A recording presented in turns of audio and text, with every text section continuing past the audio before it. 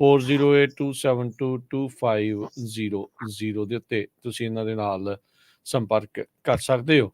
ਇਸ ਤੋਂ ਇਲਾਵਾ ਟਰਕੀਅਨ ਇਮੀਗ੍ਰੇਸ਼ਨ ਲਾ ਫਰਮ US ਇਮੀਗ੍ਰੇਸ਼ਨ ਦਾ ਹੋਵੇ ਕਿਸੇ ਵੀ ਤਰੀਕੇ ਦਾ ਕੰਮ, ਕਾਲ ਅਟਰਨੀ ਜੇ ਟਰਕੀਅਨ 415-909-0503 4159090503 ਇਸ ਦੇ ਉੱਤੇ ਇਹਨਾਂ ਦੇ ਨਾਲ ਸੰਪਰਕ ਕਰੋ। Manjeet Singh Kular, Avtar Singh Manjal Clovis, Grewal travel services Yuba City, Dana Pani Indian restaurant ਵਾਲੇ ਰਣਜੀਤ ਤੇ ਮਨਦੀਪ ਕੌਸ਼ਲ, ਇਹਨਾਂ ਸਾਰਿਆਂ ਦਾ ਧੰਨਵਾਦ। ਜੇ ਤੁਸੀਂ ਵੀ ਇਸ ਪ੍ਰੋਗਰਾਮ ਨੂੰ ਸਪਾਂਸਰ ਕਰਨਾ ਚਾਹੁੰਦੇ ਹੋ ਸੰਪਰਕ ਕਰ ਸਕਦੇ ਹੋ ਨੰਬਰ 4087227698 ਦੇ ਉੱਤੇ।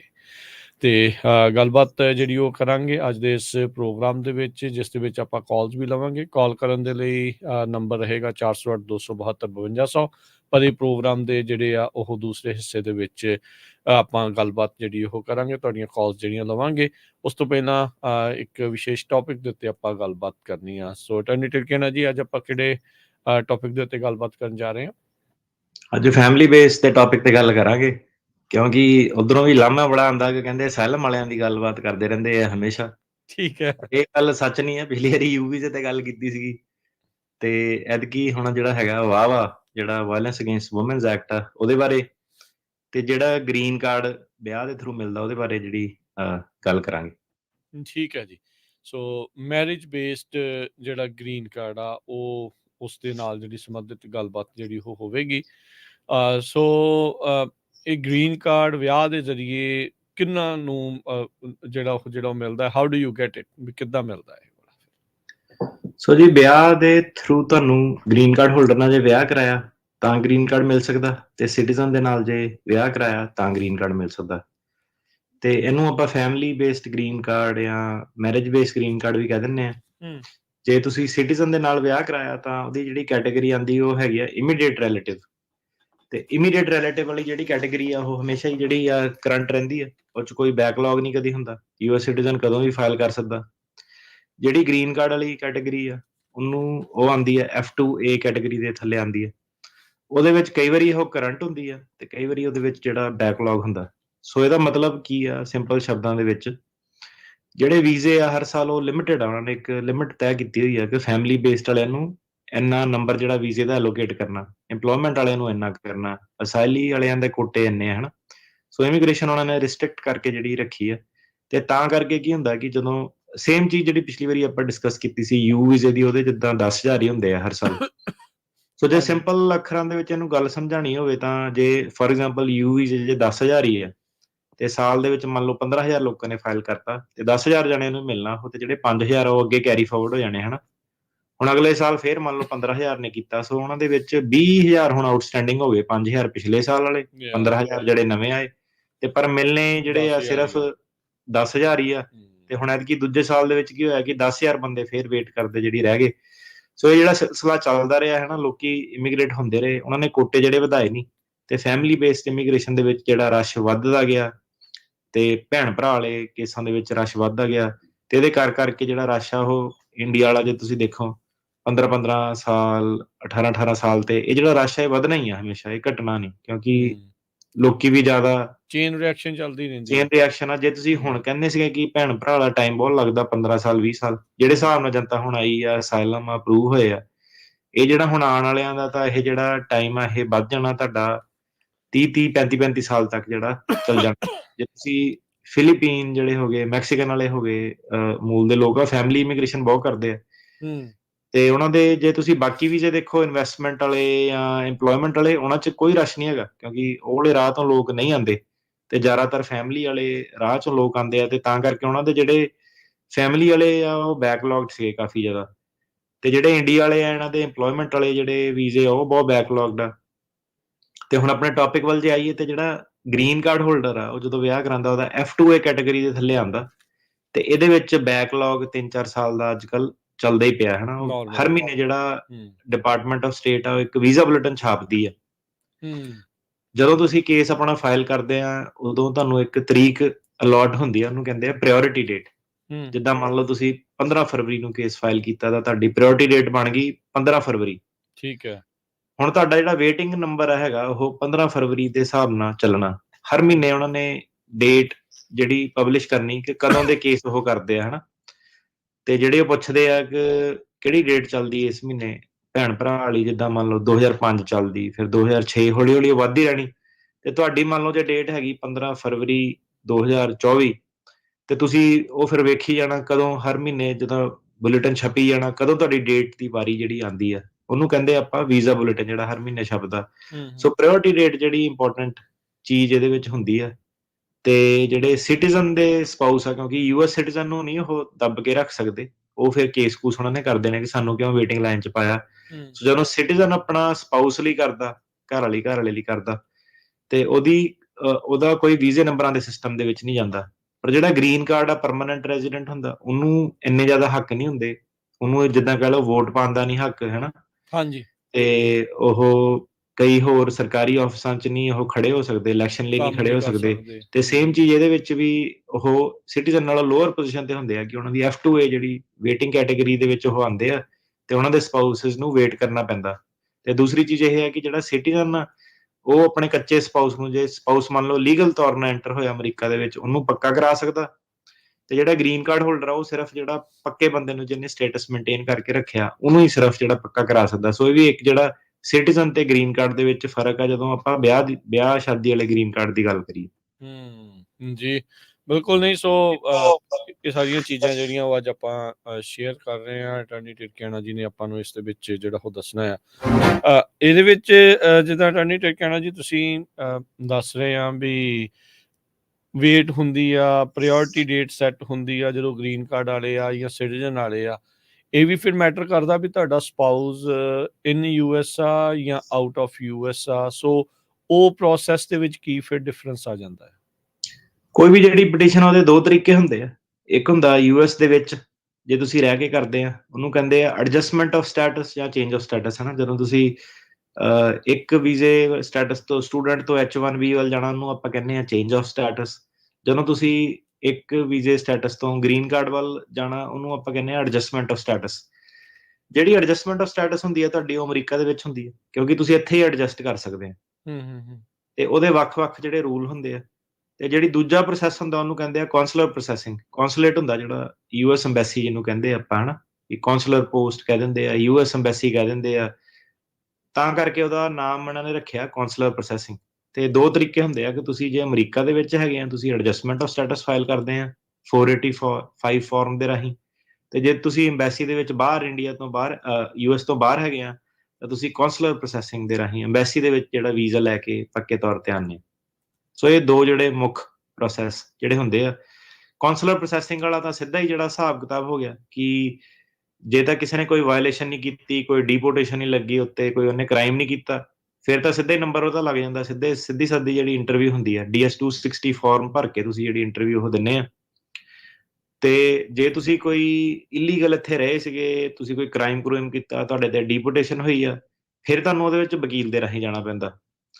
ਤੇ ਜਿਹੜੀ ਐਡਜਸਟਮੈਂਟ ਆਫ ਸਟੇਟਸ ਹੁੰਦੀ ਆ, ਉਹ ਡਿਪੈਂਡ ਕਰਦਾ ਕਿ ਤੁਸੀਂ ਆਏ ਕਿਹੜੇ ਤਰੀਕੇ ਨਾਲ, ਤੁਹਾਡੇ ਕੋਲ I-94 ਹੈਗਾ ਕਿ ਨਹੀਂ ਹੈਗਾ। ਸੋ ਅਮਰੀਕਾ ਦਾ ਕਾਨੂੰਨ ਇਹ ਹੈ ਕਿ ਵਿਆਹ ਵਾਲੇ ਬੇਸ ਤੇ ਜੇ ਤੁਸੀਂ ਐਡਜਸਟ ਕਰਨਾ, ਤੇ ਤੁਹਾਡੇ ਕੋਲ I-94 ਮਤਲਬ ਕਿ ਤੁਹਾਡੀ ਇੰਸਪੈਕਸ਼ਨ ਜਾਂ ਐਡਮਿਸ਼ਨ ਹੋਣੀ ਜ਼ਰੂਰੀ ਆ। ਉਹਦੇ ਵਿੱਚ ਕੁਛ ਇੱਕ ਐਕਸੈਪਸ਼ਨਸ ਆਪਣੇ ਕੋਲ ਹੁੰਦੀਆਂ, ਜਿੱਦਾਂ ਵਾਵਾ ਦੇ ਬੇਸ ਤੇ ਫਰਕ ਨਹੀਂ ਪੈਂਦਾ, ਬੰਦਾ ਐਡਜਸਟ ਕਰ ਸਕਦਾ, ਯੂ ਵੀਜ਼ਾ ਐਡਜਸਟ ਕਰ ਸਕਦਾ, ਜੁਵਨਾਈਲ ਵਾਲਾ ਜਿਹੜਾ ਗਾਰਡੀਅਨ ਵਾਲੇ ਕੇਸ ਆ ਉਹ ਐਡਜਸਟ ਕਰ ਸਕਦੇ ਆ, ਅਸਾਈਲਮ ਵਾਲਾ ਜਿਹੜਾ ਉਹ ਐਡਜਸਟ ਕਰ ਸਕਦਾ ਅਮਰੀਕਾ 'ਚ ਕੱਚਾ ਜਿਹਾ ਟੱਪਿਆ ਹੋਵੇ। ਤੇ ਬਾਕੀ ਜਿੰਨੇ ਵੀ ਵੀਜ਼ੇ ਹੈਗੇ ਆ, ਭਾਵੇਂ ਉਹ ਇੰਪਲੋਇਮੈਂਟ ਬੇਸਡ ਆ, ਭਾਵੇਂ ਉਹ ਵਿਆਹ ਵਾਲੇ ਬੇਸ ਆ, ਭਾਵੇਂ ਸਿਬਲਿੰਗ ਬੇਸਡ ਆ, ਉਹਦੀ ਮੇਨ ਰਿਕੁਆਇਰਮੈਂਟ ਇਹ ਹੈ ਕਿ ਉਹਦੀ ਜਿਹੜੀ ਐਂਟਰੀ ਆ ਉਹ ਲੀਗਲ ਹੋਣੀ ਚਾਹੀਦੀ ਆ, ਇੰਸਪੈਕਸ਼ਨ ਐਡਮਿਸ਼ਨ ਹੋਣੀ ਚਾਹੀਦੀ ਆ, ਪੈਰੋਲ ਮਿਲਿਆ ਹੋਣਾ ਚਾਹੀਦਾ ਸਪੈਸੀਫਿਕ ਟਾਈਪ ਦਾ, ਤੇ ਜਾਂ ਉਹਦੇ ਕੋਲ I-94 ਜਿਹੜਾ ਹੋਣਾ ਚਾਹੀਦਾ। ਸੋ ਇਹਦੇ ਵਿੱਚ ਜਿਹੜੇ ਕਾਫੀ ਰੂਲ ਜਿਹੜੇ ਆਉਂਦੇ ਆ, ਇਹਦੇ ਵਿੱਚ ਲੋਕ ਮਾਰ ਵੀ ਬਹੁਤ ਖਾਂਦੇ ਆ ਜਿਹੜੇ ਆਹ ਏਜੰਟ ਕੰਸਲਟੈਂਟ ਕੰਮ ਕਰਦੇ ਆ। ਠੀਕ ਹੈ। ਤੇ ਉਹ ਕਈ ਵਾਰੀ ਆ ਕੇ ਨਾ ਸਾਨੂੰ ਇਦਾਂ ਦਾ ਸਵਾਲ ਪੁੱਛ ਲੈਂਦੇ ਕਿ ਨਹੀਂ ਮੈਂ ਆਹ ਖਬਰ ਸੁਣੀ ਆ। ਤੇ ਕਈ ਵਾਰੀ ਉਹਨੂੰ ਹੁੰਦਾ, ਕਲਾਇੰਟ ਨੂੰ ਕਈ ਵਾਰੀ ਪਤਾ ਵੀ ਹੁੰਦਾ, ਨਹੀਂ ਮਾਫੀ ਚਾਹੁੰਦੇ, ਉਹਨਾਂ ਨੂੰ ਪਤਾ ਯਾਰ ਇਹਨੇ ਹੁਣ ਨਾ ਮਜ਼ਾਕ ਉਡਾ ਦੇਣਾ ਸਾਡਾ, ਕਿ ਯਾਰ ਤੂੰ ਲੋਕਾਂ ਦੀ ਗੱਲ ਸੁਣ ਕੇ ਆ ਗਿਆ। ਪਰ ਏਦਾਂ ਕਹਿੰਦੇ, ਏਦਾਂ ਨਾ ਅਫਵਾਹ ਜੀ ਬੜੀ ਚੱਲੀ ਆ ਕਿ ਮਾਰਕੀਟ 'ਚ ਏਦਾਂ ਹੋ ਗਿਆ, ਓਦਾਂ ਹੋ ਗਿਆ। ਮੈਂ ਕਿਹਾ ਯਾਰ ਇਹ ਨਵੇਂ ਕਾਨੂੰਨ ਬਣਾ ਦਿੰਦੇ ਆ ਰਾਤੋਂ ਰਾਤ ਹੀ, ਹਨਾ। ਇੱਧਰਲੀ ਗੱਲ ਸੁਣ ਕੇ ਉੱਧਰ ਲਾਤੀ। ਸੋ ਜਦੋਂ ਤੁਹਾਡਾ ਜਿਹੜੇ ਸਿੰਪਲ ਫੋਰਨ ਜਿੱਥੇ ਤੱਕ ਭਰਾਉਣ ਦੀ ਗੱਲ ਆ, ਉਹ ਤੁਸੀਂ ਜਿੱਥੋਂ ਮਰਜ਼ੀ ਭਰਾਓ, ਪਰ ਜਿੱਥੇ ਜਦੋਂ ਤੁਹਾਡਾ ਨਾ ਆਹ ਕੱਚੇ ਹੋ ਕੇ ਤੁਸੀਂ ਆ ਗਏ, ਆਊਟ ਆਫ ਸਟੇਟਸ ਹੋ ਗਏ, ਵਾਇਲੇਸ਼ਨ ਕੋਈ ਆ ਗਈ, ਤੇ ਉਦੋਂ ਫਿਰ ਜਿਹੜੀ ਏਜੰਟ ਵਾਲੀ ਨੌਲੇਜ ਆ ਉਹ ਤੁਹਾਨੂੰ ਮਹਿੰਗੀ ਪੈਂਦੀ ਹੈ ਕਾਫੀ। ਟਾਈਮ ਬਹੁਤ ਜ਼ਿਆਦਾ ਖਰਾਬ ਹੁੰਦਾ, ਇੰਡੀਆ 'ਚ ਫਸ ਜਾਂਦੇ ਕਈ ਵਾਰੀ। ਤੇ ਕੱਲਾ ਏਦਾਂ ਨਹੀਂ ਕਿ ਫਾਰਮ ਭਰਤੇ ਤੇ ਵੇਵਰ ਲੱਗ ਗਿਆ, ਤੇ ਇਨਐਡਮਿਸਿਬਿਲਿਟੀ ਦੀ ਕਈ ਵਾਰੀ ਰੈਗੂਲੇਸ਼ਨ ਜਿੱਦਾਂ ਹੁੰਦੀਆਂ, ਜਿਹੜੇ ਬੰਦੇ ਤੇ ਪਰਮਾਨੈਂਟ ਬਾਰ ਲੱਗੀ ਆ ਉਹਦਾ ਲੋਕ 10 ਸਾਲ ਵਾਲੀ ਬਾਰ ਕਰਨ ਦੇ ਫਾਰਮ ਭਰੀ ਜਾਂਦੇ ਹਨਾ ਏਜੰਟ। ਸੋ ਇਦਾਂ ਦੇ ਨੇ ਕਾਫੀ ਰੂਲ ਰੈਗੂਲੇਸ਼ਨ ਜਿਹੜੇ ਮੌਕੇ ਦੇ ਹਿਸਾਬ ਨਾਲ ਚੇਂਜ ਹੁੰਦੇ ਆ। ਸਿੰਪਲ ਅੱਖਰਾਂ ਦੇ ਵਿੱਚ ਇਹ ਹੈਗਾ ਕਿ ਤੁਹਾਨੂੰ ਹੁਣ ਰੇਡੀਓ ਤੇ ਦੱਸਦਾ ਤਾਂ ਏਦਾਂ ਕਿ 485 ਫਾਰਮ ਆ ਜਾਂ ਏਦਾਂ। ਹਾਂਜੀ। ਜੇ ਤੁਹਾਡਾ ਸਟੇਟਸ ਤੁਸੀਂ ਮੇਨਟੇਨ ਨਹੀਂ ਹੈਗੇ, ਫਿਰ ਤੁਸੀਂ ਪੰਗਾ ਨਹੀਂ ਲੈਣਾ ਇਹ ਆਪ। ਫਿਰ ਵਕੀਲ ਜ਼ਰੀਏ ਜਾਓ। ਬਿਲਕੁਲ। So adjustment of status, consular processing ਦੇ ਜਿਹੜੇ ਇਹ ਦੋ ਫਿਰ ਆ ਜਾਂਦੇ ਆ। ਜੇ ਇਨ ਤੁਸੀਂ ਹੈਗੇ ਆ ਯੂਐਸ ਦੇ ਵਿੱਚ, ਤੇ ਯੂਐਸ ਦੇ ਵਿੱਚ ਵੀ ਕਿੱਦਾਂ ਆਏ ਸੀ ਉਸ ਦੇ ਉੱਤੇ ਵੀ ਜਿਹੜਾ ਉਹ ਰਹਿੰਦਾ ਆ। ਹੁਣ ਜਿਹੜਾ ਤਾਂ ਦੇਖੋ ਸਿੱਧਾ ਸਿੰਪਲ ਆਇਆ ਆ, ਜੇ ਉਹ ਵਿੱਚ ਕਿਤੇ ਆਊਟ ਆਫ ਸਟੇਟਸ ਨਹੀਂ ਹੋਇਆ ਫਿਰ ਤਾਂ ਉਹਦਾ ਪ੍ਰੋਸੈਸ ਸਿੰਪਲ ਆ। ਜੇ ਵਿਚਾਲੇ ਕਿਤੇ ਆਊਟ ਆਫ ਸਟੇਟਸ ਹੋ ਜਾਂਦਾ ਆ ਤੇ ਉਹ ਫਿਰ ਕਾਈਂਡ ਆਫ ਇਲੀਗਲ ਬਣ ਜਾਂਦਾ ਆ, ਉਹ ਇੱਕ ਡਿਫਰੈਂਟ ਪ੍ਰੋਸੈਸ ਹੋ ਜਾਂਦਾ ਹੈ। ਤੇ ਜਿਹੜਾ ਕੋਈ ਇਲੀਗਲੀ ਐਂਟਰ ਹੋਇਆ ਉਹਦਾ ਵੱਖਰਾ ਹੋ ਜਾਂਦਾ ਹੈ ਫਿਰ। ਇਹਦਾ ਤੁਹਾਨੂੰ ਦੱਸਦੇ ਆ ਕਿੱਦਾਂ, ਇਹਨੂੰ ਜਰਾ ਧਿਆਨ ਨਾਲ ਸੁਣਿਓ ਕੀ ਹੈ। ਜੀ ਠੀਕ ਹੈ। ਇਹਦੇ ਵਿੱਚ ਆਪਾਂ ਦੇਖਿਆ ਲੋਕੀ ਪੈਸਾ ਵੀ ਬਹੁਤ ਖਰਾਬ ਕਰਦੇ ਆ। ਕਿਹੜੀ ਚੀਜ਼ ਤੇ ਉਹ ਪੈਸਾ ਖਰਾਬ ਕਰਦੇ ਆ? ਪਹਿਲਾਂ ਤਾਂ ਜਿਹੜਾ ਹੈਗਾ ਕਿ ਪੱਕੇ ਤੌਰ ਤੇ ਬੰਦਾ ਆਉਣਾ ਚਾਹੀਦਾ, ਭਾਵੇਂ ਸਿਟੀਜ਼ਨ ਨਾਲ ਵਿਆਹ ਵਾ, ਭਾਵੇਂ ਗ੍ਰੀਨ ਕਾਰਡ ਹੋਲਡਰ ਨਾਲ ਵਿਆਹ। ਇਹਦੇ ਵਿੱਚ ਜਿਹੜੀਆਂ ਐਕਸੈਪਸ਼ਨ ਜਿਹੜੀਆਂ ਸੀਗੀਆਂ ਨਾ, ਇੱਕ ਲਾਈਫ ਐਕਟ ਸੀਗਾ ਕਿ 2001 ਤੋਂ ਪਹਿਲਾਂ ਜੇ ਕਿਸੇ ਨੇ ਤੁਹਾਡੀ ਪਟੀਸ਼ਨ ਕੀਤੀ ਸੀ, ਕਈ ਲੋਕਾਂ ਨੂੰ ਉਹ ਛੋਟ ਜਿਹੜੀ ਮਿਲੀ ਸੀ, ਪਰ ਉਹ ਸਾਰੇ ਲੋਕਾਂ ਦੇ ਕੇਸ ਹੁਣ ਕਲੀਅਰ ਹੋ ਚੁੱਕੇ ਆ। ਹੁਣ ਆਪਾਂ ਜੇ ਗੱਲ ਕਰੀਏ ਨਵੇਂ ਲੋਕੀ ਜਿਹੜੇ ਆਏ ਆ ਹਨਾ, ਰੀਸੈਂਟਲੀ ਜਿਹੜੇ ਆਏ ਆ, ਜਿਹੜਾ ਬੰਦਾ ਬਾਰਡਰ ਟੱਪ ਕੇ ਆਉਂਦਾ ਨਾ, ਉਹ ਅਮਰੀਕਾ ਦੇ ਵਿੱਚ ਵਿਆਹ ਦੇ ਥਰੂ ਪੱਕਾ ਨਹੀਂ ਹੋ ਸਕਦਾ। ਇਹਨੂੰ ਗੱਲ ਨੂੰ ਪੱਲੇ ਬੰਨ ਲਓ। ਇਹਦੇ ਵਿੱਚ ਬਹੁਤ ਜ਼ਿਆਦਾ ਜਿਹੜਾ ਡਿਬੇਟ ਆ, ਵਕੀਲ ਦੀ ਵੀ ਕਈ ਵਾਰੀ ਸੁਣਦੇ ਨਹੀਂ, ਤੇ ਫਿਰ ਜਿਹੜੇ ਏਜੰਟ ਬੈਠੇ ਆ ਟਰਾਈ ਕਰਕੇ ਦੇਖਦੇ ਆ। ਇਹ ਟਰਾਈ ਕਰਨ ਵਾਲੀ ਚੀਜ਼ ਨਹੀਂ ਹੈਗੀ, ਇਹ ਕਾਪੀ 'ਚ ਉਹਨਾਂ ਨੇ ਲਿਖਤਾ ਕਿ ਨਹੀਂ ਪੱਕੇ ਕਾਨੂੰਨ ਹੋ ਆ ਇਹ। ਸਕਦੇ। ਠੀਕ ਆ। ਸੋ ਇਹ ਚੀਜ਼ ਨੂੰ, ਇਹ ਯੂਨੀਵਰਸਲ ਰੂਲ ਹੈ, ਇਹਨੂੰ ਹੁਣ ਜੇ ਮੰਨੂਗੇ ਤਾਂ ਵਧੀਆ, ਨਹੀਂ ਮੰਨੂਗੇ ਤੁਹਾਡੀ ਮਰਜ਼ੀ ਆ ਕਿੱਦਾਂ। ਸੋ ਇੰਸਪੈਕਸ਼ਨ ਤੇ ਐਡਮਿਸ਼ਨ ਜਿਹੜੀ ਹੋਣੀ ਜ਼ਰੂਰੀ ਆ। ਤੇ ਕਈ ਵਾਰੀ ਸਾਨੂੰ ਏਦਾਂ ਬੜਾ, ਨਹੀਂ ਮੇਰੇ ਦੋਸਤ ਦਾ ਤਾਂ ਹੋ ਗਿਆ, ਮੇਰੇ ਦੋਸਤ ਦਾ ਤਾਂ ਏਦਾਂ ਹੋ ਗਿਆ, ਏਦਾਂ ਹੋ ਗਿਆ। ਦੋਸਤ ਰਿਸ਼ਤੇਦਾਰ ਦੱਸਦੇ ਨਹੀਂ ਹੁੰਦੇ ਵਿੱਚ ਕਿ ਕੀ ਪਾਪੜ ਵੇਲੇ ਆ, ਕੁੰਡੀ ਕਿਹੜੀ ਆ, ਕੁੰਡੀ ਕਿਹੜੀ ਆ। ਸਾਰਾ ਜਿਹੜਾ ਆਪਣਾ ਨਾ ਸਟ੍ਰੇਟ ਫਾਰਵਰਡ ਹੀ ਕਰਕੇ ਲੋਕਾਂ ਨੇ ਕੇਸ ਦੱਸਣਾ ਵਾ, ਤੇ ਆਪਣੀ ਰੋਜ਼ ਦੀ ਜਿਹੜੀ ਡੀਲਿੰਗ ਉਹ ਹੈਗੀ ਆ। ਸੋ ਏਦਾਂ ਦੋਸਤ ਵਾਲੀ ਤਾਂ ਕੋਈ ਗੱਲ ਹੈ ਨਹੀਂ ਕਿ ਉਹਦਾ ਹੋ ਗਿਆ। ਸੋ ਕਾਨੂੰਨ ਇਹ ਆ, ਬਾਰਡਰ ਜਦੋਂ ਤੁਸੀਂ ਟੱਪ ਕੇ ਆਏ ਆ, ਜੇ ਤੁਹਾਡੀ ਇੰਸਪੈਕਸ਼ਨ ਐਡਮਿਸ਼ਨ ਨਹੀਂ ਹੋਈ, ਵਿਆਹ ਵਾਲੇ ਬੇਸ ਤੇ ਤੁਸੀਂ ਪੱਕੇ ਨਹੀਂ ਹੋ ਸਕਦੇ। ਸੋ ਪਹਿਲੀ ਗਲਤੀ ਜਿਹੜੀ ਇੱਥੇ ਲੋਕ ਕਰਦੇ ਆ ਹਨਾ, ਕਿ ਸਾਈਡ ਤੋਂ ਅਸਾਈਲਮ ਦਾ ਕੇਸ ਲੱਗਾ, ਸਾਈਡ ਤੋਂ ਕਿਸੇ ਦਾ ਕਰਾ ਲਿਆ। ਹੁਣ ਜਿਹੜੀ ਦੂਜੀ ਚੀਜ਼ ਆ ਗਈ, ਦੂਜੀ ਚੀਜ਼ ਇਹ ਆਈ ਕਿ ਮੰਨ ਲਓ ਤੁਸੀਂ ਜੇ ਪੱਕੇ ਆਏ ਸੀਗੇ, ਤੇ ਹੁਣ ਤੁਸੀਂ ਆ ਕੇ ਕੱਚੇ ਹੋ ਗਏ, ਤੁਸੀਂ ਟੂਰਿਸਟ ਵੀਜ਼ੇ ਤੇ ਆਏ ਸੀਗੇ, ਤੁਸੀਂ ਉੱਪਰ ਓਵਰਸਟੇ ਕਰ ਗਏ, ਜਾਂ ਆਪਣਾ ਸਟੇਟਸ ਮੇਨਟੇਨ ਨਹੀਂ ਕੀਤਾ, ਜਾਂ ਕੱਚੇ ਤੌਰ ਤੇ ਕੰਮ ਕਰ ਲਿਆ, ਜਾਂ ਹਨਾ ਕੋਈ ਇਮੀਗ੍ਰੇਸ਼ਨ ਦੀ ਵਾਇਲੇਸ਼ਨ ਤੁਸੀਂ ਕਰਤੀ। ਜਿਹੜਾ ਸਿਟੀਜ਼ਨ ਆ ਉਹ ਤੁਹਾਨੂੰ ਪੱਕਾ ਕਰਾ ਸਕਦਾ ਮੋਸਟ ਸਿਨੈਰੀਓ ਦੇ ਵਿੱਚ। ਜਿਹੜਾ ਗ੍ਰੀਨ ਕਾਰਡ ਆ ਉਹ ਪੱਕਾ ਨਹੀਂ ਕਰਾ ਸਕਦਾ। ਸੋ ਉਹਦੇ ਵਿੱਚ ਇੱਕ ਇਹ ਹੈ ਕਿ ਏਜੰਟ ਗ੍ਰੀਨ ਕਾਰਡ ਹੋਲਡਰ ਵਾਲੇ ਦਾ ਵੀ ਜਿਹੜਾ ਫਾਈਲ ਕਰ ਦਿੰਦੇ ਆ ਓਵਰਸਟੇ ਤੇ। ਸੋ ਗ੍ਰੀਨ ਕਾਰਡ ਹੋਲਡਰ ਜਿਹੜਾ ਟੂਰਿਸਟ ਵੀਜ਼ੇ ਤੇ ਆ ਕੇ ਬੰਦਾ ਓਵਰਸਟੇ ਹੋਇਆ, ਉਹਨੂੰ ਪੱਕਾ ਨਹੀਂ ਕਰਾ ਸਕਦਾ। ਦੂਸਰੀ ਗੱਲ, ਜਿਹੜਾ ਗ੍ਰੀਨ ਕਾਰਡ ਹੋਲਡਰ ਵਾਲਾ, ਉਹ ਜੇ ਉਹਨੇ ਪੱਕਾ ਕਰਾਉਣਾ ਤਾਂ ਸਿਰਫ ਇਹ ਨਹੀਂ ਕਿ ਮੈਂ ਤਾਂ ਫਾਈਲ ਕਰਤਾ ਸੀ ਟੂਰਿਸਟ ਵੀਜ਼ੇ ਦੇ ਦੌਰਾਨ ਹਨਾ। ਜਿਹੜਾ 485 ਤੁਸੀਂ ਫਾਈਲ ਕਰਨਾ ਹੁੰਦਾ, ਉਹਦੀ ਹੁਣ ਅੱਜ ਕੱਲ ਵੇਟਿੰਗ ਆ। ਤੇ ਉਹ ਪਹਿਲਾਂ ਕੀ ਹੁੰਦਾ ਸੀਗਾ, ਪਹਿਲਾਂ ਉਹ ਨਾ ਡੇਟ ਕਰੰਟ ਚੱਲਦੀ ਸੀਗੀ, 4-5 ਸਾਲ ਕਰੰਟ ਚੱਲੀ ਆ। ਉਹਦੇ ਕਰਕੇ ਕੀ ਹੋਇਆ ਕਿ ਏਜੰਟਾਂ ਦਾ ਤੁੱਕਾ ਲੱਗ ਜਾਂਦਾ ਸੀ। ਕਿੱਦਾਂ ਤੁੱਕਾ ਲੱਗਦਾ ਸੀਗਾ ਕਿ 485 ਤੇ ਉਹ ਸਾਰਾ ਫਾਈਲ ਕਰ ਦਿੰਦੇ ਸੀ, ਪਤਾ ਨਹੀਂ ਉਹਨਾਂ ਨੂੰ ਸੀਗਾ ਕਿ ਕਿਉਂ ਫਾਈਲ ਕਰਦੇ ਆ, ਫਾਈਲ ਕਰ ਦਿੰਦੇ ਸੀਗੇ, ਪਰ ਉਹ ਮੈਥ ਜੇ ਆਪਣੇ ਆਪ ਐਡ ਹੋ ਜਾਂਦਾ ਸੀਗਾ, ਕਿਉਂਕਿ ਵੇਟ ਨਹੀਂ ਸੀਗੀ, ਉਹਦੀ ਵੀ ਡੇਟ ਕਰੰਟ ਚੱਲਦੀ ਸੀ। ਪਰ ਹੁਣ ਉਹਦੀ ਵੇਟ ਚੱਲਦੀ ਆ 2-2 ਸਾਲ ਦੀ, 2.5 ਸਾਲ ਦੀ। ਹੁਣ ਕੀ ਆ ਕਿ ਏਜੰਟ ਫਾਈਲ ਕਰੀ ਜਾਂਦੇ ਆ, ਜੇ ਵੀ ਉਦਾਂ ਹੀ ਸੇਮ ਪ੍ਰਾਇੋਰਟੀ ਡੇਟ ਨਹੀਂ ਦੇਖਣੀ, ਉਹ ਨਹੀਂ ਦੇਖਣਾ। 7-8 ਮਹੀਨੇ ਬਾਅਦ ਜਦੋਂ ਕੇਸ ਰਿਜੈਕਟ ਹੁੰਦਾ ਵਾ, ਤੇ ਜਿਹੜਾ ਟੂਰਿਸਟ ਵੀਜ਼ੇ ਤੇ ਆਇਆ ਹੁੰਦਾ ਬੰਦਾ, ਉਹ ਆਲਰੇਡੀ ਹੁਣ ਓਵਰਸਟੇ ਕਰ ਗਿਆ, ਉਹਦਾ ਹੀ ਫਿਰ ਹਾਲਤ ਇਦਾਂ ਦੀ ਬਣਦੀ ਕਿ ਨਾ ਉਹ ਰਹਿਣ ਜੋਗਾ, ਨਾ ਉਹ ਜਾਣ ਜੋਗਾ। ਠੀਕ ਹੈ। ਫਿਰ ਜਦੋਂ 5 ਸਾਲ ਉਹਨੂੰ ਵੇਟ ਕਰਨੀ ਪੈਂਦੀ, ਬੰਦਾ ਕਦੋਂ ਸਿਟੀਜ਼ਨ ਬਣੂਗਾ। ਆਪਣਾ ਕਰੀਅਰ ਉਹਨਾਂ ਨੇ ਛੱਡਿਆ ਹੁੰਦਾ, ਇੰਡੀਆ ਦੇ ਹਿਸਾਬ ਨਾਲ ਇੰਨੀ ਪਲੈਨਿੰਗ ਕੀਤੀ ਨਹੀਂ ਹੁੰਦੀ। ਫਿਰ ਉਦੋਂ ਏਜੰਟ ਨੂੰ ਕੋਸਦੇ ਆ। ਤੇ ਏਜੰਟ ਦਾ ਏਦਾਂ ਹੁੰਦਾ ਕਿ ਏਜੰਟ ਬਾਰ ਜਿਹੜੇ ਹੁੰਦੇ ਨਾ, ਸਟੇਟ ਬਾਰ, ਉਹਦੇ ਜੁਰਿਸਡਿਕਸ਼ਨ 'ਚ ਨਹੀਂ ਆਉਂਦਾ, ਉਹਦਾ ਤੁਸੀਂ ਗਲਾ ਨਹੀਂ ਫੜ ਸਕਦੇ, ਉੱਤੇ ਕੋਈ ਕਾਨੂੰਨੀ ਕਾਰਵਾਈ ਨਹੀਂ। ਉੱਤੇ ਕਾਨੂੰਨੀ ਹੋਣੀ ਹੈ ਤਾਂ ਹੁਣ ਡਾਕਟਰ ਨੇ ਜੇ ਅਣਗਹਿਲੀ ਕੀਤੀ ਆ ਉੱਤੇ ਹੋਆ, ਤਾਂ ਏਜੰਟ ਦਾ ਏਦਾਂ ਕਿ ਫੇ ਪੱਲਾ ਜਿਹਾ ਛਡਾ ਦਿੰਦੇ ਆ। ਤੇ ਕਮਿਊਨਿਟੀ ਵੀ ਆਪਣੀ ਏਦਾਂ ਦੀ ਹੈ ਕਿ ਬਾਅਦ 'ਚ ਹੀ ਉਹਨਾਂ ਨੂੰ ਕਈ ਵਾਰੀ ਪਤਾ ਲੱਗਦਾ, ਤਾਂ ਏਜੰਟ ਵੀ ਜਿਹੜੇ ਸੱਜ ਸਵਰ ਕੇ ਐਨ ਸੂਟ ਪਾ ਕੇ, ਮੈਂ ਕਹਿੰਦਾ ਵਕੀਲ ਨੇ ਨਹੀਂ ਏਦਾਂ ਦੇ ਦਫ਼ਤਰ ਜਾਂ ਆਫਿਸ ਪਾਏ ਆ। ਤੇ ਉਹ ਜਿਹੜੀ ਚੀਜ਼ ਤੋਂ ਨਾ ਬਚਣਾ, ਪੁੱਛਣਾ ਕਿ ਭਾਈ ਤੁਸੀਂ ਵਕੀਲ ਆ ਕਿ ਤੁਸੀਂ ਏਜੰਟ ਆ। ਠੀਕ ਹੈ। ਸੋ ਵਕੀਲ ਦਾ ਇਦਾਂ ਕਿ ਜੇ ਤੁਹਾਡੇ ਨਾਲ ਕੋਈ ਉਹਨੇ ਧੱਕਾ ਕੀਤਾ, ਇਦਾਂ ਦਾ ਕਾਨੂੰਨ ਗਲਤ ਹੋਇਆ, ਉਹਦੇ ਵਿੱਚ ਇਦਾਂ ਕਿ ਫਿਰ ਵੀ ਕਾਨੂੰਨ ਦੇ ਵਿੱਚ ਪ੍ਰੋਟੈਕਸ਼ਨ ਹੁੰਦੀ ਹੈ, ਤੁਸੀਂ ਬਚ ਸਕਦੇ ਆ ਜੇ ਵਕੀਲ ਦੀ ਗਲਤੀ ਨਾਲ ਤੁਹਾਨੂੰ ਕੋਈ ਪ੍ਰੋਬਲਮ ਪੈਂਦੀ ਹੈ। ਠੀਕ ਹੈ। ਏਜੰਟ ਦੀ ਗਲਤੀ ਨਾਲ ਤੁਹਾਨੂੰ ਪ੍ਰੋਬਲਮ ਪੈਂਦੀ ਹੈ, ਤੁਹਾਨੂੰ ਇਮੀਗ੍ਰੇਸ਼ਨ ਨੇ ਕੋਈ ਐਕਸੈਪਸ਼ਨ ਨਹੀਂ ਦੇਣੀ, ਉਹਨੇ ਕਹਿਣਾ ਤੂੰ ਹਾਇਰ ਕਿਉਂ ਕੀਤਾ, ਹੈ ਨਾ। ਸੋ ਇਹ ਫਰਕ ਜਿਹੜਾ ਆ ਜਾਂਦਾ। ਤੀਸਰੀ ਚੀਜ਼ ਇਹਦੇ ਵਿੱਚ ਜਿਹੜੀ ਆ, ਸੋ ਦੋ ਚੀਜ਼ਾਂ ਆਪਾਂ ਕਰ ਲਈਆਂ ਕਿ ਜਿਹੜਾ ਸਿਟੀ ਜਿਹੜਾ ਇੰਸਪੈਕਸ਼ਨ ਐਡਮਿਸ਼ਨ ਹੋਣੀ ਚਾਹੀਦੀ ਆ ਬਾਰਡਰ ਤੇ, ਉਸ ਤੋਂ ਬਿਨਾਂ ਕੋਈ ਵੀ ਤੁਹਾਨੂੰ ਪੱਕਾ ਨਹੀਂ ਕਰਾ ਸਕਦਾ। ਇੰਸਪੈਕਸ਼ਨ ਐਡਮਿਸ਼ਨ ਜੇ ਤੁਹਾਡੀ ਹੋਈ ਆ, ਤੁਸੀਂ ਜੇ ਸਟੇਟਸ ਮੇਨਟੇਨ ਕਰਦੇ ਰਹੇ ਆ, ਸਟੂਡੈਂਟ ਬਣ ਕੇ ਰਹਿ ਗਏ, ਹਨਾ, ਆਪਣਾ ਕੋਈ ਨਾ ਕੋਈ ਇੱਥੇ ਤੁਹਾਡੀ ਕਾਰਵਾਈ ਤੁਰੀ ਰਹੀ, ਤੇ ਗ੍ਰੀਨ ਕਾਰਡ ਹੋਲਡਰ ਤੇ ਸਿਟੀਜ਼ਨ ਤੁਹਾਨੂੰ ਦੋਨੋਂ ਪੱਕੇ ਕਰਾ ਸਕਦੇ ਆ। ਜੇ ਤੁਸੀਂ ਆਊਟ ਆਫ ਸਟੇਟਸ ਹੋ ਗਏ ਤਾਂ ਸਿਰਫ ਜਿਹੜਾ ਸਿਟੀਜ਼ਨ ਤੁਹਾਨੂੰ ਪੱਕਾ ਕਰਾ ਸਕਦਾ। ਹੁਣ ਜਿਹੜੀ ਮੇਨ ਚੀਜ਼ ਆ, ਆਪਣੇ ਜਿਹੜੇ ਸਾਡੇ ਸਾਰੇ ਕਲਾਇੰਟ ਆ ਜਾਂ ਜ਼ਿਆਦਾ ਪੰਜਾਬੀ ਜਿਹੜੇ ਹੈਗੇ ਆ, ਉਹ ਹੈਗੇ ਆ ਰਿਮੂਵਲ ਪ੍ਰੋਸੀਡਿੰਗ ਦੇ ਵਿੱਚ, ਜਿਨ੍ਹਾਂ ਦੇ ਕੇਸ ਚੱਲਦੇ ਆ। ਇਹਨੂੰ ਹੁਣ ਧਿਆਨ ਨਾਲ ਸੁਣਿਓ, ਏਜੰਟ ਵੀ ਤੇ ਜਿਨ੍ਹਾਂ ਦੇ ਕੇਸ ਚੱਲਦੇ ਆ ਉਹ ਵੀ। ਜਦੋਂ ਤੁਸੀਂ ਅਸਾਈਲਮ ਆਫਿਸ ਦੇ ਵਿੱਚ ਹੈਗੇ ਨਾ, ਤਾਂ USCIS ਦਾ ਜੁਰਿਸਡਿਕਸ਼ਨ ਹੁੰਦਾ, ਡਿਪਾਰਟਮੈਂਟ ਆਫ ਹੋਮਲੈਂਡ ਸਿਕਿਉਰਿਟੀ ਦਾ। ਠੀਕ ਹੈ। ਫਿਰ ਤਾਂ ਤੁਸੀਂ ਜਿਹੜੇ ਵਿਆਹ ਵਾਲੇ ਕੇਸ ਆ, ਜੇ ਬੰਦਾ ਲੀਗਲ ਤਰੀਕੇ ਨਾਲ ਆਇਆ ਤੇ ਤੁਹਾਡਾ 485 ਫਾਈਲ ਹੋ ਸਕਦਾ। ਇੱਥੇ ਬਹੁਤ ਜ਼ਿਆਦਾ ਜਿਹੜੇ ਏਜੰਟ ਗਲਤੀ ਕਰਦੇ ਆ, ਜਦੋਂ ਤੁਹਾਡਾ ਕੋਰਟ ਦੀ ਅਦਾਲਤ ਦੇ ਵਿੱਚ ਤੁਹਾਡਾ ਜਦੋਂ ਕੇਸ ਚੱਲ ਗਿਆ, ਤੁਸੀਂ 485 ਫਾਈਲ ਨਹੀਂ ਕਰ ਸਕਦੇ। ਡਜ਼ ਨਾਟ ਮੈਟਰ ਤੁਸੀਂ ਭਾਵੇਂ ਵੀਜ਼ੇ ਤੇ ਆਏ ਆ ਜਾਂ ਜੋ ਵੀ ਤੁਹਾਡਾ ਸਟੇਟਸ ਹੈ, ਤੁਸੀਂ ਇੱਕ ਵਾਰੀ ਰਿਮੂਵਲ ਪ੍ਰੋਸੀਡਿੰਗ ਚ ਆ ਗਏ। ਰਿਮੂਵਲ ਪ੍ਰੋਸੀਡਿੰਗ ਚ ਬੰਦਾ ਕਦੋਂ ਆਉਂਦਾ, ਜਦੋਂ ਉਹ ਜੱਜ ਮੋਰੇ, ਕੋਰਟ ਮੋਰੇ ਚੱਲ ਜਾਂਦਾ, ਹੈ ਨਾ। ਸੋ ਉੱਥੇ ਵੀ ਹੁਣ ਕੀ ਹੁੰਦਾ ਕਿ ਬੰਦੇ ਦਾ ਕੇਸ ਲੱਗਾ ਹੁੰਦਾ ਕਿਸੇ ਨਾ ਕਿਸੇ ਵਕੀਲ ਕੋ, ਅਸਾਈਲਮ ਵਾਲਾ, ਤੇ ਉਹਨਾਂ ਸੈਡ ਤੇ ਜਿਹੜਾ ਹੱਥ ਪੈਰ ਮਾਰਦਾ, ਤੇ ਏਜੰਟ ਸੈਡ ਤੇ ਜਿਹੜਾ 485 ਵਗੈਰਾ ਉਹਦਾ ਫਾਈਲ ਕਰੀ ਜਾਂਦਾ, ਤੇ ਉਹ ਰਿਜੈਕਟ ਹੀ ਹੋਣਾ ਹੁੰਦਾ। ਕਿਉਂ? ਕਿਉਂਕਿ ਇਮੀਗ੍ਰੇਸ਼ਨ ਐਂਡ 'ਚ ਰਿਜੈਕਟ ਕਰ ਦਿੰਦੀ ਹੈ, ਸਾਲ ਡੇਢ ਸਾਲ ਬਾਅਦ, ਫੀਸਾਂ ਫੂਸਾਂ ਲੈ ਕੇ ਸਾਰਾ, ਕਿ ਤੁਸੀਂ ਰਿਮੂਵਲ ਪ੍ਰੋਸੀਡਿੰਗ 'ਚ ਸੀਗੇ, ਤੁਹਾਡਾ ਜੁਰਿਸਡਿਕਸ਼ਨ ਨਹੀਂ ਬਣਦਾ।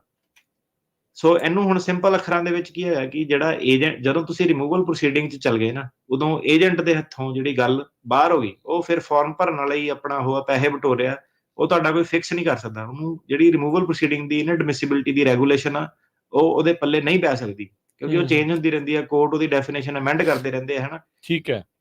ਜੇ ਉਹਦੇ ਪੱਲੇ ਪੈ ਸਕਦੀ ਹੁੰਦੀ, ਮੰਨ ਲਓ ਬੰਦਾ ਕਹੇ ਕਿ ਨਹੀਂ ਮੈਂ ਬਹੁਤ ਹੁਸ਼ਿਆਰ ਆ ਕੈਲੀਫੋਰਨੀਆ 'ਚ, ਤਾਂ ਫਿਰ ਬਾਹਰ ਐਗਜ਼ਾਮ ਪਾਸ ਕਰ ਲਾ, ਹਨਾ। ਤੇ ਉਹ ਚੀਜ਼ ਆ ਕਿ ਜਿਹੜਾ ਕਾਨੂੰਨ ਦਾ ਅੱਖਰ ਜਿਹੜਾ ਬੰਦਾ ਪੜ੍ਹ ਸਕਦਾ, ਉਹਨੇ ਤਾਂ ਫਿਰ ਲਾਇਸੈਂਸ ਲੈ ਲੈਣਾ, ਹੈ ਨਾ। ਸੋ ਜਦੋਂ ਤੁਸੀਂ ਰਿਮੂਵਲ ਪ੍ਰੋਸੀਡਿੰਗ 'ਚ ਪਹੁੰਚ ਗਏ, ਕੋਰਟ ਕਚਹਿਰੀ ਦੇ ਮਾਮਲੇ 'ਚ ਹੋ ਗਏ, ਤਾਂ ਵਿਆਹ ਵਾਲੇ ਜਿਹੜੇ ਕੇਸ ਆ ਏਜੰਟ ਤੋਂ ਨਹੀਂ ਕਰਾਣੇ। ਠੀਕ ਹੈ। ਕਿਉਂ? ਕਿਉਂਕਿ 485 ਤੁਸੀਂ ਫਾਈਲ ਨਹੀਂ ਕਰ ਸਕਦੇ। ਫਿਰ ਉਹਦਾ ਪ੍ਰੋਸੈਸ ਕੀ ਹੋ ਜਾਂਦਾ? ਉਹਦਾ ਪ੍ਰੋਸੈਸ ਇਹ ਹੁੰਦਾ ਕਿ ਜਿਹੜੇ ਵਕੀਲ ਨੇ, ਉਹਦੇ ਵਿੱਚ ਪ੍ਰੋਸੈਸ ਇਹ ਆ ਜਾਂਦਾ ਕਿ ਤੁਸੀਂ ਜਿਹੜਾ 485 ਹੈ ਨਾ, ਜਾਂ ਤਾਂ ਤੁਸੀਂ ਕੋਰਟ ਦੇ ਰਾਹੀਂ ਫਾਈਲ ਕਰ ਸਕਦੇ ਆ, ਜਾਂ ਤੁਹਾਡੇ ਕੋਲ ਫਿਰ ਉਹਦੇ ਵਿੱਚ ਅੱਗੇ ਆਪਸ਼ਨ ਆ ਜਾਂਦੀਆਂ ਐਡਮਿਨਿਸਟ੍ਰੇਟਿਵ ਡਿਸੀਜਨ ਲੈਣ ਦੀਆਂ ਜੱਜ ਨੂੰ, ਕਿ ਮੇਰਾ ਆਹ ਚੱਕਰ ਚੱਲਦਾ, ਤੂੰ ਮੇਰਾ ਕੇਸ ਆ ਜਿਹੜਾ ਇਹਨੂੰ ਹੋਲਡ ਤੇ ਪਾ, ਜਾਂ ਇਹਨੂੰ ਡਿਸਮਿਸ ਕਰ ਦੇ, ਤੇ ਮੈਂ ਉਹਦੇ ਬੇਸ ਤੇ ਫਿਰ ਆਪਣਾ ਅੱਗੇ ਪੱਕਾ ਜਿਹੜਾ ਹੋ ਸਕਾਂ। ਸੋ ਇਹ ਜਿਹੜੀ ਮੁੱਖ ਤੌਰ ਤੇ ਰਿਕੁਆਇਰਮੈਂਟ ਆ, ਤੇ ਇਹਨੂੰ ਜੇ ਆਪਾਂ ਹੋਰ ਜ਼ਿਆਦਾ ਅੱਗੇ ਡਿਟੇਲ ਦੇ ਵਿੱਚ ਜਾਈਏ, ਹਨਾ, ਠੀਕ ਹੈ, ਗਿਆਨ ਵੰਡ ਰਹੇ ਉਹਨੂੰ ਜੇ ਹੋਰ ਇਕੱਠਾ ਕਰਨਾ ਤੁਸੀਂ ਕਰ ਲਓ, ਇਕੱਠਾ ਕਰ ਲਓ ਸਾਰੇ, ਕਿ ਹੁਣ ਕੱਚਾ ਬੰਦਾ ਜਿਹੜਾ ਆ ਉਹਦਾ ਕੀ ਹਿਸਾਬ ਕਿਤਾਬ ਆ? ਹਾਂ, ਉਹ ਕੀ ਕਰੇ ਫਿਰ? ਕੱਚਾ ਬੰਦਾ ਇੱਥੇ ਪੱਕਾ ਨਹੀਂ ਹੋ ਸਕਦਾ, ਸਪੈਸ਼ਲੀ ਜਦੋਂ ਉਹ ਰਿਮੂਵਲ ਦੇ ਵਿੱਚ ਚੱਲ ਗਿਆ, ਤਾਂ ਉਹਦੇ ਤੇ ਸ਼ਿਕੰਜਾ ਹੋਰ ਜਿਹੜਾ ਕੱਸ ਹੋ ਗਿਆ। ਠੀਕ ਹੈ। ਧਰਾਵਾਂ ਲੱਗੀਆਂ ਕਈ, ਧਰਾਵਾਂ ਲੱਗੀਆਂ ਕਈ, ਡਿਪੈਂਡਿੰਗ ਔਨ ਹੁਣ ਜਿਹੜਾ ਬੰਦਾ, ਹੁਣ ਰੂਲ ਕੀ ਕਹਿੰਦਾ, ਕਿਤਾਬ ਕੀ ਕਹਿੰਦੀ ਆ? ਕਿਤਾਬ ਇਹ ਕਹਿੰਦੀ ਆ ਕਿ ਜਦੋਂ ਬੰਦਾ 6 ਮਹੀਨੇ ਕੱਚਾ ਰਹਿ ਗਿਆ, ਉਹ ਤੇ 3 ਸਾਲ ਦੀ ਬਾਰ ਲੱਗਦੀ ਆ।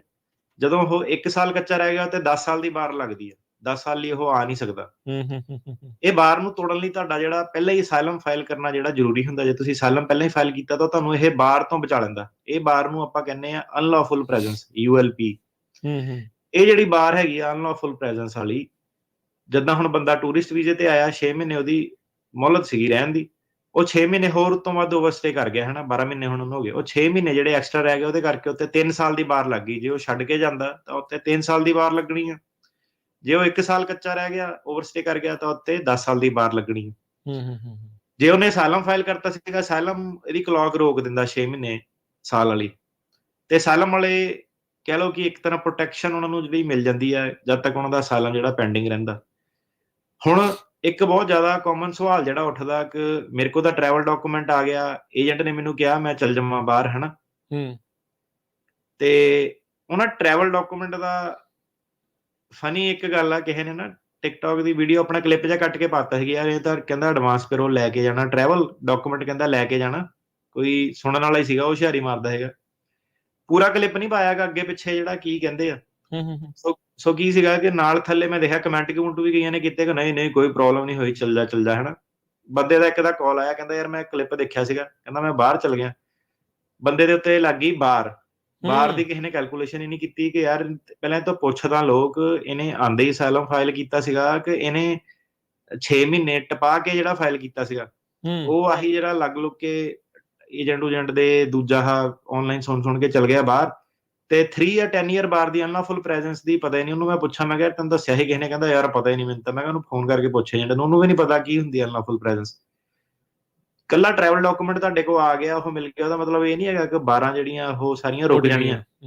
ਉਹ ਤੁਹਾਨੂੰ ਸਿਰਫ ਪਰਮਿਸ਼ਨ ਆ, ਪਰ ਜਦੋਂ ਤੁਸੀਂ ਬਾਹਰ ਗਏ ਉਦੋਂ ਆਟੋਮੈਟਿਕਲੀ ਉਹ ਬਾਰ ਜਿਹੜੀ ਟ੍ਰਿਗਰ ਹੋ ਗਈ। ਉਹ ਬੰਦਾ 3 ਸਾਲ ਲਈ ਫਸ ਗਿਆ। ਬਾਹਰ ਰਹਿ ਗਿਆ ਫਿਰ 3 ਸਾਲ ਦੀ। ਉਹਨੂੰ ਹੁਣ ਜਿਹੜੀ ਬਾਰ ਆ ਉਹਨੂੰ ਤੋੜਨ ਲਈ ਜਿਹੜਾ ਰਾਹ ਹੁੰਦਾ ਉਹ ਹੁੰਦਾ 601A ਵੇਵਰ।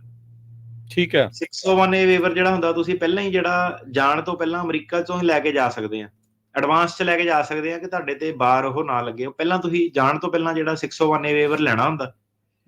ਇਹ ਜਿਹੜਾ 601 ਵੇਵਰ ਹੈਗਾ, ਇਹਦੇ ਜਿਹੜੇ ਕੁਆਲੀਫਾਈਂਗ ਰਿਲੇਟਿਵ ਕੀ ਮਤਲਬ ਤੁਹਾਨੂੰ ਇਹਦੇ ਲਈ ਇੱਕ ਕੁਆਲੀਫਾਈਂਗ ਰਿਲੇਟਿਵ ਚਾਹੀਦਾ ਕਿ ਉਹਨਾਂ ਨੂੰ ਹਾਰਡਸ਼ਿਪ ਬਹੁਤ ਜ਼ਿਆਦਾ ਹੋਣੀ ਜਿਹੜੀ ਚਾਹੀਦੀ ਹੈ। ਤੁਹਾਡੇ ਮਾਤਾ ਪਿਤਾ ਤੇ ਤੁਹਾਡਾ ਸਪਾਊਸ 601A ਵੇਵਰ ਲਈ ਕੁਆਲੀਫਾਈਂਗ ਰਿਲੇਟਿਵ ਜਿਹੜੇ ਬਣ ਸਕਦੇ ਆ। ਮਤਲਬ ਕਿ ਜੇ ਤੁਸੀਂ ਵਿਆਹ ਕਰਾਇਆ ਹੋਇਆ ਸਿਟੀਜ਼ਨ ਨਾਲ, ਗ੍ਰੀਨ ਕਾਰਡ ਹੋਲਡਰ ਨਾਲ, ਜਾਂ ਤੁਹਾਡੇ ਘਰ ਦੇ ਇੱਥੇ ਸਿਟੀਜ਼ਨ ਜਾਂ ਗ੍ਰੀਨ ਕਾਰਡ ਹੋਲਡਰ ਹੈਗੇ ਆ, ਉਹ ਤੁਹਾਡੇ ਬੇਸ ਤੇ ਕੁਆਲੀਫਾਈਂਗ ਰਿਲੇਟਿਵ ਬਣ ਸਕਦੇ ਆ। ਜੇ ਤੁਹਾਡੇ ਜਾਣ ਨਾਲ ਉਹਨਾਂ ਨੂੰ ਹਾਰਡਸ਼ਿਪ ਹੋਊਗੀ ਤੇ ਫਿਰ ਉਹਨਾਂ ਨੂੰ ਉਹ 601A ਵੇਵਰ ਜਿਹੜਾ ਦੇ ਦਿੰਦੇ ਆ। ਇਹਦੇ ਵਿੱਚ ਹੁਣ ਕੀ ਆ ਕਿ 601A ਜਿਹੜਾ ਵੇਵਰ ਹੈਗਾ, ਇਹਦੇ ਵਿੱਚ ਲੋਕੀ ਕਹਿੰਦੇ ਆ ਕਿ ਤੇਰੇ ਜਵਾਕਾਂ ਨੂੰ ਬਹੁਤ ਹਾਰਡਸ਼ਿਪ ਹੋਣੀ ਆ। ਕਾਨੂੰਨ ਕੋਈ ਚੱਕ ਕੇ ਮਿਕਸ ਕਰਤਾ ਕਿ ਤੂੰ ਉਹਦੇ ਬੇਸ ਤੇ 601A ਕਰਦੇ। ਜਿਹੜੇ ਜਵਾਕ ਆ ਉਹ ਕੁਆਲੀਫਾਈਂਗ ਰਿਲੇਟਿਵ ਨਹੀਂ ਹੁੰਦੇ 601A ਵੇਵਰ ਪਰਪਸ ਲਈ। ਉਹ ਉਹਨਾਂ ਨੇ ਜਾਣ ਕੇ ਕਾਨੂੰਨ ਰੱਖਿਆ ਕਿਉਂਕਿ ਹਰੇਕ ਬੰਦਾ ਸਾਊਥ ਅਮਰੀਕਾ ਤੋਂ ਸਪੈਸ਼ਲੀ ਆ ਕੇ ਇੱਥੇ ਇੱਕ ਛੱਡੋ 4-4 5-5 ਬੱਚੇ ਜਿਹੜੇ ਜੰਮਦੇ ਆ। ਐਂਕਰ ਬੇਬੀ ਕਹਿੰਦੇ ਬਾਅਦ ਚ ਉਹਨਾਂ ਨੂੰ। ਹਾਂਜੀ, ਐਂਕਰ ਬੇਬੀ। ਤੇ ਉਹਨਾਂ ਨੇ ਜਾਣ ਕੇ ਇਹ ਜਿਹੜੀ ਧਾਰਾ ਖਤਮ ਕੀਤੀ ਹੈ ਕਿ ਜਵਾਕਾਂ ਦੇ ਬੇਸ ਤੇ ਉਹਨਾਂ ਨੇ ਵੇਵਰ ਨਹੀਂ ਦੇਣਾ।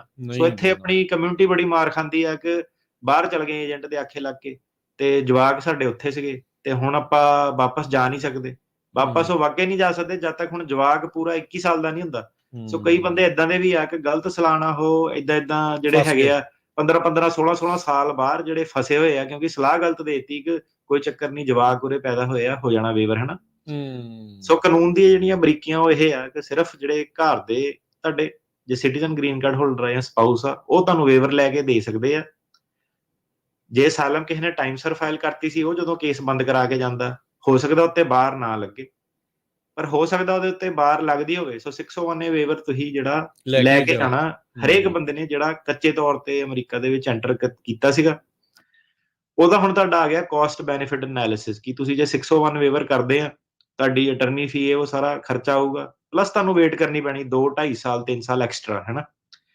ਜਾਂ ਫਿਰ ਬੰਦਾ ਕਾਹਲੀ ਕਰਦਾ ਕਿ ਨਹੀਂ ਮੈਂ ਆਹ ਵਾਲਾ ਸਟੈਪ ਜਿਹੜਾ 601A ਵੇਵਰ ਦਾ ਬਾਈਪਾਸ ਕਰ ਦਵਾਂ, ਮੈਨੂੰ ਇਹਦੀ ਲੋੜ ਨਹੀਂ ਆ, ਪੈਸੇ ਵੀ ਬਚੂਗੇ, ਟਾਈਮ ਵੀ ਬਚੂਗਾ ਕਿ ਮੈਂ 2 ਸਾਲ ਵੇਟ ਨਹੀਂ ਕਰਨਾ ਚਾਹੁੰਦਾ। ਉਹਦੇ ਨਾਲ ਕੀ ਹੋਣਾ ਕਿ ਜੇ ਤੁਹਾਡੇ ਤੇ ਬਾਰ ਇਹ ਲੱਗਦੀ ਆ, ਇਨਐਡਮਿਸਿਬਿਲਿਟੀ ਲੱਗਦੀ ਆ, ਤੇ ਬਾਹਰ ਜਾ ਕੇ ਬੰਦਾ ਕਈ ਵਾਰੀ ਫਸਦਾ ਤੇ ਬਾਹਰ ਜਦੋਂ ਜਾਂਦਾ ਫਿਰ ਬਿਜ਼ਨਸ ਦਾ ਵੀ ਲਾਸ ਹੁੰਦਾ, ਟਾਈਮ ਵੀ ਜਿਹੜਾ ਬੰਦੇ ਦਾ ਖਰਾਬ ਹੁੰਦਾ। ਸੋ ਮੁੱਖ ਦੀ ਗੱਲ ਇਹ ਹੈ ਕਿ ਜਿਹੜਾ 601A ਵੇਵਰ ਆ ਉਹ ਲਏ ਬਿਨਾ ਜਿਹੜਾ ਛੱਡ ਕੇ ਨਹੀਂ ਜਾਣਾ। ਠੀਕ ਹੈ। ਸੋ ਇਹਦੇ ਵਿੱਚ ਆ ਹੁਣ ਦੇਖੋ ਜੇ ਆਪਾਂ ਇਸ ਦੀ ਜਿਹੜੀ ਉਹ ਗੱਲ ਕਰੀਏ, ਇੱਕ ਜੇ ਚਾਰਟ ਬਣਾਉਣਾ ਹੋਵੇ, ਤੁਸੀਂ ਕਿੱਦਾਂ ਆਏ ਆ, ਲੀਗਲੀ ਆਏ ਆ, ਵੀਜ਼ੇ ਤੇ ਆਏ ਆ, ਜਾਂ ਤੁਸੀਂ ਬਾਰਡਰ ਟੱਪ ਕੇ ਆ।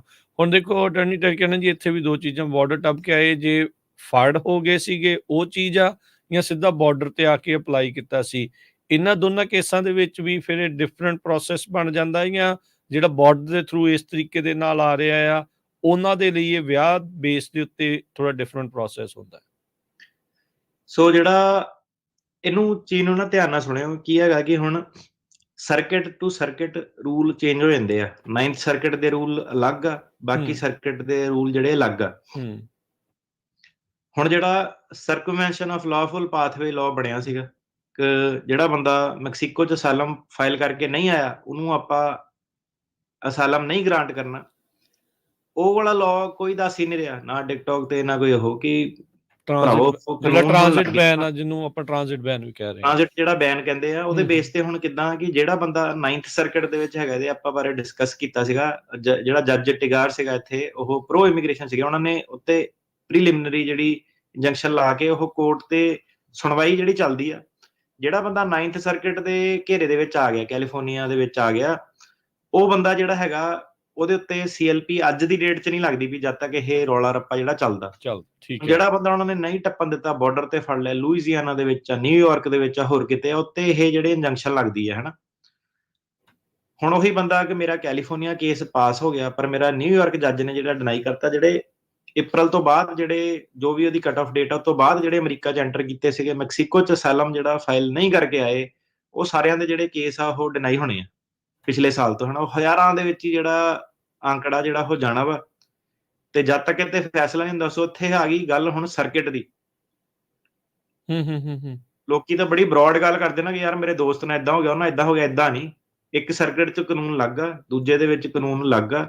ਜਦੋਂ ਇਹ ਇੰਜੰਕਸ਼ਨਾਂ ਜਦੋਂ ਮਿਲਦੀਆਂ, ਉਹ ਕਿੰਨੀ ਦੇਰ ਚੱਲਦੀਆਂ, ਕਿੱਦਾਂ ਰਹਿੰਦੀਆਂ, ਉਹਦਾ ਟਾਈਮ ਪੀਰੀਅਡ ਜਿਹੜਾ ਕੀ ਹੁੰਦਾ, ਉਹਦੇ ਵਿੱਚ ਬਹੁਤ ਕੁਝ ਜਿਹੜਾ ਕੇਸ ਦੇ ਉੱਤੇ ਫਰਕ ਪੈਂਦਾ। ਸੋ ਪਹਿਲੀ ਗੱਲ ਤਾਂ ਜਿਹੜੀ CLP ਜਿਹੜਾ ਰੂਲ ਆ ਉਹ ਲੱਗ ਗਿਆ। ਕੈਨੇਡਾ ਵੱਲੋਂ ਵੀ ਜਿਹੜਾ ਹੁਣ ਸੀਗਾ, ਕੈਨੇਡਾ ਵੱਲੋਂ ਵੀ ਉਹਨਾਂ ਨੇ ਕਿਹਾ ਕਿ ਹੁਣ ਅਸਾਈਲਮ ਫਾਈਲ ਹੋ ਕੇ ਡਿਨਾਈ ਹੋਣਾ ਉੱਥੇ ਜਿਹੜਾ ਜ਼ਰੂਰੀ ਹੈ ਹਨਾ। ਤੇ ਜਿਹੜਾ CLP ਵਾਲਾ ਸਰਕਮਵੈਂਸ਼ਨ ਆਫ ਲਾਫੁਲ ਪਾਥਵੇ, ਉਹਦੇ ਵਿੱਚ ਉਹਨਾਂ ਨੇ ਜਦੋਂ ਤੁਸੀਂ ਕਹਿੰਦੇ ਕਿ ਗੇਟ ਤੋਂ ਜਿਹੜਾ ਬਾਰਡਰ ਰਾਹੀਂ ਜਿਹੜੀ CBP-1 ਐਪ ਰਾਹੀਂ ਜਿਹੜਾ ਆਇਆ, ਉਹਨੂੰ ਉਹਨਾਂ ਨੇ ਐਕਸੈਪਸ਼ਨ ਦੇਣੀ ਆ ਕਿ ਤੁਸੀਂ ਬਾਰਡਰ ਰਾਹੀਂ ਜਿਹੜਾ ਆਓ। ਉਹਦਾ ਸਾਰੀ ਦਾ ਪਰਪਸ ਇਹੀ ਸੀਗਾ ਕਿ ਬੰਦੇ ਗੈਰ ਕਾਨੂੰਨੀ ਤੌਰ ਤੇ ਬਾਰਡਰ ਨਾ ਟੱਪਣ।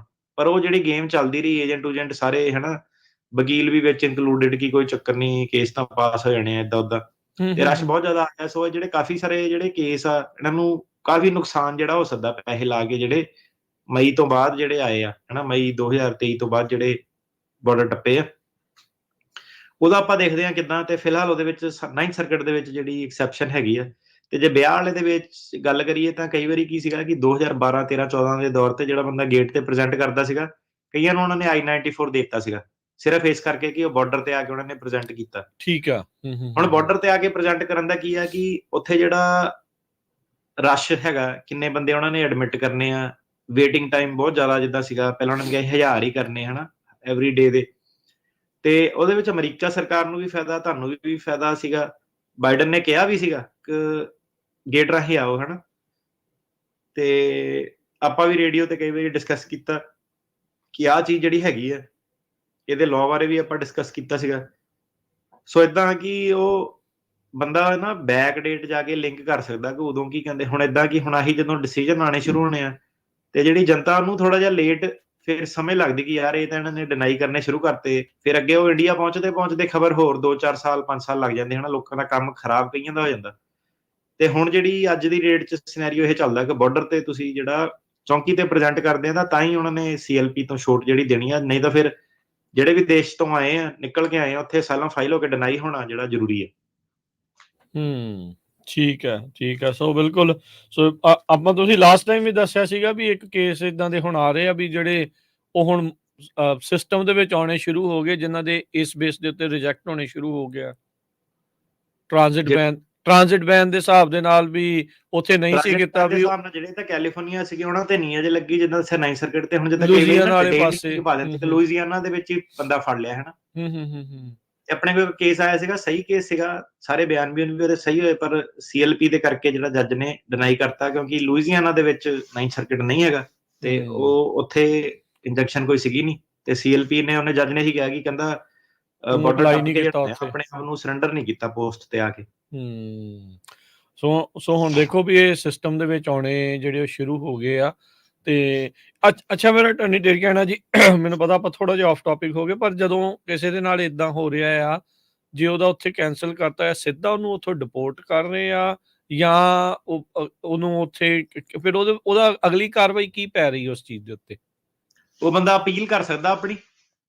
ਤੇ ਅਪੀਲ ਨਾਲ ਇੱਕ ਤਾਂ ਇਹ ਹੈ ਕਿ ਇਹਨੂੰ ਬੌਂਡ ਦੇਣਾ ਨਹੀਂ ਦੇਣਾ, ਜ਼ਿਆਦਾਤਰ ਨਹੀਂ ਦੇਣਾ, ਜੇਲ੍ਹ 'ਚ ਰੱਖਣਾ। ਅਪੀਲ ਵੀ ਫਿਰ ਕਰਨੀ ਔਖੀ ਹੋ ਜਾਂਦੀ, ਟਾਈਮ ਲੱਗਦਾ। ਅਪੀਲ ਜਿਹੜੀ ਹੈਗੀ ਉਹਨਾਂ ਨੇ ਅੱਜ ਦੇ ਕਾਨੂੰਨ ਦੇ ਹਿਸਾਬ ਨਾਲ ਡਿਸਾਈਡ ਕਰਨੀ। ਮੰਨ ਲਓ ਕਿ ਜੇ ਅੱਜ ਉਹ ਅਪੀਲ ਕਰਦਾ ਤੇ ਰੂਲ ਏਦਾਂ ਹੀ ਚੱਲਦਾ ਰਹਿੰਦਾ ਤੇ ਉਹਨੂੰ BIA ਨੇ ਡਿਨਾਈ ਕਰ ਦੇਣਾ ਹਨਾ। ਤੇ ਜੇ ਟਰੰਪ ਹੁਣੀ ਆ ਗਏ, ਉਹਨਾਂ ਨੇ ਆ ਕੇ ਤਾਂ ਸਿੱਧਾ ਹੀ ਕਹਿਣਾ ਕਿ ਨਹੀਂ, ਆਪਾਂ ਸਾਡੇ ਆਹ ਰੂਲ ਹੈ ਨਾ CLP ਵਗੈਰਾ, ਉਹਨਾਂ ਨੇ ਤਾਂ ਇਹਨੂੰ ਸਪੋਰਟ ਹੀ ਕਰਨਾ, ਉਹਨਾਂ ਨੇ ਕੈਂਸਲ ਨਹੀਂ ਕਰਨਾ। ਫਿਰ ਵੀ ਬੰਦਾ ਡਿਨਾਈਡ।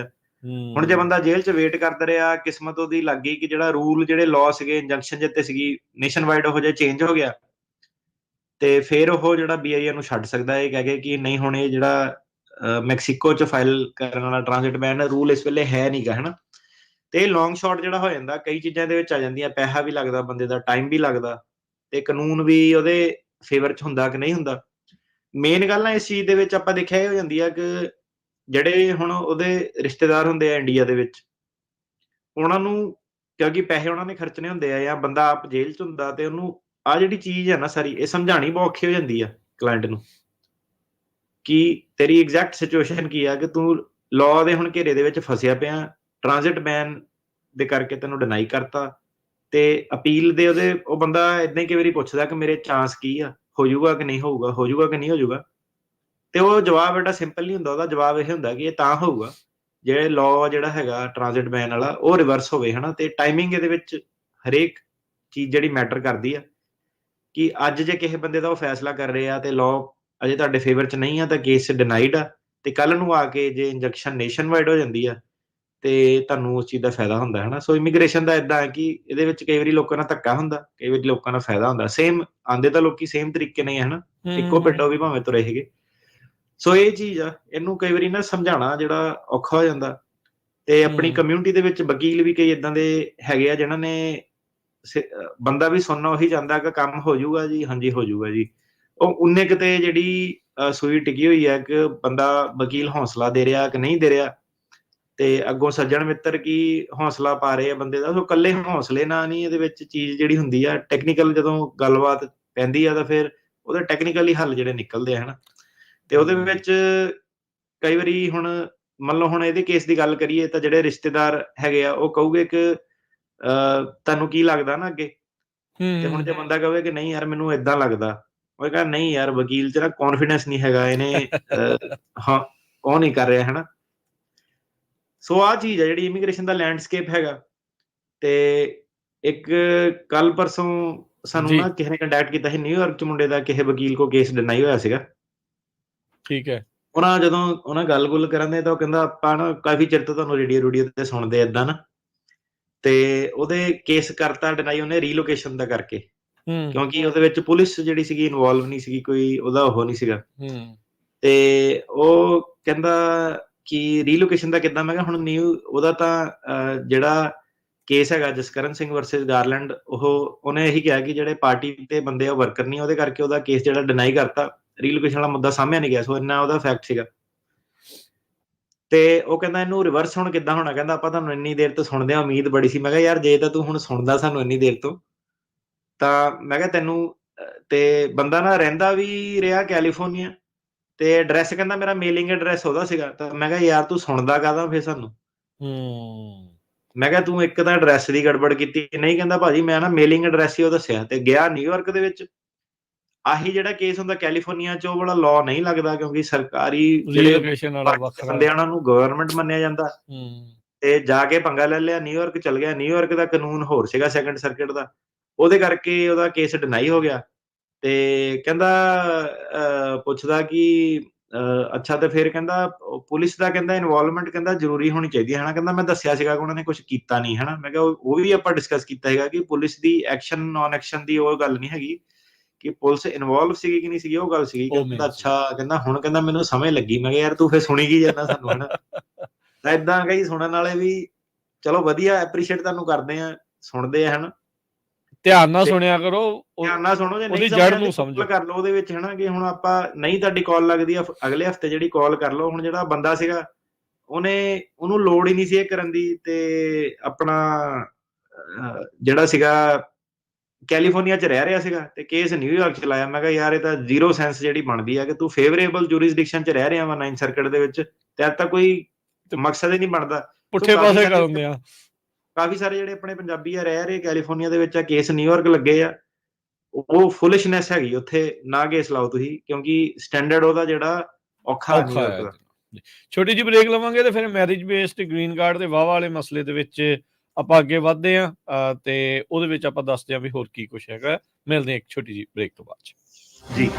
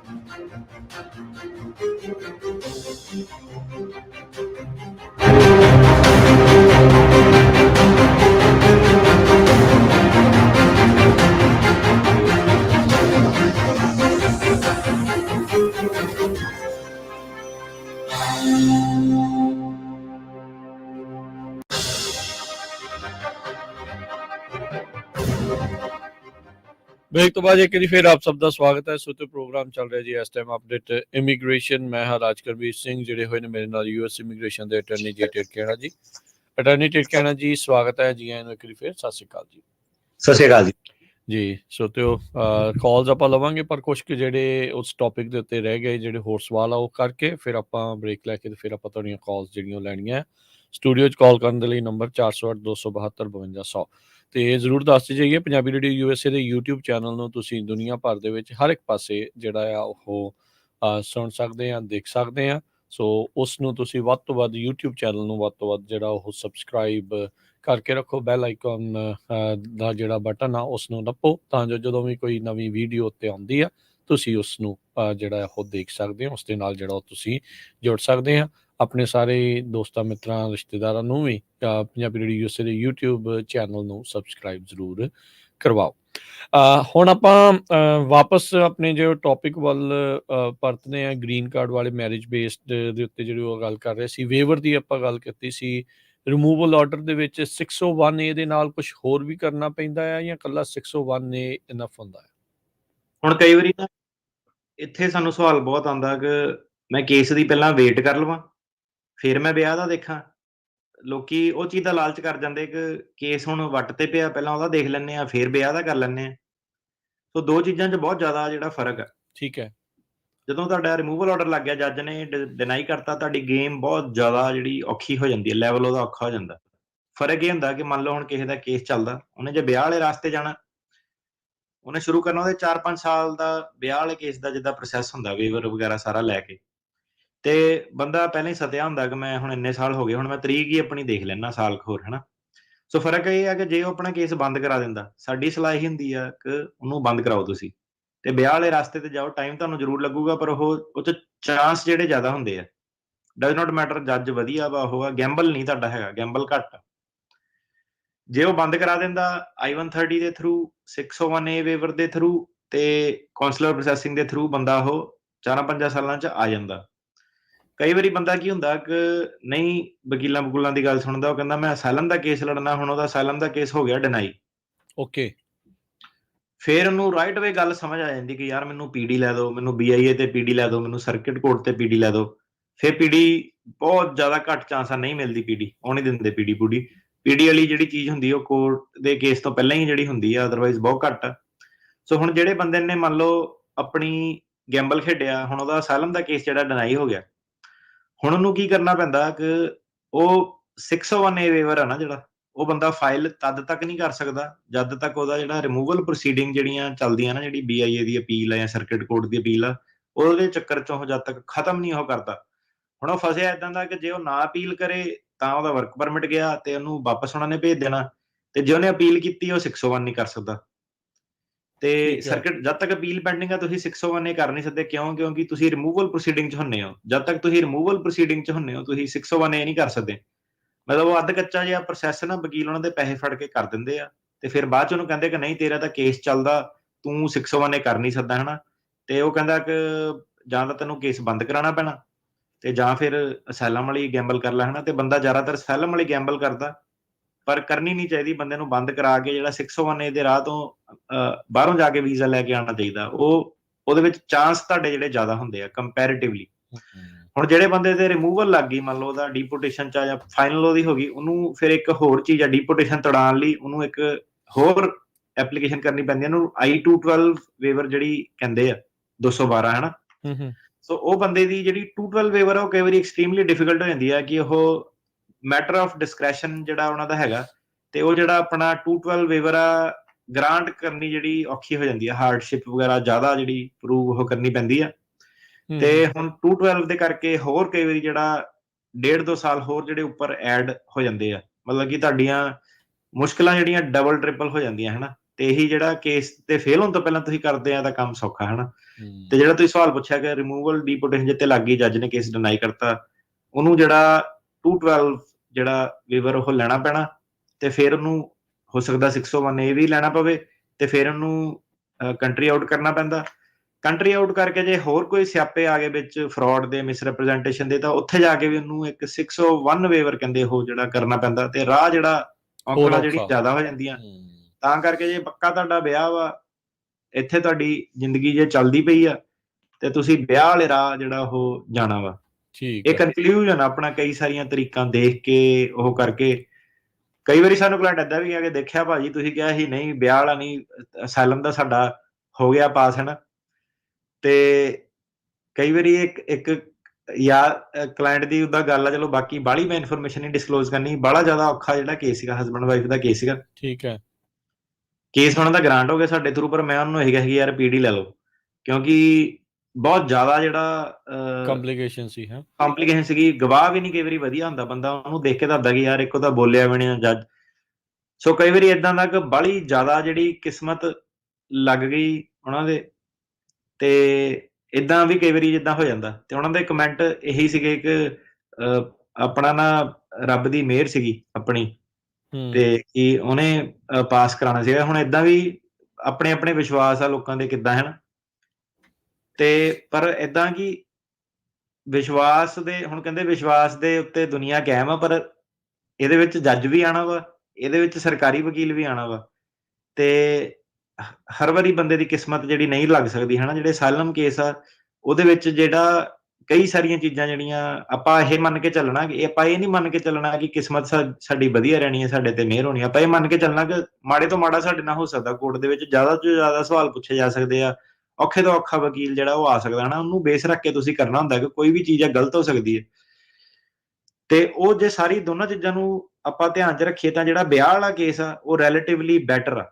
ਉਹਦੇ ਵਿੱਚ ਸਰਕਾਰੀ ਵਕੀਲ ਨੇ ਨਹੀਂ ਤੁਹਾਡਾ ਕੰਮ ਖਰਾਬ ਕਰਨਾ। ਵੇਵਰ ਸਪੈਸ਼ਲੀ ਜਿਹਨਾਂ ਦੀ ਫੈਮਿਲੀ ਜਵਾਕ ਜੇ ਹੁੰਦੇ ਆ, ਵੇਵਰ ਹੋ ਜਾਂਦੇ ਆ ਅਪਰੂਵ ਤਕਰੀਬਨ। ਉਹਦਾ ਸਟੈਂਡਰਡ ਜਿਹੜਾ ਅਸਾਈਲਮ ਨਾਲੋਂ ਥੋੜਾ ਜਿਹਾ ਸੌਖਾ ਹੁੰਦਾ। ਤੇ ਨਹੀਂ ਜੇ ਵੀ ਅਪਰੂਵ ਹੁੰਦਾ ਤਾਂ ਤੁਹਾਨੂੰ ਕੋਈ ਫੜ ਕੇ ਕੱਢ ਨਹੀਂ ਰਿਹਾ ਅਮਰੀਕਾ 'ਚ ਹਨਾ, ਤਾਂ ਵੀ ਤੁਸੀਂ ਅਮਰੀਕਾ ਦੇ ਵਿੱਚ ਹੈਗੇ ਆ। ਤੇ ਅਸਾਈਲਮ ਵਾਲੇ ਦੇ ਵਿੱਚ ਸਿੱਧਾ ਹੀ ਆ ਕਿ ਹਾਂ ਜਾਂ ਨਾ ਦਾ ਜਿਹੜਾ ਫੈਸਲਾ ਉਹ ਹੋਣਾ ਹੁੰਦਾ, ਤੇ ਉਹ ਕੰਮ ਜਿਹੜਾ ਔਖਾ ਹੋ ਜਾਂਦਾ। ਜੀ ਜੀ ਬਿਲਕੁਲ। ਸੋ ਇਹਦੇ ਵਿੱਚ ਫਿਰ ਆਪਾਂ ਜਿਹੜਾ ਉਹ ਦੇਖਦੇ ਹਾਂ ਵੀ ਇਹ ਸਾਰਾ ਕੁਝ ਹੋ ਗਿਆ, ਤੇ ਜੇ ਗ੍ਰੀਨ ਕਾਰਡ ਮਿਲਦਾ ਆ, ਇਨੀਸ਼ੀਅਲ ਗ੍ਰੀਨ ਕਾਰਡ ਫਿਰ ਕਿੰਨੇ ਚਿਰ ਦਾ ਮਿਲਦਾ? ਜੇ ਤੁਹਾਡਾ ਵਿਆਹ 2 ਸਾਲ ਤੋਂ ਘੱਟ ਸੀਗਾ ਤਾਂ ਤੁਹਾਨੂੰ ਕੰਡੀਸ਼ਨਲ ਗ੍ਰੀਨ ਕਾਰਡ ਮਿਲਣਾ 2 ਸਾਲ ਦਾ। ਜੇ ਤੁਹਾਡਾ ਵਿਆਹ 2 ਸਾਲ ਤੋਂ ਜ਼ਿਆਦਾ ਸੀਗਾ ਤੇ ਜਦੋਂ ਤੁਹਾਨੂੰ ਗ੍ਰੀਨ ਕਾਰਡ ਮਿਲਣਾ ਉਹ ਸਿੱਧੇ ਮਿਲਣਾ ਤੁਹਾਨੂੰ 10 ਸਾਲ ਦਾ। ਸੋ ਇਹ ਫਰਕ ਜਿਹੜਾ ਹੁੰਦਾ। ਤੇ 2 ਸਾਲਾਂ ਦਾ ਜਿਹੜਾ ਗ੍ਰੀਨ ਕਾਰਡ ਨੂੰ ਵਧਾਉਣ ਲਈ ਤੁਹਾਨੂੰ ਫਿਰ ਉਹ ਕੰਡੀਸ਼ਨਲ ਗ੍ਰੀਨ ਕਾਰਡ ਹੁੰਦਾ, ਉਹਨੂੰ ਪੱਕਾ ਗ੍ਰੀਨ ਕਾਰਡ ਕਰਨ ਲਈ ਤੁਹਾਨੂੰ ਇੱਕ ਪਟੀਸ਼ਨ ਫਾਈਲ ਕਰਨੀ ਪੈਂਦੀ ਹੈ, I-751। ਠੀਕ ਹੈ। 751 ਜਿਹੜੀ ਪਟੀਸ਼ਨ, ਇੱਥੇ ਕਈ ਲੋਕੀ ਗਲਤੀ ਕਰ ਦਿੰਦੇ ਆ ਕਿ ਉਹ I-90 ਜਿਹੜਾ 10 ਸਾਲ ਨੂੰ ਵਧਾਉਣ ਵਾਲਾ ਗ੍ਰੀਨ ਕਾਰਡ ਦੀ ਪਟੀਸ਼ਨ ਹੁੰਦੀ ਆ ਉਹ ਫਾਈਲ ਕਰ ਦਿੰਦੇ ਆ ਏਜੰਟ। ਉਹ ਚੀਜ਼ ਹੋਰ ਆ। ਜਿਹੜੇ 2 ਸਾਲ ਦਾ ਕੰਡੀਸ਼ਨ ਆ ਨਾ, ਉਹਨੂੰ ਤੁਹਾਨੂੰ ਕੰਡੀਸ਼ਨ ਤੋੜਨੀ ਪੈਂਦੀ। ਉਹ 'ਚ ਤੁਸੀਂ I-90 ਨਹੀਂ ਫਾਈਲ ਕਰ ਸਕਦੇ। ਸਾਡੇ ਕੋਲ ਏਦਾਂ ਦੇ ਵੀ ਕੇਸ ਆਏ ਕਿ ਉਹਨੇ ਏਜੰਟ ਨੇ I-90 ਕਰਤਾ, ਤਦ ਤੱਕ ਉਹਦਾ ਵਿਆਹ ਟੁੱਟ ਗਿਆ। ਇਮੀਗ੍ਰੇਸ਼ਨ ਕਹਿੰਦੀ ਤੇਰੀ ਤਾਂ 90 ਦਿਨ ਪਹਿਲਾਂ ਤੱਕ ਤੂੰ ਕਰ ਸਕਦਾ ਹੈਗਾ, ਤੂੰ ਕੀਤਾ ਨਹੀਂ, ਹੁਣ ਤੇਰਾ ਜਿਹੜਾ ਵਿਆਹ ਵੀ ਟੁੱਟ ਗਿਆ ਸਾਰਾ, ਹੁਣ ਤੈਨੂੰ ਗ੍ਰੀਨ ਕਾਰਡ ਨਹੀਂ ਮਿਲਣਾ। ਏਦਾਂ ਵੀ ਕਈ ਲੋਕ ਫਸੇ ਹੋਏ ਆ। ਟੈਸਟ ਰਨ ਵੀ ਕਰਾਉਂਦੇ ਆ ਤਾਂ ਹੀ ਨਾ 2 ਸਾਲ ਦਾ ਵੀ ਵੇਖੋ ਵਿਆਹ ਇਹਨਾਂ ਦਾ ਹੈਗਾ ਵੀ ਆ, ਨਿਭ ਵੀ ਜਾਊਗੀ ਅਗਲੇ ਦੀ ਕਿ ਨਹੀਂ ਨਿਭਦੀ ਹਨਾ। ਸੋ ਕੰਡੀਸ਼ਨਲ ਗ੍ਰੀਨ ਕਾਰਡ ਆ 751 ਫਾਈਲ ਕਰਦੇ ਆ। ਉਹਦੇ 2 ਤਰੀਕੇ ਹੁੰਦੇ ਆ। ਥੋੜਾ ਜਿਹਾ ਹੁਣ ਆਪਾਂ ਟੌਪਿਕ ਨੂੰ ਛੇਤੀ ਨਾ ਕਰਦੇ ਆ, ਇਹਦੇ ਵਿੱਚ ਆਪਾਂ ਭਾਵੇਂ ਸਾਰੇ ਦਿਨ ਗੱਲ ਕਰਦੇ ਰਹੀਏ। ਤੇ ਜੁਆਇੰਟ ਫਾਈਲਿੰਗ ਇੱਕ, ਜੇ ਤੁਹਾਡਾ ਵਿਆਹ ਚੱਲਦਾ ਹੈਗਾ ਤਾਂ ਕੋਈ ਪ੍ਰੋਬਲਮ ਨਹੀਂ, ਜੁਆਇੰਟ ਫਾਈਲਿੰਗ ਕਰੋ, ਪ੍ਰੂਫ ਦਿਓ ਵਿਆਹ ਚੱਲਦਾ, ਤੇ ਤੁਹਾਨੂੰ ਪੱਕਾ ਗ੍ਰੀਨ ਕਾਰਡ ਮਿਲ ਜਾਣਾ। ਕਈ ਹੁਣ ਲੋਕਾਂ ਨੂੰ ਇਹ ਨਹੀਂ ਪਤਾ ਕਿ ਜੇ ਤੁਹਾਡੇ ਨਾਲ ਕੋਈ ਧੱਕਾ ਧੁੱਕਾ ਹੁੰਦਾ, ਈਵਨ ਜੇ ਤੁਹਾਡਾ ਸਿੰਪਲ ਡਿਵੋਰਸ ਵੀ ਹੋ ਜਾਂਦਾ ਨਾ, ਤੁਸੀਂ ਸਿੱਧੇ ਆਪਣਾ ਤਾਂ ਵੀ ਪੱਕਾ ਗ੍ਰੀਨ ਕਾਰਡ ਲੈ ਸਕਦੇ ਆ। ਤੇ ਸ਼ੋ ਕਰਨਾ ਹੁੰਦਾ ਕਿ ਪੱਕਾ ਵਿਆਹ ਸੀਗਾ, ਤੇ ਜਾਂ ਤੁਹਾਡਾ ਡਿਵੋਰਸ ਹੋਇਆ ਹੋਵੇ, ਤੇ ਜਾਂ ਤੁਹਾਡੇ ਨਾਲ ਕੋਈ ਧੱਕਾ ਹੋਇਆ ਹੋਵੇ, ਤੁਹਾਨੂੰ ਤਾਂ ਵੀ ਮਿਲ ਜਾਂਦਾ। ਇਹਦੇ ਵਿੱਚ ਵੀ ਕਈ ਵਾਰੀ ਲੋਕੀ ਐਵੇਂ ਬਹੁਤ ਜ਼ਿਆਦਾ ਲਿਖਤ ਪੜ੍ਹੀ 'ਚ ਜਿਹੜੇ ਪਏ ਰਹਿੰਦੇ ਆ।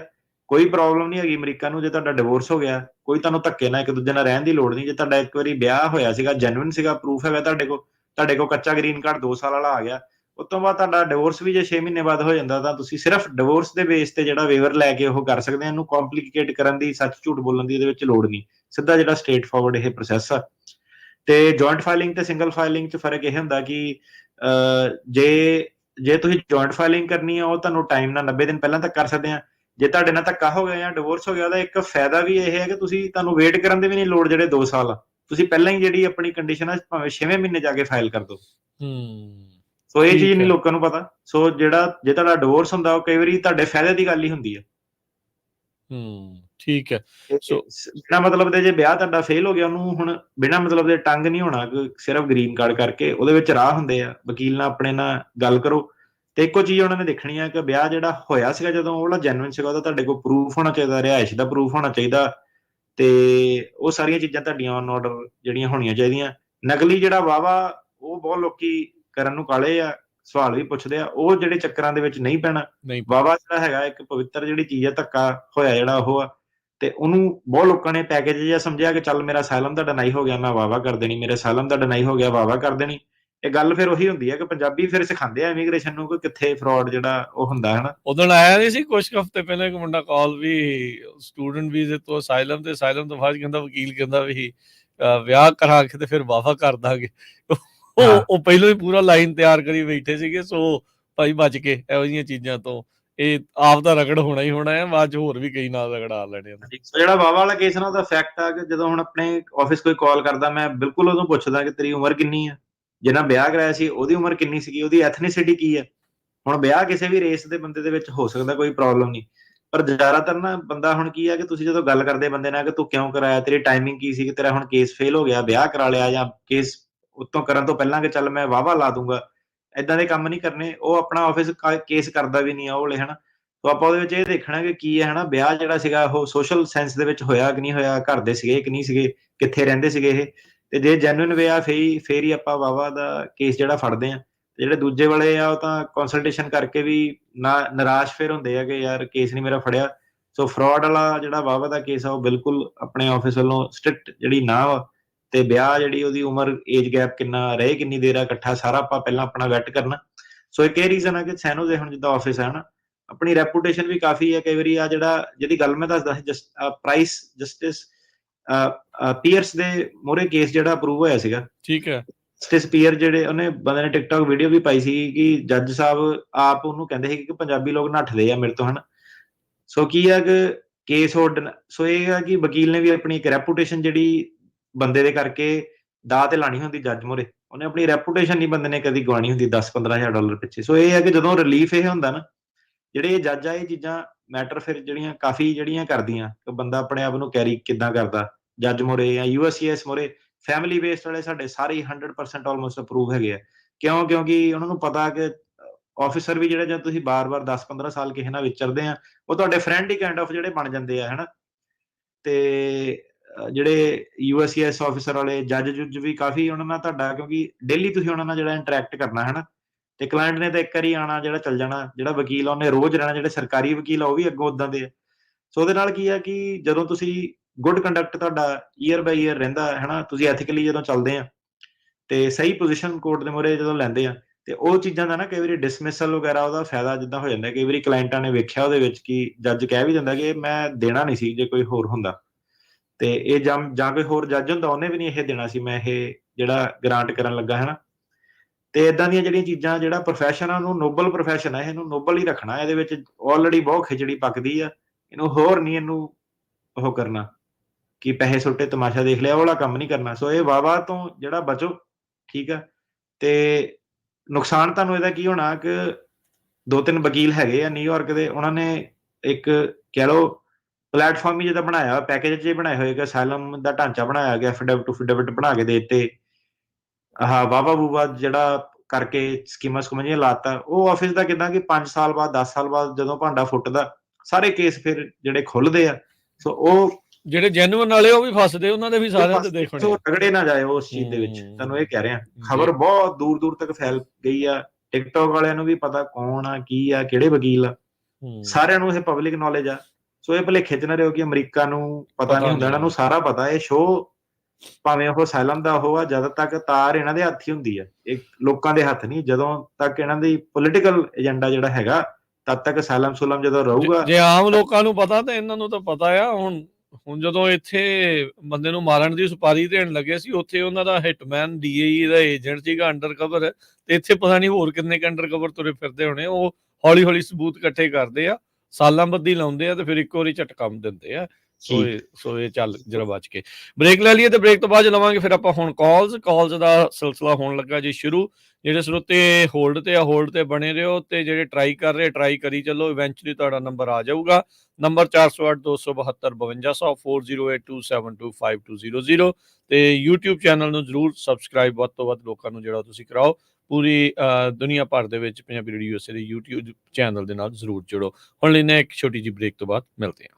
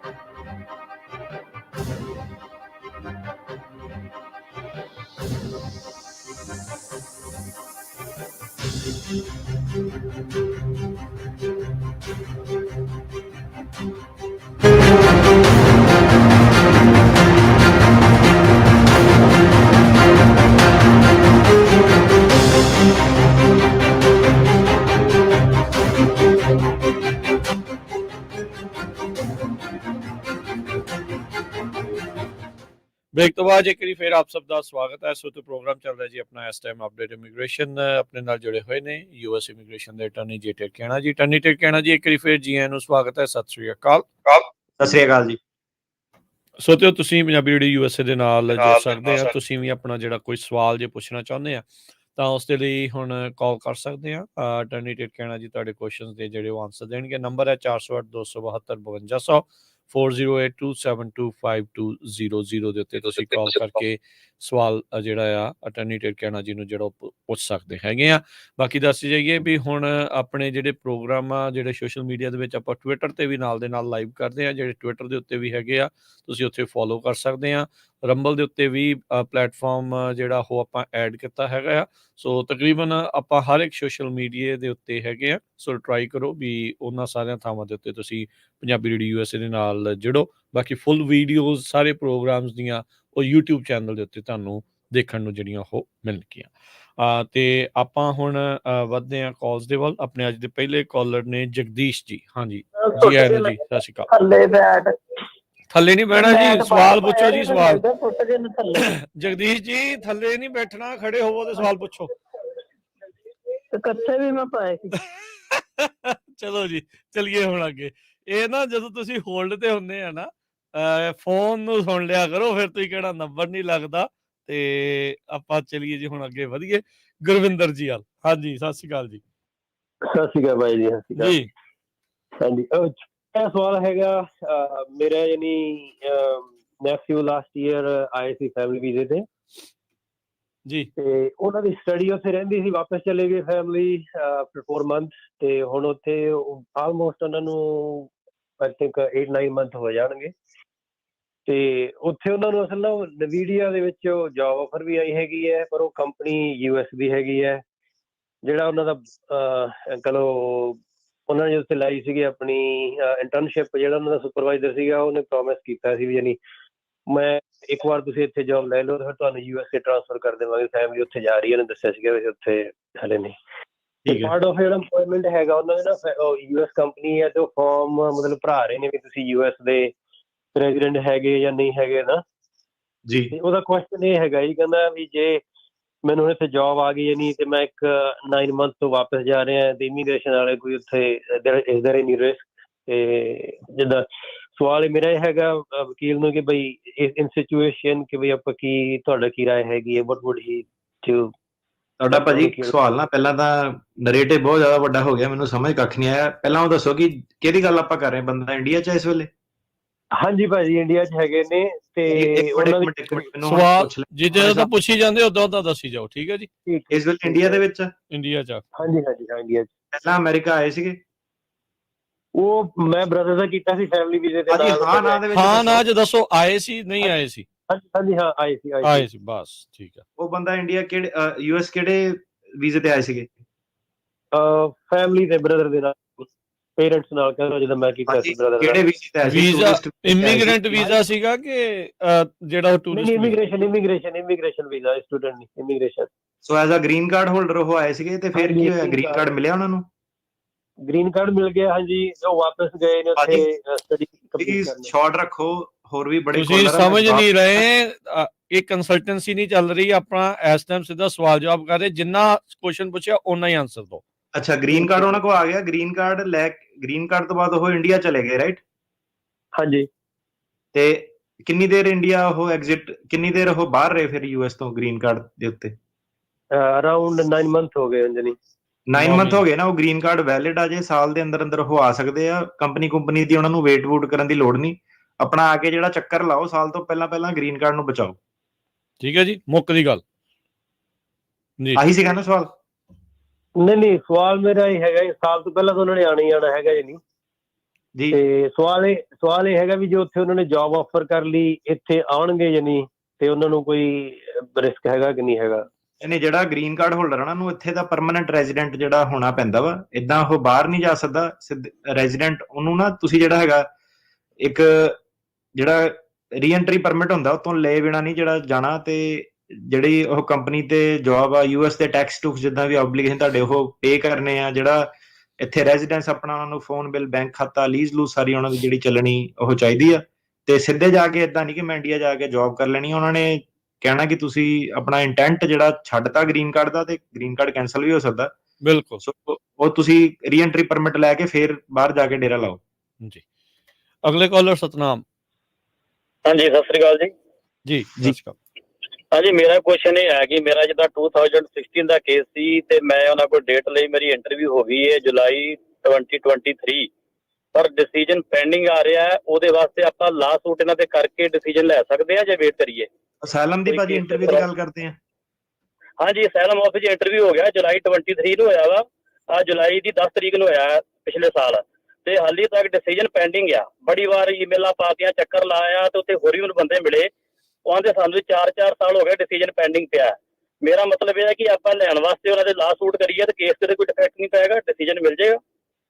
ਨਹੀਂ, ਕੇਸ ਤੇ ਤਾਂ ਨਹੀਂ ਇਫੈਕਟ ਪੈਣਾ ਉਸ ਚੀਜ਼ ਦਾ। ਅਮਰੀਕਾ ਉਹਨਾਂ ਨੂੰ ਲੀਗਲ ਰੈਗੂਲੇਸ਼ਨ ਨਾਲ ਹੀ ਕਰਨਾ ਪੈਂਦਾ, ਪਰ ਇਦਾਂ ਕਿ end of the day matter of discretion ਹੁੰਦੀ ਹੈ। ਜੇ ਫੈਸਲਾ ਨਹੀਂ ਲਿਖਿਆ ਉਹਨੇ ਤਾਂ ਉਹਦਾ ਕੰਨ ਜੇ ਮਰੋੜਿਆ ਜਾ ਰਿਹਾ ਤਾਂ ਉਹ ਲੀਗਲੀ ਵੀ ਤੁਹਾਨੂੰ ਜਿਹੜਾ ਡਿਨਾਈ ਉਹ ਕਰ ਸਕਦਾ। ਹੁਣ ਇਹ ਚੀਜ਼ ਤਾਂ ਕਹਿਣੀ ਬਹੁਤ ਔਖੀ ਹੈ ਕਿ ਉਹ ਤੁਹਾਡੇ ਨਾਲ ਖੁੰਦਕ ਕੱਢੂਗਾ ਕਿ ਨਹੀਂ ਕੱਢੂਗਾ। ਇਸ ਚੀਜ਼ 'ਚ ਲਾਅ ਸੂਟ ਤੁਸੀਂ ਉਦਾਂ ਇਦਾਂ ਆ ਕਿ ਆਪਾਂ ਲਾਅ ਸੂਟ ਕਰਕੇ ਨਾ ਤਰੀਕਾ ਛੇਤੀ ਲੈ ਕੇ ਕੇਸ ਜਿੱਤੇ ਹੋਏ ਆ, ਜਿਹੜੀ ਤਰੀਕ ਦੀ ਗੱਲ ਆਉਂਦੀ ਆ। ਸੋ ਇਸ ਕੇਸ ਦੇ ਵਿੱਚ ਵੀ ਰਿਟ ਤੁਸੀਂ ਫਾਈਲ ਕਰਨੀ ਹੈ, ਕਰਕੇ ਦੇਖ ਲਓ ਆਪਣਾ। ਹੁਣ ਪਤਾ ਤਾਂ ਹੈ ਨਹੀਂ, 5 ਸਾਲ ਵੇਟ ਕਰੋ ਫਿਰ ਵੀ ਡਿਨਾਈ ਕਰਦੇ ਤਾਂ ਉੱਥੇ ਤਾਂ ਲਾਸ ਹੋ ਗਈ ਵਧੀਆ। ਹਾਂਜੀ ਬਿਲਕੁਲ, ਮੈਨੂੰ ਉੱਥੇ ਇਹੋ ਜਿਹੇ ਬੰਦੇ ਮਿਲੇ 9-9 ਸਾਲ ਤੋਂ ਡਿਸੀਜਨ ਪੈਂਡਿੰਗ ਪਿਆ, ਕਿਸੇ ਦਾ 4 ਸਾਲ ਤੋਂ, ਕਿਸੇ ਦਾ 3 ਸਾਲ ਤੋਂ ਦੇ ਹੀ ਨਹੀਂ ਰਹੇ। ਹਾਂਜੀ, ਲਾਅ ਸੂਟ ਕਰੋ। ਹਾਂਜੀ ਹਾਂਜੀ ਠੀਕ ਹੈ ਜੀ। ਮੈਂ ਚਲੋ ਠੀਕ ਹੈ ਜੀ, ਓਕੇ। ਜਸਪ੍ਰੀਤ, ਸਾਡਾ ਇੱਕ ਕੇਸ ਸੀਗਾ ਸੀਰੀਆ ਤੋਂ ਸੀਗਾ ਬੰਦਾ ਨਾ, ਸੀਰੀਅਨ ਬੰਦਾ ਸੀਗਾ। ਠੀਕ ਹੈ। ਤੇ ਉਹਦਾ ਕੇਸ ਦਾ 6 ਸਾਲ ਬਾਅਦ ਫੈਸਲਾ ਆਇਆ ਸੀਗਾ ਅਪਰੂਵ, ਪਰ ਉਹਦਾ ਕਰਤਾ ਸੀਗਾ। ਪਰ ਉਹਦਾ ਇਦਾਂ ਸੀਗਾ ਕਿ ਉਹ ਮਿਲਟਰੀ 'ਚ ਉਹਨੇ ਕੰਮ ਕੀਤਾ ਸੀਗਾ, ਤੇ ਉਹ ਅਸਾਈਲਮ ਵਾਲੇ ਨੇ ਜਿਹਦਾ ਉਹਨਾਂ ਨਾਲ ਗੱਲਬਾਤ ਕਿ ਹੋਲਡ ਤੇ ਕਿਉਂ ਪਾਇਆ, ਤੇ ਉਹ ਕਹਿੰਦਾ ਜਿਹਦਾ ਸੀਰੀਅਨ ਮਿਲਟਰੀ ਮੈਨ ਜਿਹੜੇ ਸੀਗੇ ਉਹਨਾਂ ਨੂੰ ਆਪਾਂ ਵੈਟ ਜ਼ਿਆਦਾ ਕਰਨਾ ਕਿ ਗਲਤ ਬੰਦਾ ਤਾਂ ਨਹੀਂ ਆਪਣੇ ਦੇਸ਼ ਦੇ ਵਿੱਚ ਕੋਈ ਆ ਗਿਆ ਆ ਉਹ।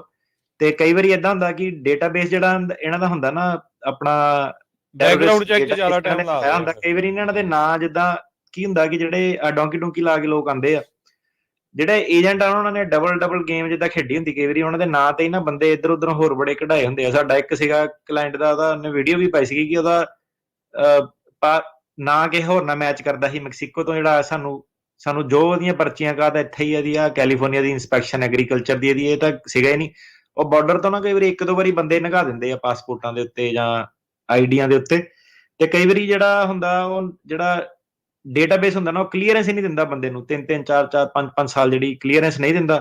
ਤੇ ਕਈ ਵਾਰੀ ਏਦਾਂ ਹੁੰਦਾ ਕਿ ਜਿੱਦਾਂ ਬੰਦੇ ਨੇ ਡਰਗ ਵਾਲੇ ਚੱਕਰ 'ਚ ਜਿੱਦਾਂ ਫਸੇ ਜਾਂਦੇ, ਨਾ ਬੜੇ ਸੇਮ ਆਪਣੇ ਪੰਜਾਬੀਆਂ ਦੇ ਜਿੱਦਾਂ ਹੁੰਦੇ ਆ।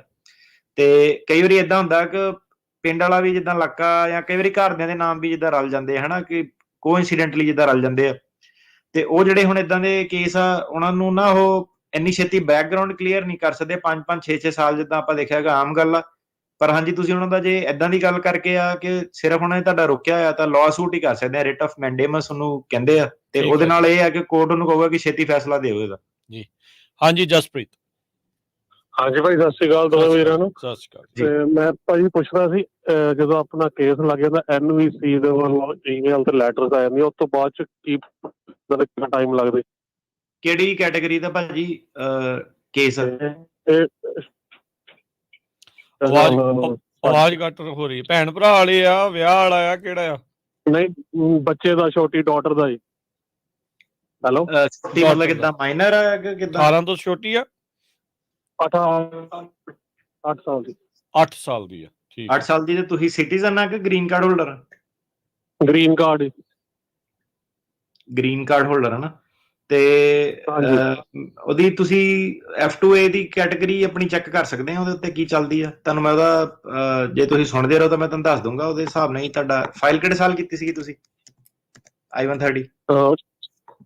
ਆਵਾਜ਼ ਨਹੀਂ ਕਹਿੰਦੇ I-130 ਕਿਹੜੇ ਸਾਲ ਕੀਤਾ ਸੀ ਤੁਸੀਂ ਫਾਈਲ? ਕਿਹੜੇ ਈਅਰ ਚ ਫਾਈਲ ਕੀਤਾ? 19 ਚ ਭਾਜੀ। 2019।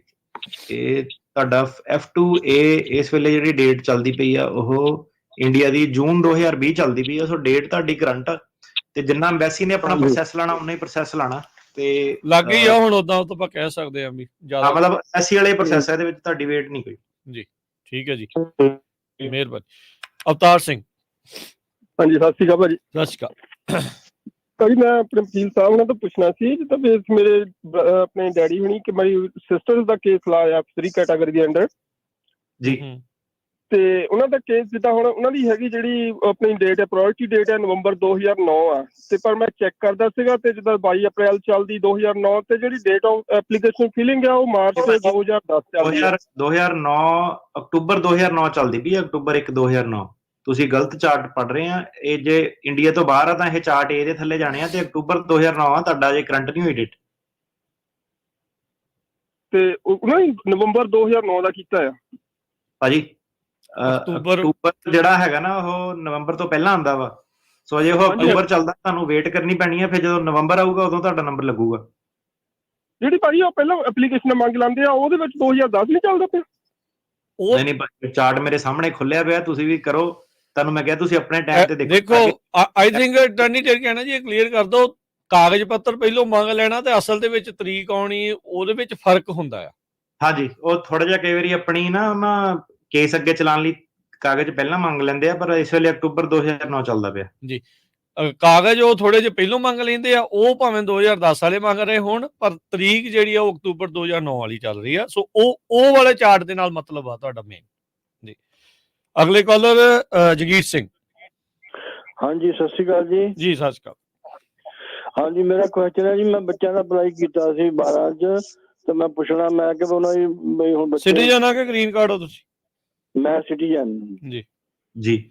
ਨਿਆਣੇ 18 ਤੋਂ ਉੱਤੇ ਥੱਲੇ ਵਿਆਹੇ ਨਹੀਂ ਵਿਆਹੇ? ਹੁਣ 20 ਸਾਲ ਦੇ ਹੋ ਚੱਲੇ, ਮੈਂ ਇਹੋ ਪੁੱਛਣਾ ਫਿਰ ਉਹਨਾਂ ਬਾਰੇ ਪੁੱਛਣਾ ਸੀ ਵੀ ਕਿੰਨਾ ਟਾਈਮ ਲੱਗੂਗਾ ਜੀ।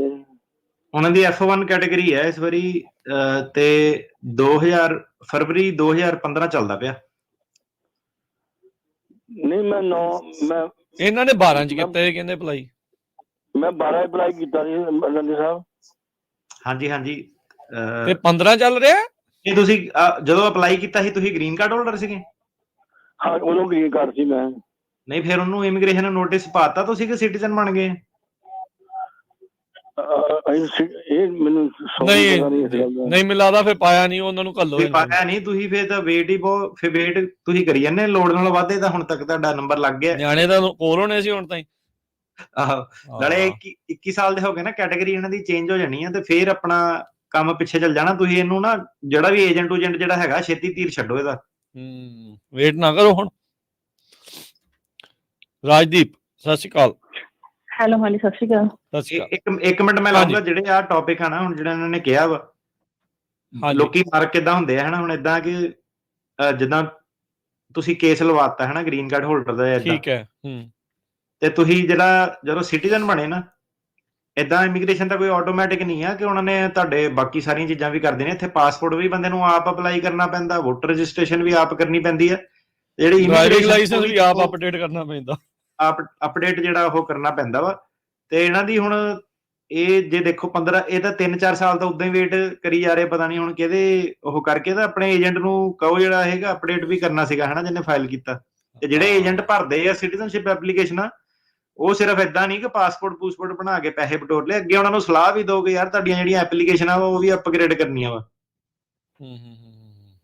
ਆ ਹੁਣ ਬਾਈ ਦਾ ਕਿੰਨਾ ਨੁਕਸਾਨ ਹੈ ਇਹਨਾਂ ਨੇ। ਬਿਲਕੁਲ 3 ਸਾਲ ਤਾਂ ਹੋ ਗਏ ਵੱਧ ਇੰਤਜ਼ਾਰ ਕਰਦੇ ਨੂੰ। ਨਿਆਣੇ 20 ਦੇ ਹੋ ਗਏ। ਤੁਸੀਂ ਤੇ ਇਹ ਦੇਖੋ ਹੁਣ 21 ਦੇ ਹੋ ਗਏ, ਕੈਟਾਗਰੀ ਇਹਨਾਂ ਦੀ ਚੇਂਜ ਹੋ ਜਾਣੀ ਆ, F3 ਤੇ ਜਾਣੇ, ਫਿਰ 2009 ਵਾਲੇ ਚੱਲਦੇ ਆ, ਫਿਰ 7 ਸਾਲ ਫਿਰ ਇਹਨਾਂ ਨੂੰ ਉਹ ਜਿਹੜਾ ਇੰਤਜ਼ਾਰ ਜਿਹੜਾ ਉਹ ਕਰਨਾ ਪੈ ਜਾਣਾ ਹਨਾ। ਤੇ ਕੈਟਾਗਰੀਆਂ ਦਾ ਜਿਹੜਾ ਹੈਗਾ ਹੇਰ-ਫੇਰ ਹੋ ਜਾਂਦਾ, ਏਦਾਂ ਹੇਰ-ਫੇਰ ਹੋ ਜਾਂਦਾ ਏਦਾਂ। ਬਿਲਕੁਲ ਧਿਆਨ ਦਿਆ ਕਰੋ ਜੀ, ਵੀ ਕਿੱਦਾਂ ਫਾਲੋ ਅਪ ਜ਼ਰੂਰ ਰੱਖਣਾ ਚਾਹੀਦਾ ਹੈ। ਇਮੀਗ੍ਰੇਸ਼ਨ ਦਾ ਕੰਮ ਏਦਾਂ ਨਾ, ਕਾਗਜ਼ ਪੱਤਰ ਅਪ ਟੂ ਡੇਟ ਚਾਹੀਦੇ, ਉਹਦੇ ਵਿੱਚ ਢਿੱਲ ਕੋਈ ਨਹੀਂ। ਬਿਲਕੁਲ। ਤੇ ਹਾਂਜੀ ਰਾਜਦੀਪ ਜੀ।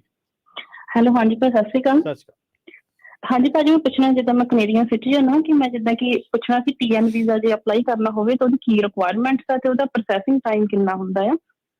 TN ਦੀ ਕੋਈ ਲੋਟਰੀ ਨਹੀਂ ਹੁੰਦੀ। TN ਦਾ ਜਿਹੜਾ ਕੈਨੇਡੀਅਨ ਤੁਸੀਂ ਸਿਟੀਜ਼ਨ ਹੋਣੇ ਚਾਹੀਦੇ ਆ, ਡਿਗਰੀ ਤੁਹਾਡੇ ਕੋਲ ਰੈਲੇਵੈਂਟ ਹੋਣੀ ਚਾਹੀਦੀ ਆ, ਲਿਸਟ ਆਫ ਆਕੂਪੇਸ਼ਨ ਉਹਨਾਂ ਨੇ ਉੱਥੇ ਲਿਖੇ ਆ, ਉਹੀ ਕਿੱਤੇ ਵਾਲੇ ਲੋਕ ਜਿਹੜੇ ਆ ਸਕਦੇ ਆ। ਤੇ ਜਦੋਂ ਤੁਹਾਨੂੰ ਕੰਪਨੀ ਉਹ ਕਰੇ, TN ਦਾ ਤਾਂ ਬੜਾ ਸਟ੍ਰੇਟ ਫਾਰਵਰਡ ਕੰਮ ਆ ਕਿ ਤੁਸੀਂ ਪੈਕੇਜ ਬਣਾ ਕੇ ਆਪਣਾ ਲੈ ਕੇ ਜਾਂਦੇ ਆ ਬਾਰਡਰ ਤੇ, ਤੁਹਾਨੂੰ ਸਿੱਧਾ ਹੀ ਉਹ ਜਿਹੜਾ ਆਣ ਦਿੰਦੇ ਆ, ਉਹਦਾ ਤਾਂ ਕੋਈ ਪ੍ਰੋਸੈਸਿੰਗ ਟਾਈਮ ਵਾਲਾ ਰੌਲਾ ਹੀ ਨਹੀਂ ਹੈਗਾ। ਠੀਕ ਆ ਜੀ। ਜਿੱਦਾਂ ਕਿ ਮੇਰੀ ਕੈਟਾਗਰੀ ਤਾਂ ਭਾਜੀ ਆਉਂਦੀ ਹੈ ਨਾਫਤਾ ਉਹਦੇ ਲਿਸਟ ਵਿੱਚ, ਤੇ ਡਿਗਰੀ ਵੀ ਹੈਗੀ ਮੇਰੇ ਤੋਂ IT ਵਿੱਚ, ਤੇ ਜਾਣੀ ਕਿ ਹੁਣ ਮੈਂ ਜੌਬ ਜਿੱਦਾਂ ਹੋ ਕੇ ਤਾਂ ਅੰਪਲਾਇਰ ਤੋਂ ਸਿਰਫ ਜੌਬ ਲੈਟਰ ਦੀ ਰਿਕੁਆਇਰਮੈਂਟ ਹੁੰਦੀ, ਹੋਰ ਕੁਝ ਨਹੀਂ ਹੁੰਦਾ ਨਾ ਇਹਦੇ ਵਿੱਚ? ਨਹੀਂ, ਇਹਦੇ ਵਿੱਚ ਉਹਨਾਂ ਨੇ ਸੈਲਰੀ ਦੇਣੀ ਹੁੰਦੀ ਆ, ਮਤਲਬ ਲੈਜਿਟ ਜੌਬ ਆ, ਪੇਰੋਲ ਪ੍ਰੋਪਰ ਜਿਹੜਾ ਹੋਣਾ ਚਾਹੀਦਾ, ਤੇ ਹੋਰ ਕੁਝ ਨਹੀਂ ਤਾਂ ਨਹੀਂ। ਮਤਲਬ ਮੇਨ ਤਾਂ ਗੱਲ ਹੀ ਉਹੀ ਹੈ ਕਿ ਕੰਪਨੀ ਨੇ ਸਪਾਂਸਰ ਕਿਹਨੂੰ ਕਰਨਾ ਤੇ ਕਿਹਨੂੰ ਨਹੀਂ ਕਰਨਾ ਹੈ ਨਾ। ਹਾਂਜੀ ਹਾਂਜੀ, ਠੀਕ ਹੈ ਜੀ, ਠੀਕ ਹੈ ਜੀ, ਮਿਹਰਬਾਨੀ ਰਾਜਦੀਪ ਜੀ। ਹਾਂਜੀ ਹਾਂਜੀ, ਥੈਂਕ ਯੂ ਭਾਜੀ। ਕੈਨੇਡਾ ਤੋਂ ਇੱਕ ਜਿਹੜੀ ਚੀਜ਼ ਇਸ ਟਾਈਮ ਅਟਾਰਨੀ ਟੇਲ ਕਹਿਣਾ ਜੀ, ਜਿਹੜੀ ਸਭ ਤੋਂ ਜ਼ਿਆਦਾ ਚੱਲ ਰਹੀ ਆ, ਹਰ ਸਾਲ 80-90 ਹਜ਼ਾਰ ਬੰਦਾ ਛੱਡ ਕੇ ਕੈਨੇਡਾ ਨੂੰ ਜਿਹੜਾ ਜਾ ਰਿਹਾ। ਆਪਾਂ ਦੇਖਦੇ ਹਾਂ ਵੀ ਇੱਥੇ ਬਹੁਤ ਸਾਰੇ ਲੋਕ ਆਉਣਾ ਚਾਹੁੰਦੇ ਆ। ਤੇ ਬਾਕੀ ਜਿਹੜੇ ਕੈਨੇਡੀਅਨ ਦਾ ਇੱਥੇ ਆਪਾਂ ਪਲੱਗ ਕਰ ਦਈਏ, ਦੱਸ ਦਈਏ ਵੀ E2 ਵੀਜ਼ੇ ਬਾਰੇ ਜੇ ਕਿਸੇ ਨੇ ਜਾਣਕਾਰੀ ਲੈਣੀ ਆ, ਕਾਫੀ ਪ੍ਰੋਗਰਾਮ ਅਟਰਨੀ ਟਿਰਕਿਆਣਾ ਹੋਣਾ ਨੇ ਕੀਤੇ ਆ। ਤੁਸੀਂ ਕੰਸਲਟ ਕਰਨਾ ਆ ਉਸ ਬਾਬਤ, ਕਿੱਦਾਂ ਜੇ ਕੈਨੇਡਾ ਵਾਲੇ ਇੱਥੇ ਆਉਣਾ ਚਾਹੁੰਦੇ ਆ ਵੀ ਕਿਸ ਆਧਾਰ ਦੇ ਉੱਤੇ ਕਿਹੜੀ ਇਨਵੈਸਟਮੈਂਟ ਵੀਜ਼ਾ ਉਹਨਾਂ ਦਾ ਹੋ ਸਕਦਾ ਕੈਨੇਡੀਅਨ ਸਿਟੀਜ਼ਨਸ ਦੇ ਲਈ, ਉਹ ਤੁਸੀਂ E2 ਵੀਜ਼ੇ ਵਾਲਾ ਜਿਹੜਾ ਪ੍ਰੋਗਰਾਮ ਆ ਤੁਸੀਂ ਜ਼ਰੂਰ ਪੰਜਾਬੀ ਰੇਡੀਓ USA ਦੇ YouTube ਚੈਨਲ ਦੇ ਉੱਤੇ ਜਾ ਕੇ ਸਰਚ ਕਰਕੇ ਸੁਣ ਸਕਦੇ ਆ। ਅਮਰਜੀਤ ਜੀ, ਹਾਂਜੀ। ਨਾ ਕੈਨੇਡਾ ਦਾ ਹੁਣ ਜਿੱਦਾਂ ਸੀਗਾ, ਮੈਂ ਦੇਖਦਾ ਸੀਗਾ ਡਾਕੂਮੈਂਟਰੀ ਕਿਸੇ ਨੇ ਕਿ ਕੀ ਸੀਗਾ ਆਪਣੇ ਨਾ ਹਰੇਕ ਦੇਸ਼, ਕਿਸੇ ਟਾਈਮ ਤੁਸੀਂ ਦੇਖੋਗੇ UK ਬਹੁਤ ਕਹਿੰਦਾ ਕਹਾਉਂਦਾ ਮੁਲਕ ਸੀਗਾ, ਬੜੇ ਲੋਕੀ ਚਾਅ ਨਾਲ ਜਾਂਦੇ ਸੀਗੇ, ਪੜ੍ਹਨ ਵੀ ਉੱਥੇ ਜਾਂਦੇ ਸੀਗੇ, ਕਿ ਬੈਰਿਸਟਰ ਬਣਨਾ, ਡਿਗਰੀ ਕਰਨੀ, ਆਕਸਫੋਰਡ ਜਿਹੜੀਆਂ ਕੈਂਬਰਿਜ ਇਹਨਾਂ ਦੀਆਂ ਟੌਪ ਦੀਆਂ ਜਿੱਦਾਂ ਵਰਲਡ ਕਲਾਸ ਲੈਵਲ ਦੀਆਂ ਯੂਨੀਵਰਸਿਟੀਆਂ ਹੈਗੀਆਂ, ਅਜੇ ਵੀ ਸੀਗੀਆਂ, ਤੇ ਬਹੁਤ ਸਿੱਕਾ ਜਿਹੜਾ ਇਹਨਾਂ ਦਾ ਚੱਲਦਾ ਹੁੰਦਾ ਸੀਗਾ। ਤੇ ਹੁਣ ਦੇਖ ਲਓ ਕਿ ਲੋਕਾਂ ਨੂੰ ਚਾਅ ਹੀ ਨਹੀਂ ਉੱਥੇ, ਹਨਾ, ਕਿ ਜਾਣ ਜੂਣ ਦਾ UK ਦਾ। ਤਾਂ UK ਨੇ ਹੁਣ ਪੱਕਾ ਹੀ ਬੰਦ ਹੀ ਕਰਤਾ ਕਾਈਂਡ ਆਫ। ਹਾਂਜੀ, ਤੇ ਲੋਕੀ ਬਹੁਤ ਜ਼ਿਆਦਾ ਜਿੱਦਾਂ ਚੱਲ ਗਏ, ਢਾਂਚਾ ਇੰਨਾ ਸੀਗਾ ਨਹੀਂ, ਇਨਫਰਾਸਟ੍ਰਕਚਰ, ਤੇ ਬਾਕੀ ਹੋਰਾਂ ਦੇਸ਼ਾਂ ਤੋਂ ਵੀ ਲੋਕ ਬਹੁਤ ਜਿਹੜੇ ਚੱਲ ਗਏ। ਕੈਨੇਡਾ ਦੀ ਹੁਣ ਏਦਾਂ ਸੀਗੀ, ਜਿੰਨੀ ਕੁ ਸਮਝ ਆਉਂਦੀ ਆ, ਆਪਾਂ ਹੁਣ ਉੱਥੇ ਦੇ ਵਕੀਲ ਤਾਂ ਨਹੀਂ, ਪਰ ਨੈਗੇਟਿਵ ਪੋਪੂਲੇਸ਼ਨ ਕਰਵ ਸੀਗਾ। ਤੇ ਇਹਨਾਂ ਨੂੰ ਪਿਛਲੇ 10 ਕੁ ਸਾਲਾਂ ਤੋਂ ਉਹਨਾਂ ਨੇ ਆਪਣੀ ਜਿਹੜੀ ਵੇਵ ਚਲਾਈ ਸੀਗੀ ਕਿ ਇਮੀਗ੍ਰੇਸ਼ਨ ਦੇ ਸਿਰ ਤੇ ਇਹ ਚੱਲਦੇ ਸੀਗੇ, ਕਿ ਇਮੀਗ੍ਰੈਂਟ ਆਉਂਦੇ ਸੀਗੇ ਤੇ ਘਰ ਲੈਂਦੇ ਸੀਗੇ, ਇਹਨਾਂ ਦੇ ਜੂਬਸ ਇੰਨੀਆਂ ਹੈ ਨਹੀਂ ਗੀਆਂ। ਜਿੱਦਾਂ ਹੁਣ ਮੰਨ ਲਓ ਇੱਥੇ ਸਿਲੀਕਨ ਵੈਲੀ ਆ ਜਾਂ ਨਿਊਯਾਰਕ ਦੇ ਵਿੱਚ ਫਾਈਨੈਂਸ ਦੀਆਂ ਜੌਬਸ ਆ ਨਾ, ਜੌਬਸ ਦੇ ਸਿਰ ਤੇ ਲੋਕੀ ਇੱਥੇ ਆਉਂਦੇ ਆ, ਜਾਂ ਟਰੱਕਿੰਗ ਦਾ। ਤੇ ਉੱਥੇ ਸੀਗਾ ਕਿ ਇੰਡਸਟਰੀ ਇੰਨੀ ਸੀਗੀ ਨਹੀਂ, ਲੋਕੀ ਚੱਲ ਗਏ। ਹੁਣ ਇਹਨਾਂ ਨੇ ਕੀ ਕੀਤਾ ਕਿ ਫੀਸਾਂ ਫੂਸਾਂ ਵੀ ਜਿਹੜਾ ਕਾਫੀ ਲੋਕਾਂ ਤੋਂ ਇਕੱਠੀਆਂ ਕਰਦੇ ਆ, ਇਹਨਾਂ ਦੇ ਹਿਸਾਬ ਨਾਲ ਇਹਨਾਂ ਦੀ ਜਿਹੜੀ ਇਕੋਨਮੀ ਚੱਲਦੀ ਸੀਗੀ। ਰੀਅਲ ਐਸਟੇਟ ਦੇ ਵਿੱਚ ਲੋਕੀ ਪੈਂਦੇ ਸੀਗੇ, ਕਾਰੋਬਾਰ ਆਪਣੇ ਚਲਾਉਂਦੇ ਸੀਗੇ, ਕਿ ਉਹਨਾਂ ਦਾ ਫਾਰਮੂਲਾ ਸੀਗਾ ਕਿ ਇਮੀਗ੍ਰੈਂਟ ਬੁਲਾ ਲਓ, ਕਿ ਇਮੀਗ੍ਰੈਂਟਾਂ ਨੇ ਇਹਨਾਂ ਦਾ ਇਕੋਨਮੀ ਟੈਂਪਰੇਰੀ ਜੀ ਤੋਰੀ ਜਾਣੀ ਆ। 10 ਕੁ ਸਾਲ ਇਹ ਹਾਰਡ ਵਰਕ ਕਰਦੇ ਆ, ਕਿਉਂਕਿ ਉਹਨਾਂ ਦੀ ਰਿਟਾਇਰਿੰਗ ਏਜਿੰਗ ਪੋਪੂਲੇਸ਼ਨ ਸੀਗੀ, ਨੈਗੇਟਿਵ ਕਰਵ ਸੀਗਾ। ਤੇ ਉਹਨਾਂ ਦੀਆਂ ਬਿਲਡਿੰਗ ਜਿਹੜੇ ਇਨਫਰਾਸਟ੍ਰਕਚਰ ਆ ਉਹਨੂੰ ਰੈਂਟ ਰੁੰਟ ਲੋਕੀ ਦਿੰਦੇ ਆ, ਜੋ ਵੀ ਹਨਾ ਚੱਲਦਾ। ਤਾਂ ਉਸ ਹਿਸਾਬ ਨਾਲ ਇਹਨਾਂ ਨੇ ਆਪਣੀ ਇਕਨੋਮਿਕ ਪਲੈਨਿੰਗ ਜਿਹੜੀ ਕੀਤੀ ਸੀਗੀ। ਹੁਣ ਜਿਹੜੇ ਆਹ ਦੇਸ਼ ਆ, ਆਸਟ੍ਰੇਲੀਆ ਵੀ ਆ ਈਵਨ, ਉਹਨਾਂ ਨੇ ਆਪਣਾ ਕਿ ਲੋਕੀ ਲੌਂਗ ਟਰਮ ਜਿਹੜਾ ਸਟੂਡੈਂਟ ਵੀਜ਼ਾ ਨਹੀਂ ਉੱਥੇ ਕਰ ਸਕਦੇ। ਤੇ ਉਹ ਵਾਲਾ ਜਿਹੜਾ ਗੇਟ ਜਦੋਂ ਉਹਨਾਂ ਨੇ ਬੰਦ ਕਰਨਾ ਸ਼ੁਰੂ ਕਰ ਦਿੱਤਾ, ਕਿ ਹੁਣ ਡਿਊਰੇਸ਼ਨ ਘਟਾ ਦਿੱਤੀ ਸਟੂਡੈਂਟ ਦੀ, ਕਿ ਅੱਗੇ ਐਕਸਟੈਂਡ ਨਹੀਂ ਹੋ ਸਕਦਾ। ਤੇ ਕੈਨੇਡਾ ਦੇ ਵਿੱਚੋਂ ਦੀ ਲੋਕੀ ਬਹੁਤ ਜ਼ਿਆਦਾ ਜਿਹੜੇ ਆ ਬੇਰੁਜ਼ਗਾਰੀ ਕਰਕੇ ਵੀ ਅਮਰੀਕਾ ਨੂੰ ਬਾਰਡਰ ਟੱਪ ਕੇ ਜਿਹੜੇ ਆਉਂਦੇ ਆ, ਕਿ ਉਹਨਾਂ ਨੂੰ ਜੇ ਤੁਸੀਂ ਕਹੋਗੇ ਕਿ ਕੈਨੇਡਾ ਅਸਾਈਲਮ ਫਾਈਲ ਕਰਨਾ ਜ਼ਰੂਰੀ ਆ, ਡਿਨਾਈ ਹੋਣਾ ਜ਼ਰੂਰੀ ਆ, ਤੇ ਉਹ ਕਹਿੰਦੇ ਹੈ ਹੀ ਨਹੀਂ ਕੁਛ ਇੱਥੇ, ਨਹੀਂ ਮਤਲਬ ਕੁਛ ਹੈਗਾ। ਤੇ ਹੋਮਲੈਸ ਵੀ ਜਿਹੜੇ ਕਈ ਰਿਪੋਰਟਾਂ ਆਈਆਂ ਕਿ ਸਟੂਡੈਂਟ ਵਿਚਾਰੇ ਆਪਣੇ ਹੋਮਲੈਸ ਟੈਂਟਾਂ ਦੇ ਵਿੱਚ ਸੁੱਤੇ ਪਏ ਆ, ਹਨਾ, ਤੇ ਅੱਗੋਂ ਹੋਰ ਬੜੇ ਉਹਨਾਂ ਦੇ ਹਾਊਸਿੰਗ ਦਾ ਕ੍ਰਾਈਸਿਸ ਜਿਹੜਾ ਬਹੁਤ ਜ਼ਿਆਦਾ ਆਪਣਾ ਹੈਗਾ। ਤੇ ਹੋਰ ਚਲੋ ਕਈ ਚੀਜ਼ਾਂ ਜਿੰਨੀਆਂ ਕਹਿ ਲਓ ਉਨੀਆਂ ਘੱਟ ਆ, ਕਿ ਪ੍ਰੋਬਲਮ ਹੁਣ ਉਸ ਦੇਸ਼ ਦੇ ਵਿੱਚ ਆ ਰਹੀ ਆ ਕਿ ਕਨਸੈਂਟਰੇਸ਼ਨ ਦੇ ਕਰਕੇ। ਤੇ ਸਾਡਾ ਕੰਮ ਜਿਹੜਾ ਹੈਗਾ ਅਮਰੀਕਨ ਇਨਬਾਉਂਡ ਇਮੀਗ੍ਰੇਸ਼ਨ ਸਿਰਫ ਹੈਗਾ ਇੱਥੋਂ ਬੈਠੇ ਹੁਣ, ਕਿ ਕੈਨੇਡਾ ਵੱਲੋਂ ਕਿੰਨੇ ਲੋਕ ਹੁਣ ਕਾਲ ਕੰਸਲਟੇਸ਼ਨ ਜਿਹੜੀ ਕਰਦੇ ਆ, ਹੈਰਾਨੀ ਵੀ ਕਈ ਵਾਰੀ ਜਿੱਦਾਂ ਹੁੰਦੀ ਆ, ਹਨਾ, $250 ਖਰਚ ਕੇ ਆਪਣਾ। ਉਹ ਤਾਂ ਆਪਸ਼ਨ ਹੈ ਨਹੀਂ ਕਿ ਲੌਂਗ ਟਰਮ ਇੱਥੇ ਅਮਰੀਕਾ ਦੇ ਵਿੱਚ ਉਦਾਂ ਦੀ। ਤੇ ਕੈਨੇਡਾ ਵਾਲੇ ਜਿਹੜੇ ਜਾਣ ਵਾਲੇ ਆ ਨਾ, ਉਹ ਆਪਣੀ ਇੱਕ ਵਾਰੀ ਨਾ ਵੇਖ ਕੇ ਸੋਚ ਕੇ ਫੇਰ ਜਾਇਓ। ਤੇ ਉੱਥੇ ਜਿਹੜਾ ਜਿੱਦਾਂ ਦੇ ਹੁਣ ਹਾਲਾਤ ਆ, ਲੋਕੀ ਦੱਸਦੇ ਆ ਆਪਾਂ ਨੂੰ ਕਿ ਅਮਰੀਕਾ ਨੂੰ ਜੇ ਕਾਲਿਆ ਇਹ ਹੈ ਕਿ ਰੁਕ ਕੇ 4 ਘੰਟੇ ਫਿਰ ਰੁਕ ਕੇ ਜੇ ਅਮਰੀਕਾ ਨਾਲ ਸਟੂਡੈਂਟ ਤਾਂ ਫਿਰ ਸਿੱਧੇ ਇੱਥੇ ਆਓ, ਹਨਾ। ਕੈਨੇਡਾ 'ਚ ਤੁਸੀਂ ਪੈਸੇ ਵੀ ਦੇ ਦਿੰਦੇ ਆਪਣੇ, ਤੁਹਾਨੂੰ ਦੇਸ਼ ਹੱਥ ਪੱਲਾ ਨਹੀਂ ਕੋਈ ਤੁਹਾਡਾ ਫੜਾ ਰਿਹਾ, ਫਿਰ ਤਾਂ ਅਮਰੀਕਾ ਵਧੀਆ ਉਹਨਾਂ ਨਾਲੋਂ, ਕਿ ਚੱਲ ਇਕੋਨਮੀ ਤਾਂ ਇੱਥੇ ਅੱਜ ਦੀ ਡੇਟ 'ਚ ਸਟਰੋਂਗ ਹੈ ਨਾ, ਜਿਹਦੇ ਕਰਕੇ ਲੋਕੀ ਆਉਂਦੇ ਆ। ਤੇ ਆਹ ਚੀਜ਼ ਆਪਣੀ ਜਿਹੜੀ ਵੇਖ ਕੇ ਜਿਹੜਾ ਕੈਲਕੂਲੇਸ਼ਨ ਕਰੋ, ਤੇ ਉੱਥੇ ਕਾਫੀ ਮਾੜੇ ਹਾਲ ਆ, ਜਿੰਨੀ ਕਿ ਹੁਣ ਕਲਾਇੰਟਾਂ ਤੋਂ ਸੁਣ ਕੇ ਗੱਲ ਲੱਗਦੀ ਹੈ ਪਤਾ। ਬਿਲਕੁਲ ਜੀ। ਅਮਰਜੀਤ ਜੀ, ਹਾਂਜੀ, ਸਤਿ ਸ਼੍ਰੀ ਅਕਾਲ ਭਾਜੀ। ਸਤਿ ਸ਼੍ਰੀ ਅਕਾਲ। ਹਾਂਜੀ ਭਾਜੀ, ਮੇਰਾ ਕੁਐਸਚਨ ਸੀਗਾ ਜੀ, ਮੇਰਾ 2007 ਦੇ ਵਿੱਚ ਅਸਾਈਲਮ ਗ੍ਰਾਂਟ ਹੋਇਆ ਸੀਗਾ ਜੀ। ਤੇ ਮੇਰਾ ਗ੍ਰੀਨ ਕਾਰਡ ਡਿਨਾਈਡ ਕਰ ਦਿੱਤਾ ਉਹਨਾਂ ਨੇ, ਟੈਰਰਿਸਟ ਬਾਰ ਲਾਤੀ। ਮੇਰੇ ਸੇਖੋਂ ਵਕੀਲ ਸੀਗੇ, ਸ਼ਾਇਦ ਤੁਹਾਨੂੰ ਪਤਾ ਹੋਣਾ। ਬਿਲਕੁਲ ਜੀ। ਹਾਂਜੀ, ਉਹਨਾਂ ਟੈਰਰਿਸਟ ਬਾਰ ਲਾਤੀ ਤੇ ਗ੍ਰੀਨ ਕਾਰਡ ਡਿਨਾਈਡ ਕਰਤਾ ਮੇਰਾ ਜੀ। ਤੇ ਟੈਰਰਿਸਟ ਬਾਰ ਲਾਈ ਕਿਉਂ ਸੀਗੀ? ਕਿ ਕਿਸੇ ਆਰਗੇਨਾਈਜੇਸ਼ਨ ਨਾਲ ਮੈਂਬਰਸ਼ਿਪ ਰੱਖਦੇ ਹੈਗੇ ਜਿਹਦੇ ਕਰਕੇ ਉਹਨਾਂ ਨੇ ਟੈਰਰਿਸਟ ਬਾਰ ਲਾਈ ਹੈ? ਕਿਉਂਕਿ ਮੇਰੇ ਦਾਦਾ ਜੀ ਸੀਗੇ ਤੇ ਮੈਂ ਜਿੱਦਾਂ ਵੀ ਸਿੰਘਾਂ ਨੂੰ ਰੋਟੀ ਪਾਣੀ ਖਵਾਇਆ ਸੀਗਾ, ਉਹਦਾ ਕਾਰਨ। ਠੀਕ ਹੈ। ਇਹਦੇ ਉੱਤੇ ਸਾਡਾ ਇੱਕ ਕੇਸ ਚੱਲਦਾ ਪਿਆ ਵਾ BIA ਦੇ ਵਿੱਚ। ਉਹਦੇ ਵਿੱਚ ਜਿਹੜੀ ਸੀਗੀ ਆਪਾਂ ਰਿਡਿਊਸ ਕੀਤਾ ਹੈਗਾ ਕਿ ਉਹਨੇ ਦਾਲ ਤੇ ਚਾਵਲ ਖਿਲਾਏ ਸੀਗੇ, ਉਹਦੀ ਕਾਸਟ ਜੇ ਉਹਨਾਂ ਟਾਈਮਾਂ ਦੇ ਵਿੱਚ US ਦੇ ਵਿੱਚ ਦੇਖੀ ਜਾਵੇ ਤਾਂ ਡਾਲਰ ਤੋਂ ਘੱਟ ਜਿਹੜੀ ਪੈਂਦੀ ਸੀਗੀ, ਕੁਝ ਸੈਂਟਾਂ ਦਾ ਹੀ ਜਿਹੜਾ ਹਿਸਾਬ ਕਿਤਾਬ ਸੀਗਾ। ਤੇ ਉਹ ਟੈਰਰਿਸਟ ਬਾਰ ਦੇ ਉੱਤੇ ਸਾਡਾ ਇੱਕ ਕੇਸ ਆਣਾ ਵਾ, ਤੇ ਉਹ ਪ੍ਰੋਸੀਕਿਊਟਰ ਬਾਰ ਨੂੰ ਜਾਂ ਟੈਰਰਿਸਟ ਬਾਰ ਜਿਹੜੀ ਵੀ ਕਹਿ ਲਓ, ਹਾਂਜੀ ਆਪਾਂ ਕਾਫੀ ਚਿਰ ਤੋਂ ਹੀ ਉਹਦੀ ਵੇਟ ਕਰ ਰਹੇ ਹਾਂ ਕਿ ਕੀ ਉਹ ਵਾਲੇ ਕੇਸ ਦਾ ਹੁੰਦਾ ਵਾ। ਜਦੋਂ ਉਹ ਕੇਸ ਜੇ ਆਪਾਂ ਜਿੱਤਦੇ ਆ ਜਾਂ ਹਾਰਦੇ ਆ, ਜੋ ਵੀ ਉਹਦਾ ਰਹਿੰਦਾ ਵਾ, ਤੇ ਕਾਫੀ ਲੈਂਡਮਾਰਕ ਕੇਸ ਜਿਹੜਾ ਹੋਊਗਾ। ਅੱਜ ਮੈਂ ਤੁਹਾਨੂੰ ਕੁਛ ਨਹੀਂ ਕਹਿ ਸਕਦਾ, ਟੈਰਰਿਸਟ ਬਾਰ ਪੱਕੀ ਬਾਰ ਆ, ਪੀਲਾਂ ਪੁੱਲਾਂ ਜੇ ਤੁਹਾਡੀਆਂ। ਤੇ ਦੂਜਾ ਜਿਹੜੇ ਵਕੀਲ ਸਾਹਿਬ ਇਹਨਾਂ ਦੇ ਕੇਸ ਵੀ ਰੈਕਰਡ ਜਿਹੜੇ ਪੁਰਾਣੇ ਨਾ ਸੀਲ ਕਰਤੇ ਉਹਨਾਂ ਨੇ, ਕਾਲੇ ਕਰਤੇ। ਤੁਸੀਂ ਪਹਿਲਾਂ ਕਢਾਓ, ਕੁਛ ਨਿਕਲਦਾ ਨਹੀਂ, ਕਿਉਂਕਿ ਕਈ ਕੇਸ ਇਹ ਫੜੇ ਗਏ ਸੀਗੇ ਨਾ ਕਿ ਇੰਡਾਇਟਮੈਂਟ ਲੱਗੀ ਸੀਗੀ ਤੇ ਇਹਨਾਂ ਦੀ ਜਜਮੈਂਟ ਜਿਹੜੀ ਉਹਦੇ ਉੱਤੇ ਪਈ ਹੋਈ ਆ ਇੰਟਰਨੈਟ ਦੇ ਉੱਤੇ। ਤੇ ਸਟਾਫ ਸਟੂਫ ਵੀ ਜਿੱਦਾਂ ਕਾਫੀ ਪੁਰਾਣੇ ਜਿਹੜੇ ਅਪਰੂਵ ਕੇਸ ਵੀ ਸੀਗੇ ਉਹ ਵੀ ਖੋਲਤੇ ਸੀਗੇ ਸਾਰਿਆਂ ਦੇ। ਤੇ ਇਹਨਾਂ ਦੇ ਕੇਸ ਜਿਹੜੇ ਹੁਣ ਤੱਕ ਵੀ ਆਪਣੇ ਆਫਿਸ ਜਿਹੜੇ ਕੇਸ ਪਾਸ ਹੋਏ ਸੀਗੇ ਉਹ ਵੀ ਖੋਲ ਕੇ ਜਿਹੜੇ ਉਹ ਆ। ਤੇ ਤੁਸੀਂ ਇਹ ਜਿਹੜੇ ਸ਼ਿਕੰਜੇ ਦੇ ਵਿੱਚ ਰਹਿਣੇ ਹੀ ਆ, ਜਿਹੜੀ ਤੁਸੀਂ ਫਰਮ ਦਾ ਨਾਮ ਦੱਸਦੇ ਆ। ਤੇ ਇਦਾਂ ਸੀ ਭਾਜੀ, ਮੇਰਾ ਤਾਂ ਪਹਿਲਾਂ ਸਟਾਰਟਿੰਗ ਦੇ ਵਿੱਚ ਇਹ ਵਕੀਲ ਸੀ, ਉਸ ਤੋਂ ਬਾਅਦ ਮੈਂ ਧਾਲੀਵਾਲ ਕਰ ਲਿਆ ਸੀ, ਜਿਹਦਾ ਧਾਲੀਵਾਲ ਉਹਨਾਂ ਨੇ ਗ੍ਰਾਂਟ ਕਰਾਇਆ ਸੀ ਮੇਰਾ ਕੇਸ। ਵੈਸੇ ਹਾਲਾਂਕਿ ਸਟਾਰਟਿੰਗ ਇਹ ਸੀਗੇ ਪਹਿਲਾਂ ਮੇਰੇ ਜੀ। ਤੇ ਪਰ ਰਹਿਣੀ ਹੈ। ਅੱਛਾ, ਕੋਈ ਆਪਸ਼ਨ ਹੈਗੀ ਹੈ ਮੇਰੇ ਕੋਲ? ਜਿੱਦਾਂ ਦੱਸ ਰਹੇ ਆ ਨਾ ਵੀ ਵੀਰ ਜੀ ਵੀ ਉਹ ਕੇਸ ਚੱਲ ਰਿਹਾ ਆ ਇੱਕ, ਉਹਦੀ ਹੁਣ ਜਦੋਂ ਫੈਸਲਾ ਆਊਗਾ ਉਹ ਫਿਰ ਉਸ ਤੋਂ ਬਾਅਦ ਹੀ ਪਤਾ ਲੱਗ ਸਕੂਗਾ ਵੀ ਅਜੇ ਕੀ ਆ। ਇਹ ਜਿਹੜੀ ਬਾਰ ਆ ਇਹ ਦੇਖਣਾ, ਉਹਨਾਂ ਨੇ ਇਹ ਦੇਖਣਾ ਕਿ ਇਹ ਮਟੀਰੀਅਲ ਅਸਿਸਟੈਂਸ ਸੀਗਾ ਕਿ ਨਹੀਂ ਸੀਗਾ। ਉਹਨਾਂ ਨੇ ਕਿਹਾ ਅਜੇ ਤੱਕ ਉਹਨਾਂ ਦੀ ਜ਼ੀਰੋ ਟੋਲਰੈਂਸ ਪਾਲਿਸੀ ਸੀਗੀ, ਕੁਛ ਵੀ ਕੀਤਾ, ਪਾਣੀ ਵੀ ਪਿਲਾਇਆ, ਉਹ ਵੀ ਮਟੀਰੀਅਲ ਅਸਿਸਟੈਂਸ ਆ, ਨੋ ਟੋਲਰੈਂਸ ਪਾਲਿਸੀ ਸੀਗੀ।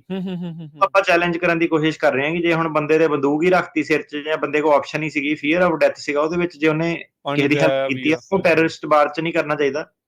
ਸੋ ਫੈਸਲਾ ਕਾਫੀ ਵੱਡਾ ਹੋਣਾ, ਕਿਉਂਕਿ ਅਮਰੀਕਾ ਦੇ ਵਿੱਚ ਤੁਹਾਨੂੰ ਪਤਾ ਹੀ ਆ ਇਹਨਾਂ ਦੀ ਜ਼ੀਰੋ ਟੋਲਰੈਂਸ ਸਰਕਟ ਚੱਲ ਰਿਹਾ ਹੈ ਅਟਾਰਨੀ ਕਹਿਣਾ ਜੀ, ਜਾਂ ਕਿੱਥੇ ਬੋਰਡ ਆਫ ਇਮੀਗ੍ਰੇਸ਼ਨ ਦੇ ਮੋਰੇ ਜਿਹੜਾ ਚੱਲ ਰਿਹਾ। ਜਦੋਂ ਉਹ ਕੇਸ ਚੱਲੂਗਾ ਨਾ ਤਾਂ ਜਿਹਨਾਂ ਤੇ ਲੱਗਦੀ ਸੀਗੀ, ਜੇ ਤਾਂ ਫੇਵਰੇਬਲ ਜੱਜਮੈਂਟ ਆਉਂਦੀ ਆ, ਫਿਰ ਆਪਾਂ ਮੋਸ਼ਨ ਟੂ ਰੀਓਪਨ ਵਗੈਰਾ ਕਰਕੇ ਆਪਾਂ ਉਹਨੂੰ ਓਪਨ ਕਰ ਸਕਦੇ ਹਾਂ, ਹਨਾ। ਠੀਕ ਹੈ, ਠੀਕ। ਸੋ ਅਮਰਜੀਤ ਜੀ, ਹਾਲ ਦੀ ਘੜੀ ਇੰਤਜ਼ਾਰ ਹੀ ਕਰਨਾ ਪਊਗਾ। ਬਾਰ ਟੁੱਟਣ ਦਾ ਅਜੇ ਤੱਕ ਕੋਈ ਹੋਰ ਹੈ ਨਹੀਂ ਆ ਵੀ ਕੋਈ ਤਰੀਕਾ ਜਿਹੜਾ ਇਸਦਾ ਜਿਹੜਾ ਉਹ ਹੋਵੇ। ਨਵਜੋਤ ਜੀ, ਸਤਿ ਸ਼੍ਰੀ ਅਕਾਲ ਭਾਈ। ਸਤਿ ਸ਼੍ਰੀ ਅਕਾਲ ਭਾਜੀ, ਮੇਰਾ ਕੁਐਸਚਨ ਸੀਗਾ ਕਿ ਜੱਜ ਭਾਈ ਸਟਾਰ ਸਟੇਡੀਅਮ ਰਿਵਿਊ ਭਾਈ ਕਿੱਦਾਂ ਦੇ ਨੇ? ਸ਼ਾਦੀ ਸਟਾਰ। ਹੈਲੋ, ਹਾਂਜੀ ਹਾਂਜੀ, ਸ਼ਾਦੀ ਸਟਾਰ ਜੱਜ ਦੀ ਗੱਲ ਕਰਦੇ? ਸ਼ਾਦੀ ਸਟਾਰ ਕਿਹੜਾ? Star stadium. ਹਾਂਜੀ, ਬਹੁਤ ਵਧੀਆ ਜੱਜ ਜੀ।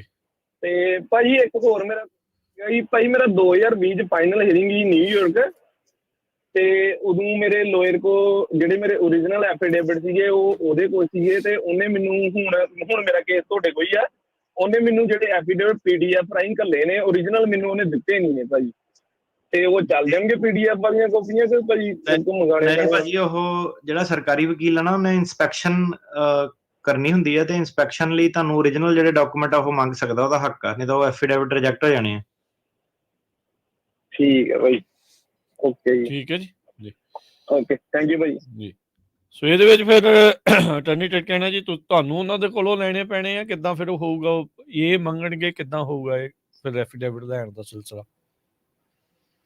ਇਹਨੂੰ ਤਾਂ ਪਤਾ ਨਹੀਂ ਹੁਣ ਕਿਉਂ ਨਹੀਂ ਦੇ ਰਿਹਾ ਜਾਂ ਕਿੱਦਾਂ ਵਾ, ਨਵੇਂ ਐਫੀਡੇਵਿਟ ਬਣਾ ਲਓ ਫਿਰ। ਠੀਕ ਹੈ, ਠੀਕ ਹੈ। ਹਰਪ੍ਰੀਤ, ਹੈਲੋ ਭਾਜੀ, ਸਤਿ ਸ਼੍ਰੀ ਅਕਾਲ। ਸਤਿ ਸ਼੍ਰੀ ਅਕਾਲ। ਸਤਿ ਸ਼੍ਰੀ ਅਕਾਲ ਭਾਜੀ। ਮੈਂ ਨਾ ਆਪਣੇ ਮੇਰੇ ਡੈਡ ਇੰਡੀਆ ਨੇ, ਤੇ ਮੈਂ ਉਹਨਾਂ ਦਾ ਅਪਲਾਈ ਕਰਨਾ ਜਿੱਦਾਂ I-130, ਤੇ ਮੇਰੇ ਡੈਡ ਨਾ ਪਹਿਲੇ 1998 ਵਿੱਚ ਲਾਈਕ B2 ਵੀਜ਼ੇ ਤੇ ਆਏ ਸੀ, ਤੇ 2013 ਦੇ ਵਿੱਚ ਵਾਪਸ ਚਲੇ ਗਏ ਨੇ। ਮੈਂ ਕੁਐਸਚਨ ਆ ਪੁੱਛਣਾ ਹੈ ਕਿ ਸਾਨੂੰ ਵੇਵਰ ਫਾਈਲ ਕਰਨ ਦੀ ਲੋੜ ਹੈ ਕਿ ਅਸੀਂ ਸਿੱਧੀ ਪਟੀਸ਼ਨ ਫਾਈਲ ਕਰ ਸਕਦੇ ਹਾਂ ਉਹਨਾਂ ਦੀ? ਕੁਛ ਉਹਨਾਂ ਨੇ ਫਾਈਲ ਵੀ ਕੀਤਾ ਸੀ ਕਿ ਬਸ ਰਹਿ ਕੇ ਚਲ ਗਏ ਸੀਗੇ? ਨਹੀਂ, ਉਹਨਾਂ ਨੇ ਇੱਕ ਵਿਆਹ ਕਰਾਇਆ ਸੀ ਤੇ ਡਿਵੋਰਸ ਲੈ ਲਿਆ ਸੀ, ਤੇ ਉਸ ਤੋਂ ਬਾਅਦ ਬਸ ਉਹ ਲਾਈਕ ਇੰਡੀਆ ਵੀ ਗਏ ਨੇ, ਓਵਰਸਟੇ ਕੀਤਾ ਹੀ ਵੀਜ਼ਾ ਆਪਣਾ ਇੱਥੇ। ਕੁਝ ਫਾਈਲ ਕੀਤਾ ਸੀਗਾ ਕਿ ਨਹੀਂ ਕੀਤਾ ਸੀਗਾ? ਮੈਂ ਗ੍ਰੀਨ ਕਾਰਡ ਵਗੈਰਾ ਕੁਝ ਕੀਤਾ ਸੀ? ਹਾਂਜੀ, ਕੀਤਾ ਸੀ ਯਸ। ਉਹ ਜਿਹੜਾ ਤੁਹਾਡਾ ਉਹਨਾਂ ਦਾ ਉਹ ਪਹਿਲਾ ਵਿਆਹ ਸੀਗਾ ਕਿ ਉਹਨਾਂ ਦਾ ਦੂਜਾ ਵਿਆਹ ਸੀਗਾ? ਉਹ ਇੱਕ ਤੇ ਇੰਡੀਆ ਹੋਇਆ ਸੀ ਨਾ, ਤੇ ਇੱਕ ਇੱਥੇ ਆ ਕੇ ਦੂਜਾ ਸੀ। ਹਾਂਜੀ, ਜਿਹੜਾ ਇੰਡੀਆ ਵਾਲਾ ਸੀਗਾ ਉਹਦਾ ਡਿਵੋਰਸ ਕਰਾ ਲਿਆ ਸੀਗਾ ਉਹਨਾਂ ਨੇ?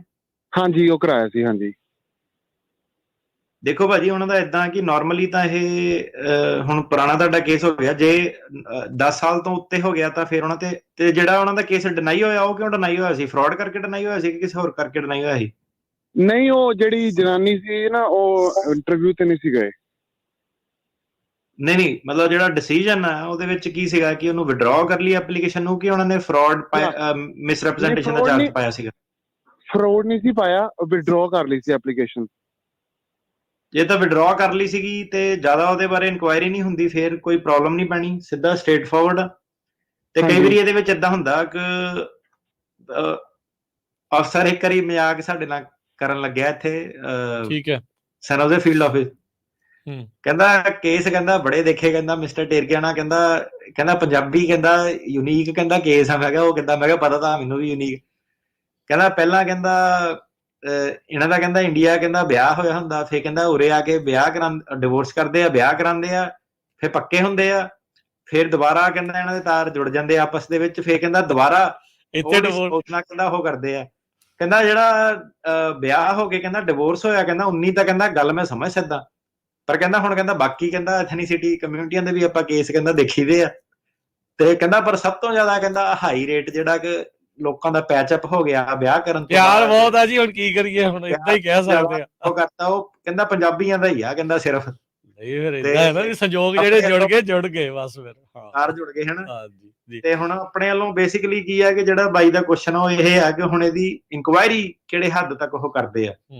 ਜੇ ਉਹਨਾਂ ਨੇ ਇੱਥੇ ਠੱਪਾ ਲਾਤਾ ਕਿ ਪਹਿਲਾਂ ਮਿਸਰੈਪਰੈਜ਼ੈਂਟੇਸ਼ਨ ਕੀਤੀ ਸੀ, ਇਹਦੇ ਵਿੱਚ ਹੁਣ ਇਨਕੁਆਇਰੀ ਕਈ ਵਾਰੀ ਕਰਨ ਤੇ ਆਉਂਦੇ ਆ ਨਾ, ਉਹ ਜਿਹੜਾ ਬੰਦਾ ਹੁੰਦਾ ਉਹ ਕੋ ਜਾ ਕੇ ਪੁੱਛਦੇ ਆ ਕਿ ਕਿੱਦਾਂ ਸੀਗਾ, ਕੀ ਸੀਗਾ, ਉਹਨੂੰ ਵਿਟਨੈਸ ਬਣਾ ਲੈਂਦੇ ਆ। ਏਦਾਂ ਦੀਆਂ ਚੀਜ਼ਾਂ ਕਈ ਵਾਰੀ ਹੁੰਦੀਆਂ। ਤੇ ਜੇ ਤਾਂ ਉਹ ਇਨਕੁਆਇਰੀ ਲਾਈਨ ਹੁੰਦੀ ਆ ਫਿਰ ਤਾਂ ਨਹੀਂ, ਕਿਉਂਕਿ ਦੇਖੋ ਉਹਨਾਂ ਨੇ ਜਿਹੜਾ 130 ਵਾਲਾ ਫਾਰਮ ਹੁੰਦਾ ਨਾ, ਉਹਦੇ ਵਿੱਚ ਸੀਗਾ ਸਾਰੇ ਸਪਾਊਸਾਂ ਦੇ ਤੁਹਾਨੂੰ ਨਾਂ ਜਿਹੜੇ ਪਾਣੇ ਪੈਂਦੇ ਆ।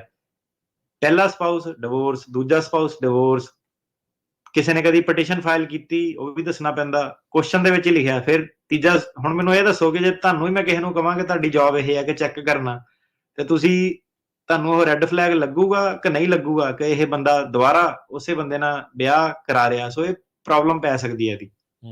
ਠੀਕ ਹੈ ਜੀ। ਅਗਲੇ ਕਾਲਰ ਦਵਿੰਦਰ। ਹਾਂਜੀ ਭਾਜੀ, ਸਤਿ ਸ਼੍ਰੀ ਅਕਾਲ ਜੀ। ਸਤਿ ਸ਼੍ਰੀ ਅਕਾਲ ਭਾਜੀ, ਮੇਰਾ ਕੁਐਸਚਨ ਇਹ ਸੀਗਾ ਜੀ, ਜਿੱਦਾਂ ਨਾ ਮੇਰਾ 2 ਮਹੀਨੇ ਕੇਸ ਪਹਿਲਾਂ ਡਿਸਮਿਸ ਹੋਇਆ ਸੀਗਾ ਜੀ, ਸੋ ਮੈਂ ਦੁਬਾਰਾ ਕੇਸ ਲਾਤਾ ਸੀਗਾ, ਤੇ ਮੈਨੂੰ ਨਾ 2 ਦਿਨ ਪਹਿਲਾਂ ਜੀ ਮਿਲੀ ਆ ਰਿਸੀਵਿੰਗ ਲੈਟਰ, ਰਿਸੀਵ ਕਰ ਲਿਆ ਉਹਨਾਂ ਨੇ। ਤੇ ਭਾਜੀ ਉਹਨਾਂ ਨੇ ਜਿਹੜਾ ਰਿਸੀਵਡ ਡੇਟ ਆ ਉਹਦੇ ਵਿੱਚ 2019 ਪਾਈ ਆ, ਜਦੋਂ ਮੈਂ ਪਹਿਲੀ ਵਾਰੀ ਲਾਇਆ ਸੀ ਕੇਸ। ਤੇ ਮੈਂ ਪੁੱਛਣਾ ਹੀ, ਮੈਂ ਵਰਕ ਪਰਮਿਟ ਅਪਲਾਈ ਕਰ ਸਕਦਾ ਜੀ ਜਾਂ ਨਹੀਂ? ਹੁਣ ਮੈਨੂੰ ਭਾਜੀ ਤੁਸੀਂ ਆਏ ਕਿੱਦਾਂ ਸੀਗੇ?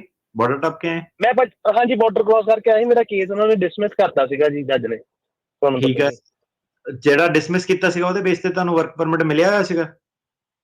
ਨਹੀਂ ਭਾਜੀ, ਹਜੇ ਡਿਸਮਿਸ ਮੇਰਾ 2 ਮਹੀਨੇ ਪਹਿਲਾਂ ਹੋਇਆ ਜੀ।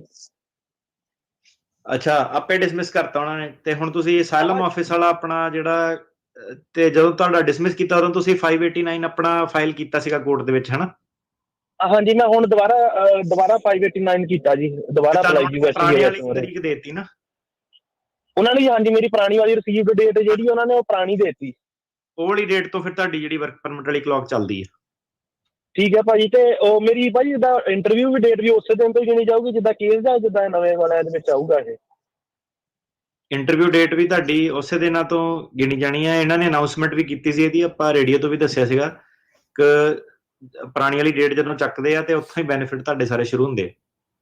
ਠੀਕ ਹੈ ਭਾਜੀ। ਤੇ ਮੈਨੂੰ ਵਰਕ ਪਰਮਿਟ ਜਿਹੜਾ ਉਹ ਨਵੇਂ ਸਿਰੋਂ ਕਰਨਾ ਪੈਣਾ ਨਾ ਅਪਲਾਈ ਵੀ, ਰੀਨਿਊ ਨਹੀਂ, ਉਹ ਨਿਊ ਐਪਲੀਕੇਸ਼ਨ ਵੱਲੋਂ ਕਰਨਾ ਪੈਣਾ ਨਾ, ਕਿਉਂਕਿ ਉਹ ਪਹਿਲੀ ਵਾਰੀ ਕਰਨਾ ਹੀ। ਭਾਜੀ ਆਪਣਾ ਜਿਹੜਾ ਪੀਡੀਏ ਨਾ ਪਹਿਲੇ ਵਾਲਾ ਵੀ ਰੀਨਿਊ ਜਿਹੜਾ ਹੋ ਜਾਂਦਾ ਵਾ, ਤੇ ਵਰਕ ਪਰਮਿਟ ਦਾ ਕੋਈ ਨਹੀਂ, ਹਨਾ? ਓਕੇ ਜੀ, $400-500 ਦਾ ਖਰਚਾ ਤੇ 5 ਸਾਲ ਦਾ ਅੱਜ ਕੱਲ ਦਿੰਦੇ ਆ। ਇੱਥੇ ਨਾ ਨਹੀਂ ਤੁਸੀਂ ਟੈਨਸ਼ਨ ਲਓ, ਤੁਸੀਂ ਨਵੇਂ ਵਾਲੇ ਦਾ ਤੀਰ ਛੱਡੋ ਜਿਹੜਾ। ਠੀਕ ਹੈ ਜੀ, ਨਵੇਂ ਵਾਲਾ ਕਰਾਵਾਂ। ਠੀਕ ਹੈ ਭਾਜੀ, ਮਿਹਰਬਾਨੀ। ਠੀਕ ਹੈ, ਥੈਂਕ ਯੂ ਭਾਜੀ, ਬਹੁਤ ਬਹੁਤ ਥੈਂਕ ਯੂ। ਰਾਜ, ਸਤਿ ਸ਼੍ਰੀ ਅਕਾਲ।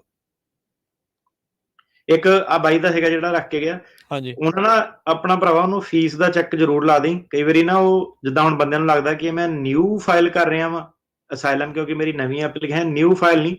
ਉਹਨੂੰ ਜਿਹੜਾ 410 ਜੋ ਵੀ ਉਹਨਾਂ ਦੀ ਫੀਸ ਆ ਨਾ, ਉਹ ਬਾਇਓਮੈਟ੍ਰਿਕਸ ਵਗੈਰਾ ਸਾਰੀ, ਉਹ ਫੀਸ ਦੇ ਨੇ ਅਲੱਗ-ਅਲੱਗ 2 ਚੈੱਕ ਜ਼ਰੂਰ ਲਾ ਦਿਓ, ਤੇ ਕਈ ਵਾਰੀ ਤਾਂ ਕਿ ਉਹ ਰਿਜੈਕਟ ਨਾ ਕਰਨ ਐਪਲੀਕੇਸ਼ਨ ਤੁਹਾਡੀ। ਠੀਕ ਹੈ ਜੀ। ਹਾਂਜੀ ਰਾਜ। ਸਤਿ ਸ਼੍ਰੀ ਅਕਾਲ ਭਾਜੀ। ਮੈਂ ਐਕਚੁਅਲੀ ਪੁੱਛਣਾ ਸੀ, ਮੈਂ ਅਸਾਈਲਮ ਦਾ ਕੇਸ ਲਾਇਆ ਹੈ ਤੇ ਮੇਰੀ ਫਾਈਨਲ ਹੈ ਨਵੰਬਰ ਵਿੱਚ, ਇਸੇ ਸਾਲ ਵਿੱਚ। ਤੇ ਮੈਂ ਮੈਰਿਜ ਵੀ ਕਰਾਉਣ ਜਾ ਰਿਹਾ, ਤੇ ਉਹਦੇ ਚ ਮੈਨੂੰ ਤੁਸੀਂ ਦੱਸ ਸਕਦੇ ਹੋ ਕਿ ਮੈਰਿਜ ਕਰਾ ਕੇ ਮੈਂ ਠੀਕ ਰਹੂੰਗਾ ਜਾਂ ਫਾਈਨਲ ਤੇ? ਅੱਜ ਦਾ ਪੂਰਾ ਪ੍ਰੋਗਰਾਮ ਇਸੇ ਤੇ ਹੀ ਸੀ ਰਾਜ। ਅੱਛਾ ਜੀ। ਹਾਂਜੀ, ਅੱਜ ਦਾ ਪ੍ਰੋਗਰਾਮ ਹੀ ਸੀਗਾ। ਮੈਰਿਜ ਸਿਟੀਜ਼ਨ ਨਾਲ ਕਰਾ ਰਹੇ ਤੁਸੀਂ? ਹਾਂਜੀ, ਸਿਟੀਜ਼ਨ ਆ, ਬਟ ਮੈਂ ਅਸਾਈਲਮ ਤੇ ਹੈ ਫਿਲਹਾਲ। ਤੇ ਅਸਾਈਲਮ ਆਫਿਸ 'ਚ ਤੁਹਾਡਾ ਕੇਸ ਕਿ ਕੋਰਟ ਦੇ ਵਿੱਚ? ਕੋਰਟ ਵਿੱਚ ਹੈ ਜੀ। ਕੋਰਟ ਦੇ 2 ਨੰਬਰ 'ਚ ਆਏ ਸੀਗੇ? ਹਾਂਜੀ, ਬਾਰਡਰ ਕ੍ਰੋਸ ਕਰਕੇ। ਵਿਆਹ ਦੇ ਥਰੂ ਤੁਹਾਡਾ ਭਾਜੀ 5 ਸਾਲ ਦਾ ਪ੍ਰੋਸੈਸ ਜਿਹੜਾ ਪੈ ਜਾਣਾ। ਤੇ ਜੇ ਤੁਹਾਡਾ ਵਿਆਹ ਸਟੇਬਲ ਹੋਊਗਾ, ਹੁਣ ਮੈਂ ਕਿਸੇ ਦੇ ਬਾਰੇ ਤਾਂ ਕੁਝ ਕਹਿ ਨਹੀਂ ਸਕਦਾ, ਪਰ ਜੇ ਤੁਹਾਡਾ ਇੰਨੀ ਕੁ ਦੇਰ ਵਿਆਹ ਚੱਲਣਾ ਤਾਂ ਫਿਰ ਵਿਆਹ ਵਾਲੇ 'ਚ ਬੈਨੀਫਿਟ ਆ। ਠੀਕ ਹੈ ਜੀ। ਤੇ ਭਾਜੀ ਮੇਰੇ ਪਾਸ I-94 ਨਹੀਂ ਹੈ, ਤੇ ਕੰਟਰੀ ਆਊਟ ਵੀ ਕਰਨਾ ਪੈਂਦਾ ਇਹਦੇ ਚ? ਬਿਲਕੁਲ ਠੀਕ ਹੈ ਜੀ। ਤੇ ਓਕੇ ਭਾਜੀ, ਥੈਂਕ ਯੂ। ਬਾਕੀ ਇੱਧਰ ਰਾਜ ਤੁਸੀਂ ਅੱਜ ਦੇ ਪ੍ਰੋਗਰਾਮ ਨੂੰ ਬਾਅਦ ਚ ਦੁਬਾਰਾ ਸੁਣ ਲਿਓ। ਕਾਫੀ ਜਿਹੜਾ ਉਹਨਾਂ ਨੇ ਸਾਰੀਆਂ ਦੱਸੀਆਂ, ਜਿਹੜੇ ਤੁਹਾਡੇ ਮਨ ਚ ਸਵਾਲ ਆ ਰਹੇ ਹੋਣੇ ਆ ਨਾ, ਉਹਨਾਂ ਸਵਾਲਾਂ ਦੇ ਜਵਾਬ ਤੁਹਾਨੂੰ ਅੱਜ ਦੇ ਪ੍ਰੋਗਰਾਮ ਦੇ ਸ਼ੁਰੂਆਤੀ ਹਿੱਸੇ 'ਚ ਮਿਲ ਜਾਣੇ ਆ।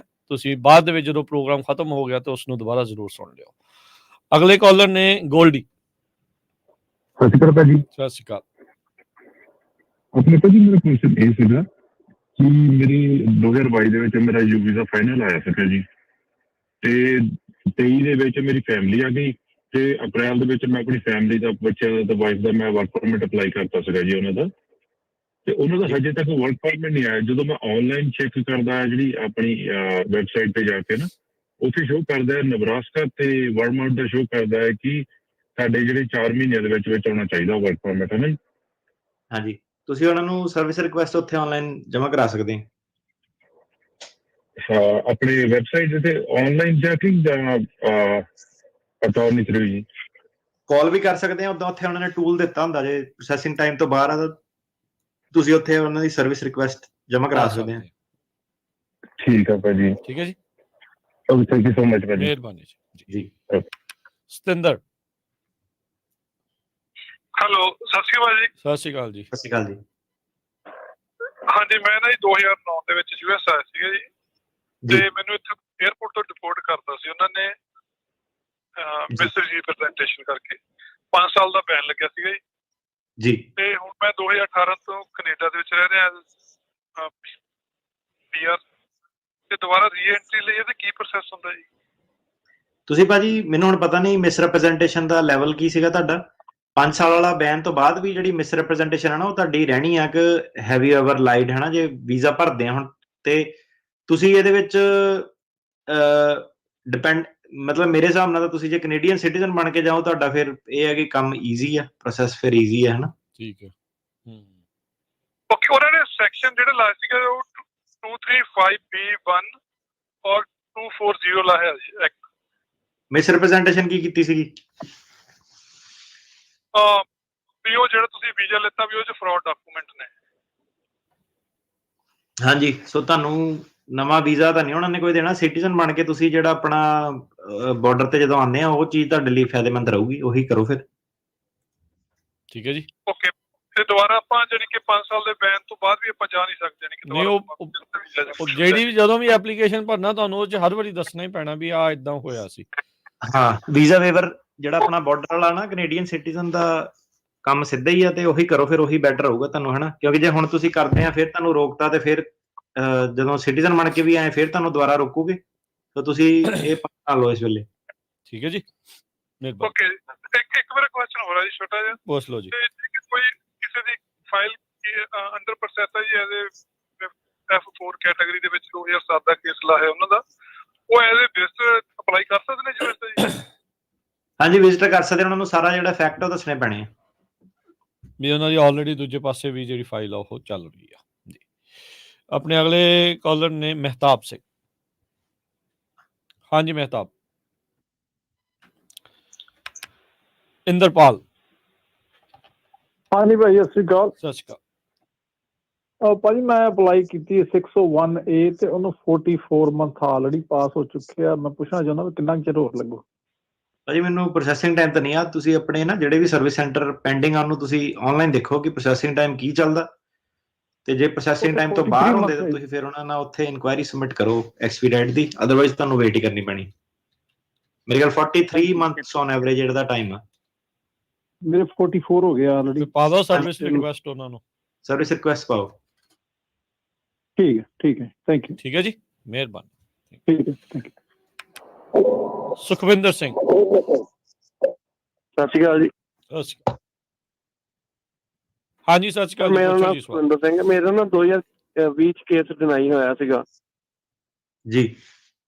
ਤੇ ਅਪੀਲ ਲੱਗੀ ਹੈ ਤੇ ਮੇਰਾ ਅਪ੍ਰੈਲ ਚ 2 ਸਾਲ ਹੋਏ ਨੇ ਬਰੀਫ ਆਏ ਨੂੰ। ਮੇਰਾ ਕੁਐਸਚਨ ਸੀਗਾ ਕਿ ਇਹਨੂੰ ਕਿੰਨਾ ਟਾਈਮ ਲੱਗੇਗਾ ਹੋਰ? BIA ਦੇ ਭਾਜੀ ਇਸ ਵੇਲੇ 5 ਸਵਾ 5 ਸਾਲ ਲੱਗ ਰਹੇ ਆ ਇਸ ਵੇਲੇ ਔਨ ਐਵਰੇਜ। ਠੀਕ ਹੈ, ਤੇ ਇਹਦਾ ਹੋਰ ਕੋਈ ਹੱਲ? ਹੱਲ ਕੋਈ ਵੀ ਨਹੀਂ ਇਹਦੇ ਵਿੱਚ ਹੁਣ, ਇਹ ਤਾਂ ਟਾਈਮ ਹੀ ਉਹਨਾਂ ਦਾ ਉਹਨਾਂ ਲੱਗਦਾ, ਇਹ ਤਾਂ ਜੀ ਫਿਰ ਤਾਂ ਉਹਨਾਂ ਦੀ ਮਰਜ਼ੀ ਆ। ਠੀਕ ਹੈ ਜੀ। ਇਹ ਚ ਕਿੰਨੇ ਚਾਂਸਸ ਹੁੰਦੇ ਆ ਕੋਈ ਹੋਰ? ਇਹਦਾ ਭਰਾਵਾ ਕੁਐਸਚਨ ਹੀ ਬਹੁਤ ਬਰੋਡ ਪੁੱਛ ਲਿਆ। ਇਹਦਾ ਡਿਪੈਂਡ ਕਰਦਾ ਕਿ ਪੰਗਾ ਥੱਲੇ ਕੀ ਪਿਆ ਕੋਰਟ ਦੇ ਵਿੱਚ, ਤੇ ਬਿਆਨ ਕਿੰਨੇ ਕੁ ਗਲਤ ਹੋਏ ਆ ਜਾਂ ਡਾਕੂਮੈਂਟ ਕਿੰਨੇ ਕੁ ਗਲਤ ਹੋਏ ਆ। ਆਊਟ ਆਫ ਪੰਜਾਬ ਕਿਉਂ ਨਹੀਂ ਰਹਿ ਸਕਦੇ? ਰੀਲੋਕੇਸ਼ਨ ਦਾ ਮੁੱਦਾ ਜੀ। ਨਿਊਯਾਰਕ ਚ ਸੀਗੇ ਕਿ ਕੈਲੀਫੋਰਨੀਆ ਚ ਸੀਗੇ? ਹਾਂਜੀ, ਨਿਊਯਾਰਕ ਚ ਕੇਸ ਆ ਕਿ ਕੈਲੀਫੋਰਨੀਆ? ਸੈਕਰਾਮੈਂਟੋ ਸੀਗਾ ਮੇਰਾ ਜੱਜ ਫੈਨ ਸੀਗਾ, ਤੇ ਉਸ ਤੋਂ ਬਾਅਦ ਤੇ ਉਹਨੇ ਸਾਰੇ ਜਿੱਦਾਂ ਅਪਰੂਵ ਵੀ ਕੀਤੇ ਗਏ। ਚਲੋ ਆਪਣੇ ਰੀਲੋਕੇਸ਼ਨ ਦਾ ਮੁੱਦਾ ਇੰਨਾ ਔਖਾ ਨਹੀਂ ਹੈਗਾ ਕੈਲੀਫੋਰਨੀਆ ਦੇ ਵਿੱਚ। ਹਾਂਜੀ ਠੀਕ ਹੈ ਜੀ। ਠੀਕ ਹੈ, ਥੈਂਕ ਯੂ। ਹੋ ਸਕਦਾ ਹੱਲ ਕੋਈ ਨਾ ਕੋਈ ਪਤਾ ਨਹੀਂ ਹੁੰਦਾ, ਕਿਸਮਤ ਕਦੋਂ ਕਰਵਟ ਜਿਹੜੀ ਉਹ ਲੈ ਜਾਂਦੀ ਆ। ਆਪਣੇ ਅਗਲੇ ਕਾਲਰ ਨੇ ਜੀ ਗੁਰਫਤਿਹ। ਸਤਿ ਸ਼੍ਰੀ ਅਕਾਲ ਬਾਈ ਜੀ ਦੋਨਾਂ ਨੂੰ ਜੀ। ਬਾਈ ਪੁੱਛਣਾ ਵੀ ਮੈਂ 2018 ਦੇ ਵਿੱਚ ਆਇਆ ਸੀਗਾ, 22 ਚ ਮੇਰਾ ਕੇਸ ਪਾਸ ਹੋ ਗਿਆ ਸੀ, ਆਲਰੇਡੀ ਗ੍ਰੀਨ ਕਾਰਡ ਅਪਲਾਈ ਕੀਤਾ ਹੋਇਆ ਤੇ ਸੇਵਿੰਗ ਲੈਟਰ ਮਿਲ ਗਿਆ ਸੀ, ਫਿੰਗਰਪ੍ਰਿੰਟ ਵੀ ਉਹਨਾਂ ਨੇ ਚੱਕ ਲਏ ਉਹੀ ਪੁਰਾਣੇ। ਤੇ ਮੇਰਾ ਕੁਐਸਚਨ ਜਿੱਦਾਂ ਮੈਰਿਜ ਕਰਾਉਣੇ ਆ ਕੈਨੇਡੀਅਨ ਸਿਟੀਜ਼ਨ, ਆਪਾਂ ਕੈਨੇਡਾ ਜਾ ਸਕਦੇ? ਮੇਰੇ ਕੋਲ ਟਰੈਵਲ ਡਾਕੂਮੈਂਟ ਤੇ ਪਾਸਪੋਰਟ ਹੈਗਾ। ਤੁਹਾਡਾ ਅਸਾਈਲਮ ਗ੍ਰਾਂਟ ਹੋ ਗਿਆ? ਹਾਂਜੀ। ਤੇ ਟਰੈਵਲ ਡਾਕੂਮੈਂਟ ਤੁਹਾਡੇ ਕੋਲ ਹੈਗਾ ਤੇ ਵਿਆਹ ਕਰਾਉਣਾ ਤੁਸੀਂ ਕੈਨੇਡਾ ਦੇ ਵਿੱਚ, ਹਨਾ? ਹਾਂਜੀ ਭਾਜੀ, ਕੋਈ ਪ੍ਰੋਬਲਮ ਨਹੀਂ। ਕੈਨੇਡਾ ਵਾਲਿਆਂ ਨੂੰ ਚੈੱਕ ਕਰ ਲਓ ਕਿ ਉਹਨਾਂ ਦੀ ਕੀ ਰਿਕੁਆਇਰਮੈਂਟ ਆ ਉੱਥੇ ਜਾਣ ਦੀ। ਤੇ ਅਮਰੀਕਾ ਦਾ ਟਰੈਵਲ ਡਾਕੂਮੈਂਟ ਜੇ ਤੁਸੀਂ ਹੈਗਾ ਤੁਸੀਂ ਜਾ ਸਕਦੇ ਆ। ਤੇ ਪਾਸਪੋਰਟ ਆਪਣੀ ਕੰਟਰੀ ਦਾ ਨਹੀਂ ਵਰਤਣਾ ਤੇ ਬਿਲਕੁਲ ਹਾਂਜੀ ਕੈਨੇਡਾ ਜਾ ਸਕਦੇ ਆ। ਠੀਕ ਹੈ, ਮੈਂ ਟਰੈਵਲ ਡਾਕੂਮੈਂਟ ਆਪਣਾ ਯੂਜ਼ ਕਰਾਂ, ਰਾਈਟ? ਰਿਫਿਊਜੀ ਡਾਕੂਮੈਂਟ ਫਿਰ ਲੈ ਕੇ ਜਾਣਾ ਹੁੰਦਾ ਜਿਹੜਾ ਤੁਸੀਂ ਕਹਿੰਦੇ ਹੁੰਦੇ ਆ? ਟਰੈਵਲ ਡਾਕੂਮੈਂਟ ਜਿਹੜਾ ਹੁੰਦਾ ਨਾ ਉਹ ਪਾਸਪੋਰਟ ਵਾਂਗ ਹੁੰਦਾ ਵਾ। ਠੀਕ ਹੈ, ਓਕੇ। ਤੇ ਉਹਦੇ ਗ੍ਰੀਨ ਕਾਰਡ ਕਰਤਾ ਤੁਸੀਂ? ਇਹਨਾਂ ਦੇ ਬਾਹਰ ਨਿਕਲੇ ਬਾਹਰ-ਬੂਰ ਤਾਂ ਨਹੀਂ ਲੱਗਣ ਦਾ ਖਤਰਾ ਹੁੰਦਾ? ਨਹੀਂ, ਇਹਨਾਂ ਦਾ ਗ੍ਰਾਂਟ ਹੋ ਗਿਆ। ਗ੍ਰਾਂਟ ਹੋ ਗਿਆ, ਠੀਕ ਹੈ। ਹਾਂਜੀ, ਮੈਂ ਉਹੀ ਪੁੱਛਣਾ ਸੀਗਾ ਵੀ ਜੇ ਆਪਾਂ ਕੈਨੇਡਾ ਜਾਂਦੇ ਆ ਉੱਥੇ ਮੈਰਿਜ ਕਰਾਉਂਦੇ ਮਹੀਨੇ 2 ਮਹੀਨੇ ਰਹਿੰਦੇ ਆ ਤੇ ਕੋਈ ਪ੍ਰੋਬਲਮ ਤਾਂ ਨਹੀਂ ਨਾ? ਨਹੀਂ, ਜਿਸ ਹਿਸਾਬ ਨਾਲ ਫੈਕਟ ਪੈਟਰਨ ਤੁਸੀਂ ਦੱਸਿਆ ਆ ਉਦਾਂ ਆ, ਬਾਕੀ ਜੋ ਤੁਸੀਂ ਇਨਫੋਰਮੇਸ਼ਨ ਦਿੱਤੀ ਉਹਦੇ ਹਿਸਾਬ ਨਾਲ ਹਾਂਜੀ ਕੋਈ ਪ੍ਰੋਬਲਮ ਨਹੀਂ। ਮਤਲਬ ਆਪਣਾ ਪਾਸ ਹੈ, ਗ੍ਰੀਨ ਕਾਰਡ ਅਪਲਾਈ ਕੀਤਾ। ਠੀਕ ਹੈ ਜੀ, ਦੱਸਦਾ ਹੁਣ 2 ਦਿਨ ਵਾਰੀ ਹੁਣ ਓਕੇ ਰਿਪੋਰਟ ਹੁਣ ਕਰਾਓ ਵਿਆਹ, ਤੁਸੀਂ ਲਓ ਨਜ਼ਾਰੇ, ਕਰਾਓ ਵਿਆਹ ਜੀ। ਪਾਲ ਸਿੰਘ। ਹੈਲੋ, ਹਾਂਜੀ ਸਤਿ ਸ਼੍ਰੀ ਅਕਾਲ ਜੀ। ਸਤਿ ਸ਼੍ਰੀ ਅਕਾਲ ਜੀ। ਜੀ ਮੇਰਾ ਕੁਐਸਚਨ ਹੈਗਾ ਜੀ, ਮੇਰਾ ਕਜ਼ਨ ਨਾ ਕੈਨੇਡਾ ਦਾ ਸਿਟੀਜ਼ਨ ਹੈਗਾ, ਉੱਥੇ ਟਰੱਕ ਚਲਾਉਂਦਾ ਜੀ।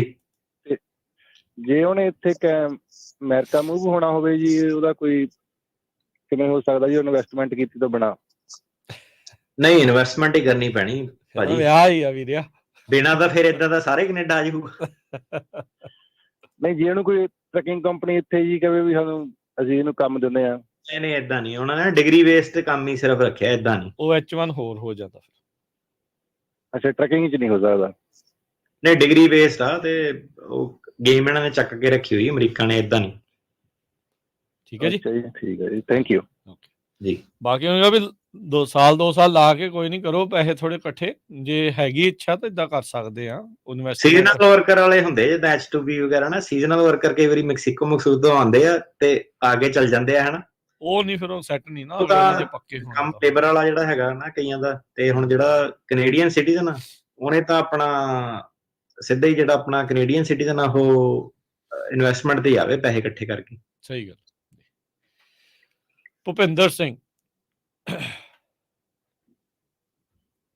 ਹਾਂਜੀ ਭੁਪਿੰਦਰ। ਹਾਂਜੀ ਭਾਈ, ਮੇਰਾ ਕੁਐਸਚਨ ਇਹ ਆ ਕਿ ਮੈਂ 2 ਨੰਬਰ 'ਚ ਆਇਆ ਸੀ, ਪਰ ਮੇਰਾ ਕੇਸ ਗ੍ਰਾਂਟ ਹੋ ਗਿਆ ਸੀ 19 'ਚ। ਮੈਨੂੰ 2 ਸਾਲ ਪਹਿਲਾਂ ਗ੍ਰੀਨ ਕਾਰਡ ਵੀ ਮਿਲ ਗਿਆ ਜੀ। ਤੇ ਸਾਰੀ ਫੈਮਿਲੀ ਵੀ 1.5 ਸਾਲ ਤੋਂ ਇੱਥੇ ਆ ਗਈ ਮੇਰੀ। ਤੇ ਦਸੰਬਰ ਦੇ ਵਿੱਚ ਮੇਰਾ ਸਾਲਾ ਵਿਦ ਫੈਮਿਲੀ, ਮੇਰਾ ਸਾਲਾ, ਸਾਲੇਹਾਰ ਤੇ ਉਹਨਾਂ ਦਾ 16.5 ਸਾਲ ਦਾ ਬੱਚਾ ਟੂਰਿਸਟ ਵੀਜ਼ੇ ਤੇ ਇੱਥੇ ਆਏ ਸੀ ਮੇਰੇ ਕੋਲ ਜੀ। ਤੇ ਉਹ ਬੱਚੇ ਨੂੰ ਮੇਰੇ ਕੋਲ ਛੱਡ ਕੇ ਤੇ 10 ਕੁ ਦਿਨ ਰਹਿ ਕੇ ਤੇ ਸਾਲਾ ਤੇ ਸਾਲੇ ਹਰ ਵਾਪਸ ਚਲੇ ਗਏ ਜੀ। ਤੇ ਕੀ ਉਸ ਬੱਚੇ ਨੂੰ ਮੈਂ ਗਾਰਡੀਅਨ ਬਣ ਕੇ ਪਰਮਾਨੈਂਟ ਕਰਾ ਸਕਦਾ? ਕਿੰਨੇ ਸਾਲ ਦਾ ਬੱਚਾ? 16.5 ਸਾਲ ਦਾ। ਹਾਂਜੀ ਕਰਾ ਸਕਦੇ ਆ। 21 ਸਾਲ ਤੋਂ ਪਹਿਲਾਂ ਪਹਿਲਾਂ ਇਹਦਾ ਛੇਤੀ ਛੱਡੋ ਤੀਰ ਤੁਸੀਂ। ਪਰ ਇਹ ਜਿਹੜਾ ਜਵਾਕ ਆ ਇਹ ਪੱਕਾ ਹੋ ਕੇ ਆਪਣੇ ਘਰਦਿਆਂ ਨੂੰ ਨਹੀਂ ਪੱਕਾ ਕਰਾ ਸਕਦਾ, ਤੁਸੀਂ ਜਵਾਕ ਨੂੰ ਜ਼ਰੂਰ ਪੱਕਾ ਕਰਾ ਸਕਦੇ ਆ। ਠੀਕ ਹੈ ਜੀ। ਤੇ ਅਗਲੀ ਗੱਲ ਕਿ ਇਹਦੀ ਕੋ ਨਾ 20 ਜੂਨ ਤੱਕ ਐਂਟਰੀ ਹੈਗੀ ਆ। ਉਹ ਕੇਸ ਆਪਾਂ 20 ਜੂਨ ਤੋਂ ਪਹਿਲਾਂ ਲਾ ਸਕਦੇ ਆ ਜਾਂ 20 ਜੂਨ ਤੋਂ ਬਾਅਦ ਵੀ ਲਾ ਸਕਦੇ ਆ? ਮਤਲਬ ਜਦੋਂ ਮਰਜ਼ੀ ਲਾ ਸਕਦੇ ਆ। ਗਾਰਡੀਅਨ ਵਾਲਾ ਕੇਸ ਉਹਦਾ ਸਟੇਟਸ ਨਾਲ ਨਹੀਂ ਕੋਈ ਲੈਣਾ ਦੇਣਾ ਹੁੰਦਾ, ਪਰ ਹਾਂਜੀ ਕੋਈ ਵੇਟ ਕਰਕੇ ਕੀ ਤੁਹਾਨੂੰ ਫਾਇਦਾ ਹੋਣਾ ਉਹਦਾ? ਉਹਦੀ ਤਾਂ ਉਮਰ ਹੋਰ ਵੱਡਾ ਹੋਈ ਜਾਣਾ ਉਹਨੇ ਫਿਰ। ਠੀਕ ਹੈ। ਤੇ ਉਹ ਮੈਨੂੰ ਆਸੇ ਪਾਸੇ ਦੱਸਿਆ ਕਿ ਉਹਨੂੰ ਸਕੂਲ ਦੇ ਵਿੱਚ ਪਾਉਣਾ ਵੀ ਜ਼ਰੂਰੀ ਆ। ਉਹ ਤਾਂ ਹੁਣ 16 ਸਾਲ ਦਾ ਤਾਂ ਪੜ੍ਹਾਈ ਤਾਂ ਕਰੂਗਾ ਹੀ ਬੱਚਾ। ਹਾਂ ਨਹੀਂ ਉਹ ਤੇ ਹੁਣ ਸਕੂਲ ਦੇ ਵਿੱਚ ਪਾ ਰਹੇ, ਉਹ ਟੀਕੇ ਟਾਕੇ ਉਹਦੇ ਲੱਗਣੇ, ਉਹ ਅਸੀਂ ਉਹਦੇ ਟੀਕੇ ਲਾਓ ਤੇ ਇਧਰੋਂ ਤੀਰ ਛੱਡੋ ਤੁਸੀਂ ਆਪਣਾ ਗਾਰਡੀਅਨ ਵਾਲਾ। ਫਿਰ ਐਂ ਗੱਲ ਬਣਨੀ ਹੈ ਸਾਰੇ ਪਾਸਿਓਂ ਮਿਲ ਮਿਲਾ ਕੇ। ਟੀਕੇ ਨੂੰ ਕੀ ਆ, ਤਾਂ ਡਾਕਟਰ ਨੇ ਟੀਕੇ ਲਾਣੇ, ਕੋਈ ਟੀਕੇ ਕੋਈ ਜ਼ਹਿਰ ਥੋੜਾ ਡਾਕਟਰ ਨੇ ਪਾ ਦੇਣਾ। ਹਾਂਜੀ ਨਹੀਂ ਜੇ ਸਕੂਲੇ ਇੱਥੇ ਪਾਉਣਾ ਆ ਤਾਂ ਫਿਰ ਤਾਂ ਦੇਖੋ ਤਾਂ ਕਰਨਾ ਹੀ ਪੈਣਾ, ਜੋ ਉਹਨਾਂ ਦੀਆਂ ਰਿਕੁਆਇਰਮੈਂਟ ਆ ਉਹ ਪੂਰੀਆਂ ਕਰਨੀਆਂ ਇਹ ਟੀਕੇ ਦਾ ਹੁਣ ਕੀ ਆ, ਪਹਿਲਾਂ ਆਪਣਾ ਇਹ ਤਾਂ ਮੈਂ ਕਿਹਾ ਉਹ ਵੈਕਸਰ ਐਂਟੀ ਵੈਕਸਰ ਵਾਲਾ ਡਿਬੇਟ ਜਿਹੜਾ ਹੋ ਗਿਆ, ਇਹ ਤਾਂ ਬੇਸਿਕ ਟੀਕੇ ਜਿਹੜੇ ਉਹ ਲੱਗਣੇ ਆ ਤੇ ਉਹਨਾਂ ਦੇ ਆਪਣੇ ਟੀਕਿਆਂ ਕਰਕੇ ਤਾਂ ਹੁਣ ਉਹ ਤਾਂ ਕਰੋਨਾ ਵਾਲੀ ਗੱਲ ਹੋ ਗਈ ਕਿ ਉਹ ਕਹੇ ਟੀਕੇ ਕਰਕੇ ਮੈਂ ਜਹਾਜ਼ ਨਹੀਂ ਚੜਨਾ। ਉਹ ਕਹਿੰਦੇ ਠੀਕ ਆ ਨਾ ਚੜ। ਤਾਂ ਉਹ ਕਹਿੰਦਾ ਕਿ ਇਹ ਆਪਣਾ ਕਨਸਟੀਟਿਊਸ਼ਨਲ ਰਾਈਟ ਦੀ ਵਾਇਓਲੇਸ਼ਨ ਆ। ਉਹਨੇ ਕੀ ਕਨਸਟੀਟਿਊਸ਼ਨਲ ਰਾਈਟ ਦੀ ਵਾਇਓਲੇਸ਼ਨ ਤੇ ਧੱਕੇ ਨਾਲ ਕੋਵਿਡ ਵਾਲੇ ਵੈਕਸੀਨ ਜਿਹੜੇ ਲਾਉਂਦੇ ਆ, ਤਾਂ ਉਹਨਾਂ ਨੇ ਜਿਹੜਾ ਗਰੁੱਪ ਵਾਈਡ ਜਿਹੜਾ ਮੈਂਡੇਟ ਆ ਇਮਿਊਨਿਟੀ ਲਈ, ਉਹ ਡਾਕਟਰ ਕਨਸਪੀਰੇਸੀ ਬੜੀ ਚੱਲਦੀ ਕਿ ਪਤਾ ਨਹੀਂ ਕੀ ਕਰ ਦੇਣਾ, 5G ਆ ਗਿਆ ਲੋਕਾਂ ਚ, ਉਹ ਵੈਕਸਰ ਐਂਟੀ ਵੈਕਸਰ ਵਾਲਾ। ਤਾਂ ਵਧੀਆ ਫ੍ਰੀ ਇੰਟਰਨੈਟ ਮਿਲ ਜੂਗਾ 5G ਆ ਤਾਂ ਹੋਰ ਕੀ ਚਲਾਓ ਪੂਰਾ। ਕਹਿੰਦਾ ਉਹ 5G ਵਾਲਾ ਨਾ ਲੋਕਾਂ ਨੂੰ ਭੁਲੇਖਾ ਪਾਤਾ ਕਿ 5G ਵਾਲਾ ਇੰਟਰਨੈਟ ਨਾ ਕੋਈ ਈਵਲ ਚੀਜ਼ ਆ ਤੇ ਇਹਨਾਂ ਨਾਲ ਸਰਕਾਰ ਨੇ ਕੋਆਰਡੀਨੇਟ ਕਰ ਲੈਣਾ ਜਨਤਾ ਨੂੰ। ਏਦਾਂ ਕਹਾ ਮੈਂ ਤੂੰ ਭਰਾਵਾ ਰੁਕ ਜਾ, ਤੂੰ 6G ਵਾਲਾ ਲੈ ਲਈ ਜਦੋਂ ਆਊਗਾ ਹਨਾ, 22G ਵਾਲਾ ਲੈ ਲਈ ਤੂੰ। ਨਹੀਂ ਨਾਲੇ ਦੇਖੋ ਹੁਣ ਜਦੋਂ ਨਾ ਪੱਕੇ ਹੋਣਾ ਹੁੰਦਾ ਫਿਰ ਤਾਂ ਆਪਾਂ ਝੱਟ ਦੇਣੀ ਮੈਡੀਕਲ ਕਰਾਉਂਦੇ, ਸਾਰੇ ਟੀਕੇ ਲਵਾਉਂਦੇ। ਉਦਾਂ ਭਾਵੇਂ ਆਪਣਾ ਟੀਕੇ ਦੇ ਉੱਤੇ ਕਿਸੇ ਦਾ ਵਿਸ਼ਵਾਸ ਨਾ ਹੋਵੇ, ਕਹਿੰਦੇ ਜਲਦੀ ਜਲਦੀ ਅਮਰੀਕਾ ਆਉਣ ਦੋ, ਤੁਸੀਂ ਤੁਹਾਨੂੰ ਟੀਕਾ ਜਿਹੜਾ ਮਰਜ਼ੀ ਠੋਕੋ, ਉਹ ਨਹੀਂ ਕੋਈ ਗੱਲ ਹੁੰਦੀ। ਕੰਸਲਟੇਸ਼ਨ ਕੀਤੀ ਸੀਗੀ, ਗ੍ਰੀਨ ਕਾਰਡ ਉਹਦਾ ਆ ਜਾਣਾ ਸੀ ਬੰਦੇ ਦਾ, ਉਹਦਾ ਕੇਸ ਕੂਸ ਪਾਸ ਹੋਇਆ ਸੀਗਾ। ਉਹ ਬਸ ਉੱਤੇ ਕਿ ਮੈਂ ਨਾ ਉਹ ਨਹੀਂ ਲਾਣਾ, ਟੀਕਾ ਨਹੀਂ ਮੈਂ ਲਵਾਉਣਾ ਕੋਵਿਡ ਵਾਲਾ। ਤੇ ਮੈਂ ਕਿਹਾ ਠੀਕ ਆ। ਉਹ ਨਾ ਕੰਸਲਟੇਸ਼ਨ ਬੜੀ ਲੰਬੀ ਖਿੱਚ ਗਈ ਜਿੱਦਾਂ ਨਾ, ਤੇ ਮੈਂ ਉਹਨੂੰ ਬੰਦੇ ਨੂੰ ਕਹਾਂ ਯਾਰ ਮੈਂ ਕਿਹਾ ਮੇਰੀ ਨਾ ਬਹਿਸ ਨਹੀਂ ਤੇਰੇ ਨਾਲ ਕੋਈ ਹੈਗੀ, ਲਵਾ ਚਾਹੇ ਨਾ ਲਵਾ, ਮੈਂ ਕਿਹਾ ਤੇਰੀ ਮਰਜ਼ੀ ਆ। ਮੈਂ ਕਿਹਾ ਪਰ ਏਦਾਂ ਨਹੀਂ ਲਵਾਂਗਾ ਉਹਨੇ ਤੈਨੂੰ ਦੇਣਾ ਨਹੀਂ, ਕਿਉਂਕਿ ਤੇਰੀ ਕੋਈ ਰਿਲੀਜੀਅਸ ਐਗਜ਼ੈਂਪਸ਼ਨ ਏਦਾਂ ਦਾ ਹੈ ਨਹੀਂ। ਕੋਵਿਡ ਵਾਲਾ ਉਹਨਾਂ ਨੇ ਮੈਂਡੇਟ ਕੀਤਾ ਵਾ। ਜੀ ਜੀ ਜੀ। ਕਹਿੰਦਾ ਉਹ ਨਾ ਮੇਰੇ ਨਾਲ ਨਹੀਂ, ਯੂਰਪ ਦੀ ਬੁੱਕ ਆ, ਡਾਕਟਰ ਨੇ ਏਦਾਂ ਕਿਹਾ, ਜਰਮਨ ਦੇ ਡਾਕਟਰ ਨੇ ਏਦਾਂ, ਉਹਨੇ ਆਪ ਕਿਹਾ, ਉਹਨਾਂ ਨੇ ਟੈਸਟ ਨਹੀਂ ਕੀਤੇ, ਆ ਨਹੀਂ। ਮੈਂ ਕਿਹਾ ਯਾਰ ਤੂੰ ਗੱਲ ਮੇਰੀ ਸਮਝਦਾ ਨਹੀਂ ਪਿਆ। ਮੈਂ ਕਿਹਾ ਮੈਂ ਤੇਰੇ ਨਾਲ ਕੋਵਿਡ ਵਾਲਾ ਨਹੀਂ ਬਹਿਸ ਲਈ ਹੋ ਕੇ, ਕੋਵਿਡ ਵਾਲਾ ਟੀਕਾ ਸਹੀ ਹੈ ਕਿ ਗਲਤ ਆ, ਮੇਰੀ ਫੀਲਡ ਨਹੀਂ ਹੈਗੀ। ਮੈਂ ਤਾਂ ਲਾਅ ਤੈਨੂੰ ਦੱਸ ਰਿਹਾ ਕਿ ਜੇ ਉਹ ਕਰਨਾ ਵਾ, ਜਿੱਦਾਂ ਹੁਣ ਸਕੂਲ ਉਹ ਜਿਹੜੇ ਸਿਸਟਮ ਹੈਗੇ ਜਿਹੜੇ ਉਹਨਾਂ ਨੇ ਬਣਾਏ ਹੋਏ ਆ, ਉਹ ਤੁਹਾਨੂੰ ਫੋਲੋ ਕਰਨੇ ਪੈਣੇ ਆ ਜਿੱਥੇ ਵੀ ਜੋ ਹੈਗਾ ਸਿਸਟਮ ਹਨਾ। ਰਿਲੀਜੀਅਸ ਐਗਜ਼ੈਂਪਸ਼ਨ ਆ, ਕਈ ਚੀਜ਼ਾਂ ਦੀ ਐਗਜ਼ੈਂਪਸ਼ਨ ਆ, ਤੇ ਅਲਟੀਮੇਟਲੀ ਮੈਂ ਕਿਹਾ ਤੇਰੀ ਮਰਜ਼ੀ ਆ, ਨਹੀਂ ਕਰੂੰਗਾ ਤਾਂ ਉਹਨਾਂ ਨੇ ਨਹੀਂ ਕਰਨਾ ਹਨਾ। ਕਹਿੰਦਾ ਮੈਂ ਉਹ ਕਰਨਾ ਲਾਅ ਸੂਟ ਕਰ ਦੇਣਾ, ਕਹਿੰਦਾ ਇਮੀਗ੍ਰੇਸ਼ਨ ਦੇ ਉੱਤੇ ਵੈਕਸੀਨ ਪਾਲਿਸੀ ਤੇ। ਮੈਂ ਕਿਹਾ ਕਰਦੇ ਵਧੀਆ ਵਾ, ਮੈਨੂੰ ਕੋਈ ਪ੍ਰੋਬਲਮ ਨਹੀਂ। ਮੈਂ ਕਿਹਾ ਤੂੰ ਲਾਅ ਸੂਟ ਕਰੂੰਗਾ ਮੈਂ ਤੇਰੇ ਚੋਂ ਨਾ ਵੀ ਮੈਂ ਕਹਿ ਦੂੰਗਾ ਮੈਂ ਕਰ ਦੂੰਗਾ ਹਨਾ। ਹੁਣ ਤੁਸੀਂ ਐਂਟੀ ਵੈਕਸਿੰਗ ਦੇ ਉੱਤੇ ਜੇ ਲਾਅ ਸੂਟ ਜਿਹੜਾ ਕਰਨਾ, ਤਾਂ ਮੈਂ ਕਿਹਾ ਉਹਦਾ ਫਿਰ ਬਜਟ ਏਦਾਂ ਕਿ ਜਿਹੜੀ ਫਾਈਨੈਂਸ ਵਾਲੀ ਟੁੱਟੀ ਹੈ ਨਾ, ਕਿ ਜਿਹੜਾ ਲਿਟੀਗੇਸ਼ਨ ਲਾਇਰਾਂ ਨੇ ਲੈਣੇ ਆ, ਅਮਰੀਕਨ ਗਵਰਨਮੈਂਟ ਨੂੰ ਚੈਲੰਜ ਕਰਦੇ, ਉਹਨਾਂ ਨੇ ਵੀ ਫਾਈਟ ਬੈਕ ਪੂਰਾ 100% ਕਰਨਾ। ਏਦਾਂ ਥੋੜਾ ਨਾ ਉਹ ਜਿਹੜੇ ਬਿੱਲ ਬੰਨੇ ਆ ਉਹ ਬੰਨੇ ਆ ਮਿਲੀਅਨਸ ਦੇ ਵਿੱਚ ਹਨਾ। ਤੇ ਉਹ ਫਿਰ ਏਦਾਂ ਕਿ ਫਿਰ ਮੈਂ ਕਿਹਾ ਗੱਲ ਤਾਂ ਉਹੀ ਆ ਗਈ ਕਿ ਟੀਕਾ ਤਾਂ ਨਹੀਂ ਕਹਿੰਦਾ ਮੈਂ ਲਵਾਨਾ। ਮੈਂ ਕਿਹਾ ਬਾਈ ਫਿਰ ਮਰਜ਼ੀ ਹੈ ਤੇਰੀ ਹਨਾ ਕਿੱਦਾਂ। ਇਹ ਤਾਂ ਹੁਣ ਲਾਅ ਜਿਹੜਾ black letter of law follow ਕਰਨਾ ਹੀ ਪੈਂਦਾ, ਜਾਂ ਉਹਨੂੰ ਚੈਲੰਜ ਕਰਨਾ ਪੈਂਦਾ। ਕਈ ਵਾਰੀ ਉਹ $4-5 ਹਜ਼ਾਰ ਚ ਚੈਲੰਜ ਹੁੰਦਾ, ਕਈ ਵਾਰੀ ਉੱਥੇ ਮੀਟਰ ਵੀ ਬੰਦੇ ਦਾ ਘੁੰਮ ਜਾਂਦਾ ਹਨਾ। ਸੋ ਇਹ ਹੈ ਕਿ ਜਿਹੜੀ ਫਾਈਟ ਕਿਹੜੀ ਵਾਲੀ ਪੁੱਟ ਅਪ ਕਰਨੀ ਹੈ ਸਰਕਾਰ ਨਾਲ, ਉਹ ਵੀ ਸਮਝਦਾਰੀ ਹੈ ਕਿ ਕਿੱਥੇ ਫਾਈਟ ਕਰਨੀ ਹੈ ਕਿੱਥੇ ਨਹੀਂ ਕਰਨੀ। ਜੀ ਜੀ ਬਿਲਕੁਲ। ਜੁਗਰਾਜ ਸਿੰਘ। ਹੈਲੋ। ਹਾਂਜੀ ਹੈਲੋ ਜੀ। ਸਤਿ ਸ਼੍ਰੀ ਅਕਾਲ ਸਰ। ਸਤਿ ਸ਼੍ਰੀ ਅਕਾਲ ਸਰ ਮੇਰਾ ਤਾਂ ਇਹ ਤਿੰਨ ਬ੍ਰਦਰ ਆ। ਮੈਂ ਇੱਦਾਂ 16 ਚ ਆਇਆ ਸੀ, ਦੂਜਾ ਬ੍ਰਦਰ 18 ਚ ਆਇਆ ਸੀ, ਤੇ ਤੀਸਰਾ ਆਇਆ 22 ਚ। ਤੇ ਕੇਸ ਇਹਨਾਂ ਨੇ ਇਕੱਠਾ ਕਰਾ ਦਿੱਤਾ ਨਾ, ਸਾਡਾ ਹੁਣ ਅਪ੍ਰੈਲ 'ਚ ਆ ਤੇ ਇੱਕ ਜੱਜ ਆ ਉਹ ਆ ਪ੍ਰਿੰਸ ਜਸਟਿਨ। ਕਿੱਦਾਂ ਬਹੁਤ ਵੇਖਿਆ ਜੀ ਵਧੀਆ ਤੁਹਾਨੂੰ? ਕਿਉਂਕਿ ਤੁਹਾਡੇ ਕੇਸ ਬੜੇ ਪਾਸ ਹੋਏ ਆ ਨਾ ਪ੍ਰਿੰਸ ਜਸਟਿਨ ਤੋਂ, ਤੁਹਾਡਾ ਦਬਾਅ ਪੈਂਦਾ, ਤਾਂ ਕਰਕੇ ਮੇਰਾ ਸਵਾਲ ਹੀ ਵੀ ਤੁਹਾਡੇ ਤੋਂ ਪੁੱਛਣਾ ਜ਼ਰੂਰੀ, ਬਹੁਤ ਦਿਨਾਂ ਤੋਂ ਫੋਨ ਕਰ ਲੈਂਦੇ। ਨਹੀਂ ਟੌਪ ਦਾ ਜੱਜ ਆ, ਕੇਸ ਕੰਸੋਲੀਡੇਟਡ ਰੱਖੋ, ਅਲੱਗ-ਅਲੱਗ ਨਾ ਕਰਾਓ, ਲੋਕਾਂ ਨੂੰ ਪੰਗੇ ਪੈਂਦੇ ਆ। ਸੋ ਆਪਣੇ ਕੇਸ ਜਿਹੜੇ ਆ ਨਾ ਉਹਨੂੰ ਕੰਸੋਲੀਡੇਟ ਕਰਾ ਕੇ ਰੱਖੋ ਤੇ ਜੱਜ ਸਾਹਿਬ ਵਧੀਆ ਇਹ। ਠੀਕ ਹੈ ਜੀ, ਠੀਕ ਹੈ। ਮੇਰਾ ਸਰ ਇੱਕ ਸਵਾਲ, ਮੇਰਾ ਯੂ ਵੀਜ਼ਾ ਵੀ ਲੱਗਾ ਆ 2017 ਦਾ, ਉਹ ਵੀ ਮਤਲਬ ਉਹ ਵੀ ਵੇਖਣਾ ਚਾਹੀਦਾ ਮੈਨੂੰ ਕਿ ਉਹਦਾ ਨਾਲ ਨਾ ਚੱਲਣ ਦੇਵਾਂ ਇਹਨੂੰ। ਯੂ ਵੀਜ਼ਾ ਦਾ ਤੁਹਾਡਾ ਫਿਰ ਵੱਟ ਤੇ ਪਿਆ, ਆਪਣਾ 2016 ਵਾਲੇ ਚੱਲਦੇ ਆ, ਦੇਖ ਲਓ ਜੇ ਤੁਸੀਂ ਆਪਣਾ ਕੇਸ ਪੀਡੀ ਲੈਣੀ ਆ ਪੀਡੀ ਵੀ ਲੈ ਸਕਦੇ ਆ, ਆਪਣਾ ਕੇਸ ਅਲੱਗ ਕਰਾ ਕੇ ਪੀਡੀ ਲੈ ਸਕਦੇ ਆ। ਜੇ ਮੇਰਾ ਇਹ ਯੂ ਵੀਜ਼ਾ ਨਿਕਲ ਜਾਂਦਾ ਪਹਿਲਾਂ ਤਰੀਕ ਤੋਂ ਫਾਈਨਲ ਤੋਂ ਪਹਿਲਾਂ ਤੇ ਇਹਨਾਂ ਦੋਵਾਂ ਦਾ ਕੀ ਹੋਊਗਾ? ਇਹਨਾਂ ਦਾ ਇਕੱਠਾ ਰਹੂਗਾ? ਇਹਨਾਂ ਦਾ ਇਕੱਠਾ ਰਹੂਗਾ, ਹੁਣ ਇਹਨਾਂ ਨੂੰ ਡੀਲ ਕਰਨਾ ਪੈਣਾ ਆਪਣੇ ਲੈਵਲ ਤੇ। ਠੀਕ ਹੈ ਜੀ, ਠੀਕ ਹੈ। ਤੇ ਪਰ ਉੱਥੇ ਫਿਰ ਮੇਰਾ ਤਾਂ ਬਾਹਰ ਨਿਕਲ ਜੂਗਾ ਇਹਨਾਂ ਵਿੱਚੋਂ, ਜਾਂਦਾ ਯੂ ਵੀਜ਼ਾ ਪਾਸ ਹੋ ਜਾਂਦਾ। ਬੰਦ ਕਢਾਉਣਾ ਹਾਂਜੀ, ਪੈਣਾ, ਆਪੇ ਤਾਂ ਨਹੀਂ ਕੱਢਦੇ ਹੋਣੇ। ਤੁਹਾਡੀ ਕਿਹੜੀ ਇਸੇ ਸਾਲ ਹੇਰਿੰਗ ਆ ਨਾ? ਅਪ੍ਰੈਲ 'ਚ ਸਰ ਆਹ 2-3 ਮਹੀਨੇ ਰਹਿ ਗਏ। ਅਪ੍ਰੈਲ ਤੋਂ ਪਹਿਲਾਂ ਕਿੱਥੇ ਯੂ ਵੀਜ਼ਾ ਪਾਸ ਹੋਣਾ? ਕੇਸ ਤੁਹਾਨੂੰ ਨਾ ਡੀਕਨਸੋਲੀਡੇਟ ਕਰਨਾ ਪੈਣਾ, ਆਪਣਾ ਅਲੱਗ ਕਰਾ ਕੇ ਕੇਸ, ਫਿਰ ਉਹਨੂੰ ਬੰਦ ਕਰਾ ਲਓ ਕਹਿ ਕੇ ਕਿ ਮੇਰਾ ਯੂ ਵੀਜ਼ਾ ਆਉਣ ਵਾਲਾ ਵਾ। ਤੁਹਾਨੂੰ ਉਹ ਜਿਹੜਾ ਬੋਨਾਫਾਈਡ ਡਿਟਰਮੀਨੇਸ਼ਨ ਹੁੰਦਾ ਪਹਿਲਾਂ ਦਿੰਦੇ ਆ ਗ੍ਰਾਂਟ ਵਾਲਾ, ਉਹ ਮਿਲ ਗਿਆ ਤੁਹਾਨੂੰ? ਨਹੀਂ ਅਜੇ ਨਹੀਂ ਮਿਲਿਆ। ਨਹੀਂ ਉਹ ਤਾਂ ਮਿਲ ਜਾਣਾ ਚਾਹੀਦਾ, ਉਹ ਕਿਉਂ ਨਹੀਂ ਮਿਲਿਆ ਤੁਹਾਨੂੰ ਅਜੇ ਤੱਕ? ਉਹ ਤਾਂ ਪਹਿਲਾਂ ਹੀ ਦੇ ਦਿੰਦੇ ਬੰਦੇ ਨੂੰ। ਤੇ ਸਰ ਮਤਲਬ ਜੇ ਮੰਨ ਲਓ ਤਿੰਨਾਂ ਦਾ ਇਕੱਠਾ ਵੇਖ ਲੈਂਦੇ ਆ, ਮੰਨ ਲਓ ਤਾਂ ਫਾਈਨਲ ਆਈ ਆ ਤੇ ਤਿੰਨੇ ਇਕੱਠਾ ਵੇਖ ਨਾ ਲਈਏ ਫਿਰ ਇਦਾਂ ਫਾਈਨਲ। ਇਹ ਤਾਂ ਤੁਹਾਡੀ ਮਰਜ਼ੀ ਹੈ, ਤੁਹਾਨੂੰ ਕਿਹਾ ਹੀ ਹੈ ਜੱਜ ਵਧੀਆ, ਉਹ ਚ ਮੈਂ ਹੁਣ ਕੀ ਕਰਨਾ? ਮੀਆਂ ਵੀ ਰਾਜੀ ਕਿਆ ਕਰੇਗਾ ਕਾਜੀ। ਹਾਂ, ਜੇ ਤੁਹਾਨੂੰ ਲੱਗਦਾ ਹੈ ਤਾਂ ਫਿਰ ਜ਼ਰੂਰ ਤਿੰਨੋਂ ਜਾਣੇ ਸੂਟ ਸਵਾਓ ਵਧੀਆ ਵਧੀਆ, ਡਾਰਕ ਰੰਗ ਦੇ ਟਾਈਆਂ ਟੂਈਆਂ ਲਾ ਕੇ ਜਾਓ, ਜੱਜ ਸਾਹਿਬ ਵਧੀਆ ਵਾ ਤੇ ਬਿਆਨ ਦਿਓ ਆਪਣੇ ਵਧੀਆ ਵਧੀਆ ਤੇ ਕੇਸ ਪਾਸ ਕਰਾਓ ਜੀ। ਚਲੋ ਬਾਕੀ ਇਹ ਨੂੰ ਖਜ਼ਾਨਾ ਮਿਲ ਜਾਂਦਾ ਕਈ ਵਾਰੀ, ਜਦੋਂ 3 ਬੰਦੇ ਪੇਲਣ ਵਾਲੇ ਮਿਲ ਜਾਂਦੇ ਨਾ। ਅੱਛਾ, ਫੇਰ ਉਹੀ ਹੁੰਦਾ ਕਿ ਭਾਜੀ ਮੈਂ ਤਾਂ ਬਹੁਤ ਵਧੀਆ ਕਿਹਾ ਸੀ, ਮੇਰਾ ਨਾ ਭਰਾ ਹੀ ਥੋੜਾ ਸਿੱਧਾ ਜਿਹਾ ਨਿਕਲਿਆ। ਅੱਛਾ ਠੀਕ ਆ। ਕਿਹਾ ਸੀਗਾ ਇਹਨੂੰ ਪਰ ਹਟਦਾ ਨਹੀਂ, ਫੋਨ 'ਚ ਹੀ ਵੜਿਆ ਰਹਿੰਦਾ ਉੱਥੇ ਭਾਜੀ, ਜ਼ਬਾਨ ਨਹੀਂ ਇਹਦੀ ਖੁੱਲਣ ਦੀ। ਤਿਆਰੀ ਕਰਕੇ ਜਾਓ, ਮਤਲਬ ਕਹਿਣ ਦਾ ਮਤਲਬ ਇਹ ਆ ਨਾਲ ਦੇ ਨਾਲ ਜੀ। ਬਿਲਕੁਲ। ਸ਼ਰਨਜੀਤ। ਹਾਂਜੀ ਸਰ, ਸਤਿ ਸ਼੍ਰੀ ਅਕਾਲ ਜੀ। ਸਤਿ ਸ਼੍ਰੀ ਅਕਾਲ ਜੀ। ਸਰ ਮੈਂ ਤੁਹਾਨੂੰ ਪੁੱਛਣਾ ਸੀ, ਮੇਰਾ ਨਾ ਕੇਸ ਆਪਣਾ ਮੈਂ ਫ੍ਰੈਜ਼ਨੋ ਰਹਿ ਰਿਹਾ ਤੇ ਹੁਣ ਜਿੱਦਾਂ ਕੌਂਕੜ ਕੇਸ ਦੇ ਵਿੱਚ ਤੁਹਾਡੇ ਐਕਸਪੀਰੀਅੰਸ ਨਾਲ ਕਿੱਦਾਂ ਜਾ ਰਹੇ ਨੇ ਕੇਸ ਫ੍ਰੈਜ਼ਨੋ ਕਾਉਂਟੀ ਵਾਲੇ ਉੱਧਰ ਕੌਂਕੜ?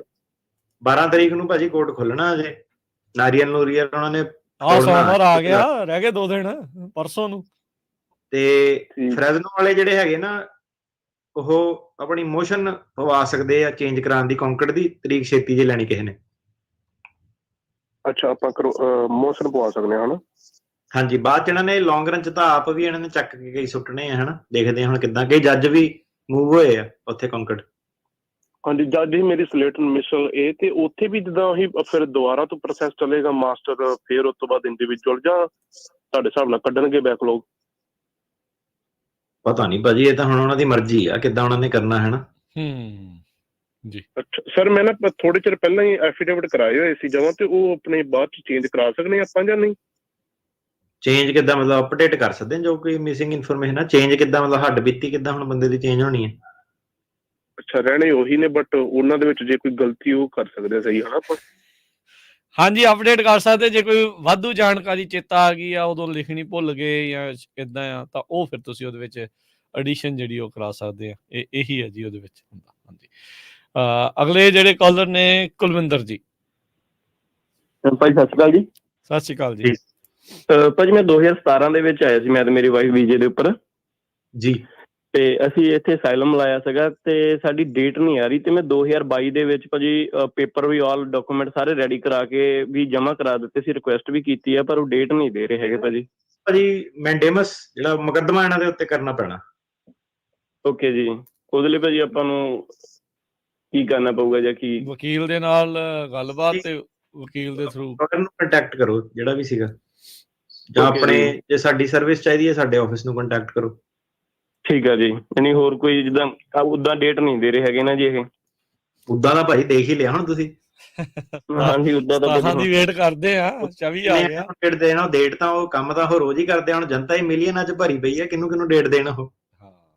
ਇਹ ਆ ਵੀ ਜਿਹੜਾ ਕੋਈ ਸਟੈਪ ਚੱਕਦਾ ਆ, ਜਿਹੜੀ ਕੇਸ ਕਰਨਾ ਉਹਨਾਂ ਦੇ ਉੱਤੇ, ਉਹਦੀ ਸੁਣ ਵੀ ਲੈਂਦੇ ਹੋਣਗੇ। ਜ਼ਰੂਰੀ ਨਹੀਂ ਵੀ 100% ਉੱਤੇ ਆਉਣਾ ਆ। ਸੋ ਉਹਨਾਂ ਦੇ ਉੱਤੇ ਹੀ ਆ।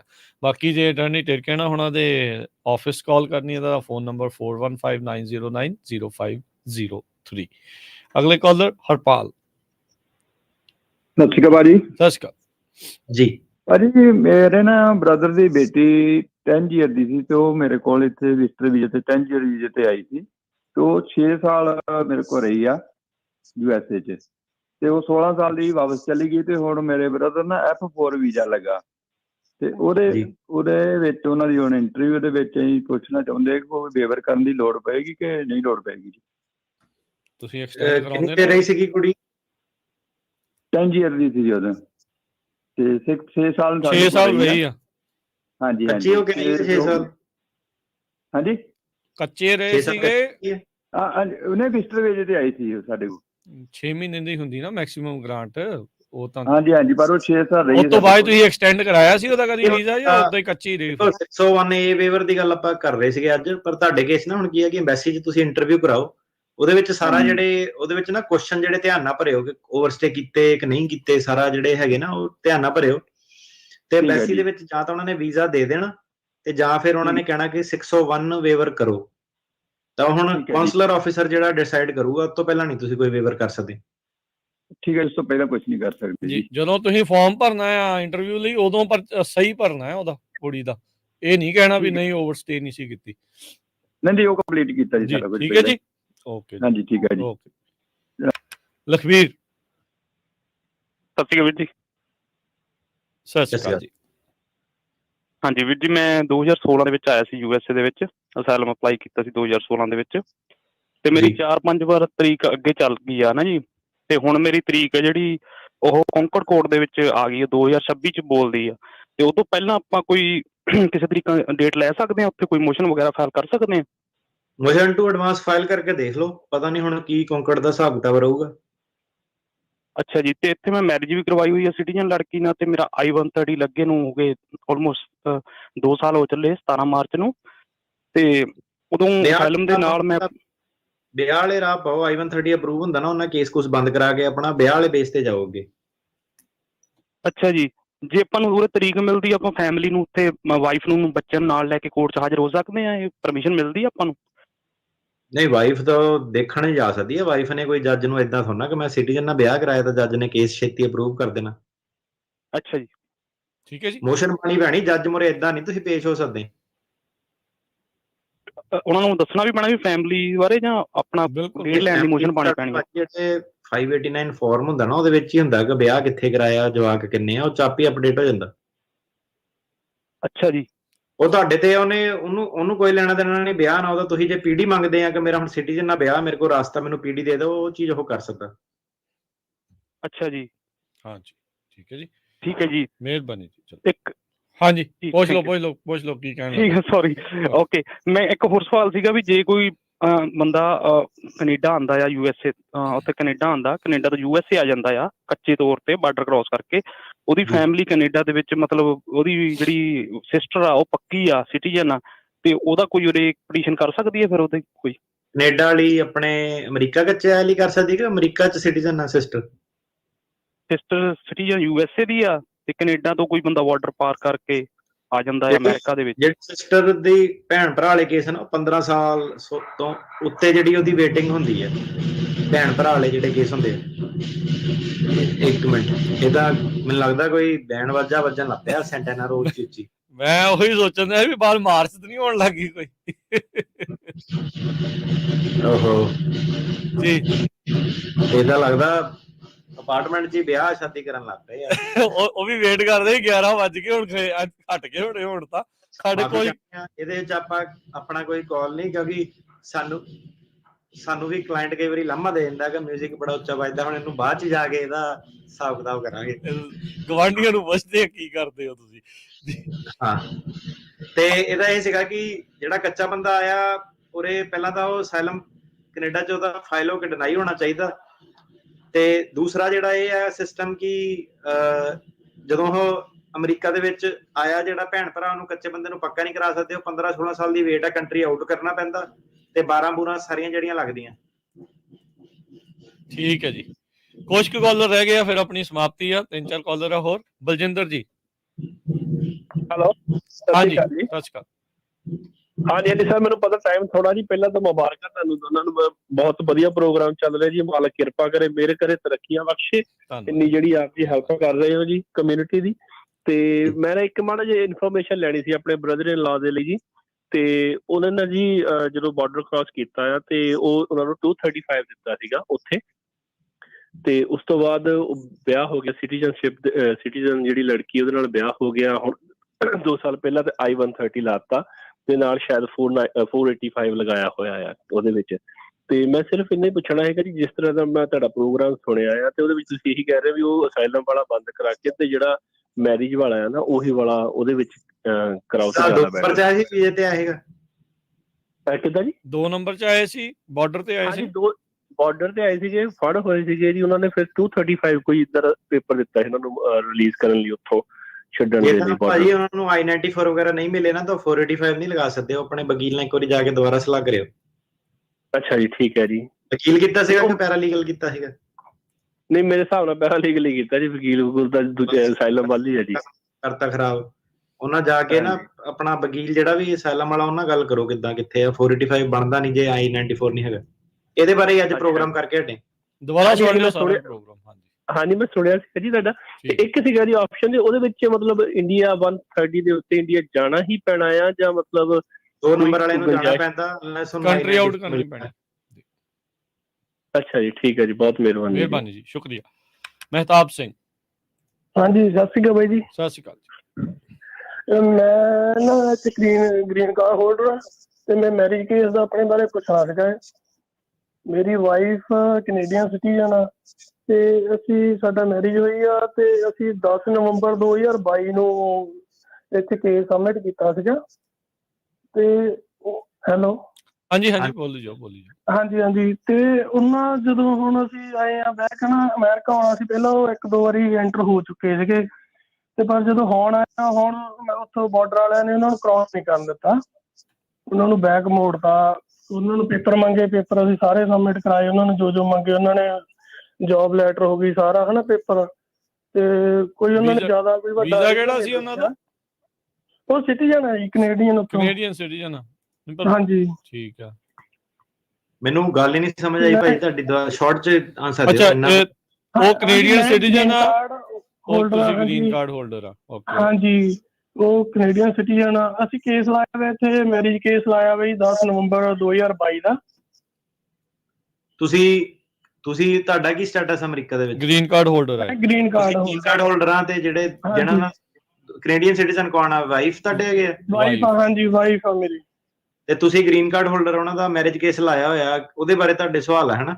ਹਾਂਜੀ, ਉਹਨਾਂ ਨੂੰ ਇਸ ਵਾਰੀ ਉਹਨਾਂ ਨੂੰ ਬਾਰਡਰ ਕ੍ਰਾਸ ਨਹੀਂ ਕਰਨ ਦਿੱਤਾ। ਉਹ ਅਸੀਂ ਪੁੱਛਣਾ ਚਾਹੁੰਦੇ ਵੀ ਉਹ ਹੁਣ ਕਿੱਦਾਂ ਕੀ ਕਰ ਸਕਦੇ ਆ। ਇਮੀਗ੍ਰੈਂਟ ਇੰਟੈਂਟ ਹੋ ਜਾਂਦਾ ਜਦੋਂ ਤੁਸੀਂ ਕੇਸ ਲਾ ਦਿੰਦੇ ਆ।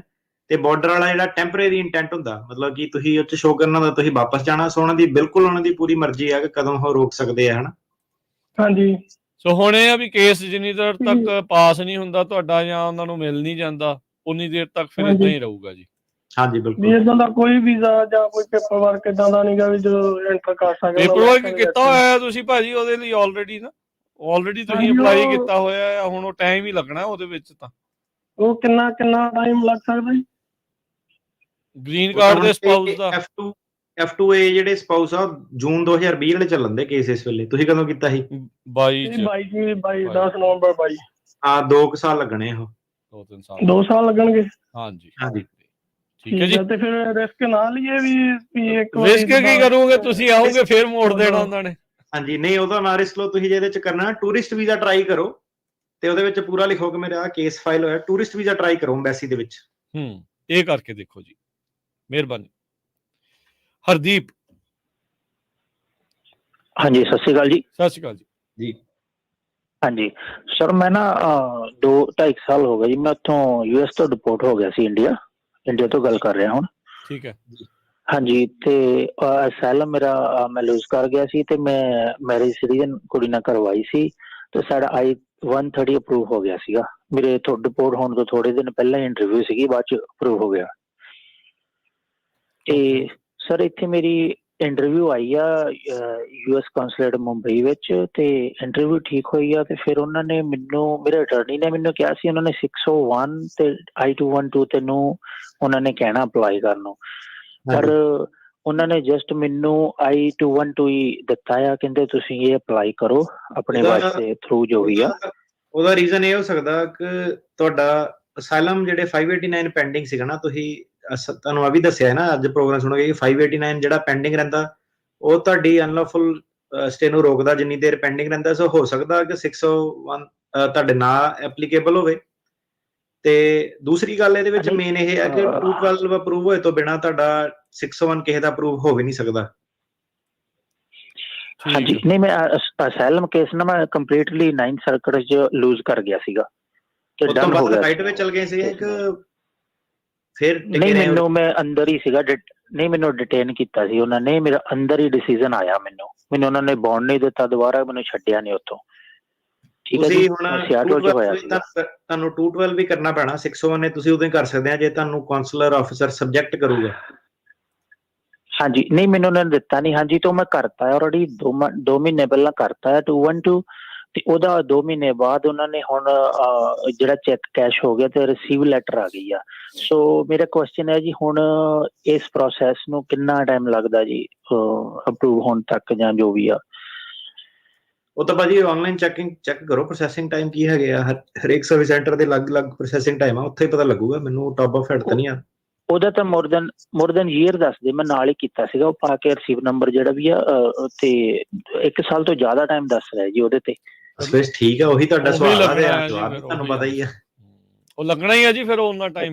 ਹੋ ਸਕਦਾ ਤੁਹਾਡਾ ਪਹਿਲਾਂ ਵੀ ਆ ਜਾਵੇ। ਆ 212 ਦਾ ਮੈਂ ਦੇਖ ਰਿਹਾ ਤਾਂ ਪਤਾ ਨਹੀਂ ਤੁਸੀਂ ਕਿੱਥੇ ਦੇਖਿਆ, 22 ਮਹੀਨੇ ਤੇ 24 ਮਹੀਨੇ ਦਿਖਾ ਰਿਹਾ 212 ਦਾ। ਮੇਰਾ ਅਟਾਰਨੀ ਕਹਿੰਦਾ ਸੀ 2-3 ਮਹੀਨੇ ਦੇ ਵਿੱਚ, ਮੈਨੂੰ ਲੱਗਦਾ ਕਹਿੰਦਾ ਹੋ ਜਾਊਗਾ। ਉਮੀਦ ਰੱਖਣੀ ਚਾਹੀਦੀ, ਉਮੀਦ ਮਾੜੀ ਚੀਜ਼ ਨਹੀਂ ਹੈ ਵੀਰ ਜੀ, ਉਮੀਦ ਜ਼ਰੂਰ ਰੱਖੋ। ਜੇ ਆ ਗਿਆ ਤਾਂ ਵੈਲ ਐਂਡ ਗੁੱਡ। ਇਹਦੇ ਵਿੱਚ ਜਿਹੜਾ ਪ੍ਰੋਸੈਸਿੰਗ ਟਾਈਮ ਉਹਨਾਂ ਨੇ 80% ਕੇਸਾਂ ਦਾ ਲਿਖਿਆ ਹੁੰਦਾ, ਕਿਸੇ ਦੇ ਉੱਤੋਂ ਵੱਧ ਵੀ ਲੱਗ ਸਕਦੇ ਹੁੰਦੇ, ਕਿਸੇ ਦੇ ਉੱਤੋਂ ਘੱਟ ਵੀ ਲੱਗ ਸਕਦੇ ਹੁੰਦੇ ਆ। ਸੋ ਹੋਪਫੁਲੀ ਤੁਹਾਡੇ ਜਿਹੜੇ ਉਹ ਘੱਟ ਮਹੀਨੇ ਲੱਗਣ, ਬਾਕੀ ਐਵਰੇਜ ਜਿਹੜੀ ਉਹਨਾਂ ਨੇ ਉਹ ਪ੍ਰੋਸੈਸਿੰਗ ਟਾਈਮ ਇੰਨੀ ਲਿਖੀ ਹੁੰਦੀ ਹੈ। ਸੁਖਚੈਨ ਜੀ। ਹਾਂਜੀ, ਸਤਿ ਸ੍ਰੀ ਅਕਾਲ ਭਾਜੀ। ਸਤਿ ਸ਼੍ਰੀ ਅਕਾਲ।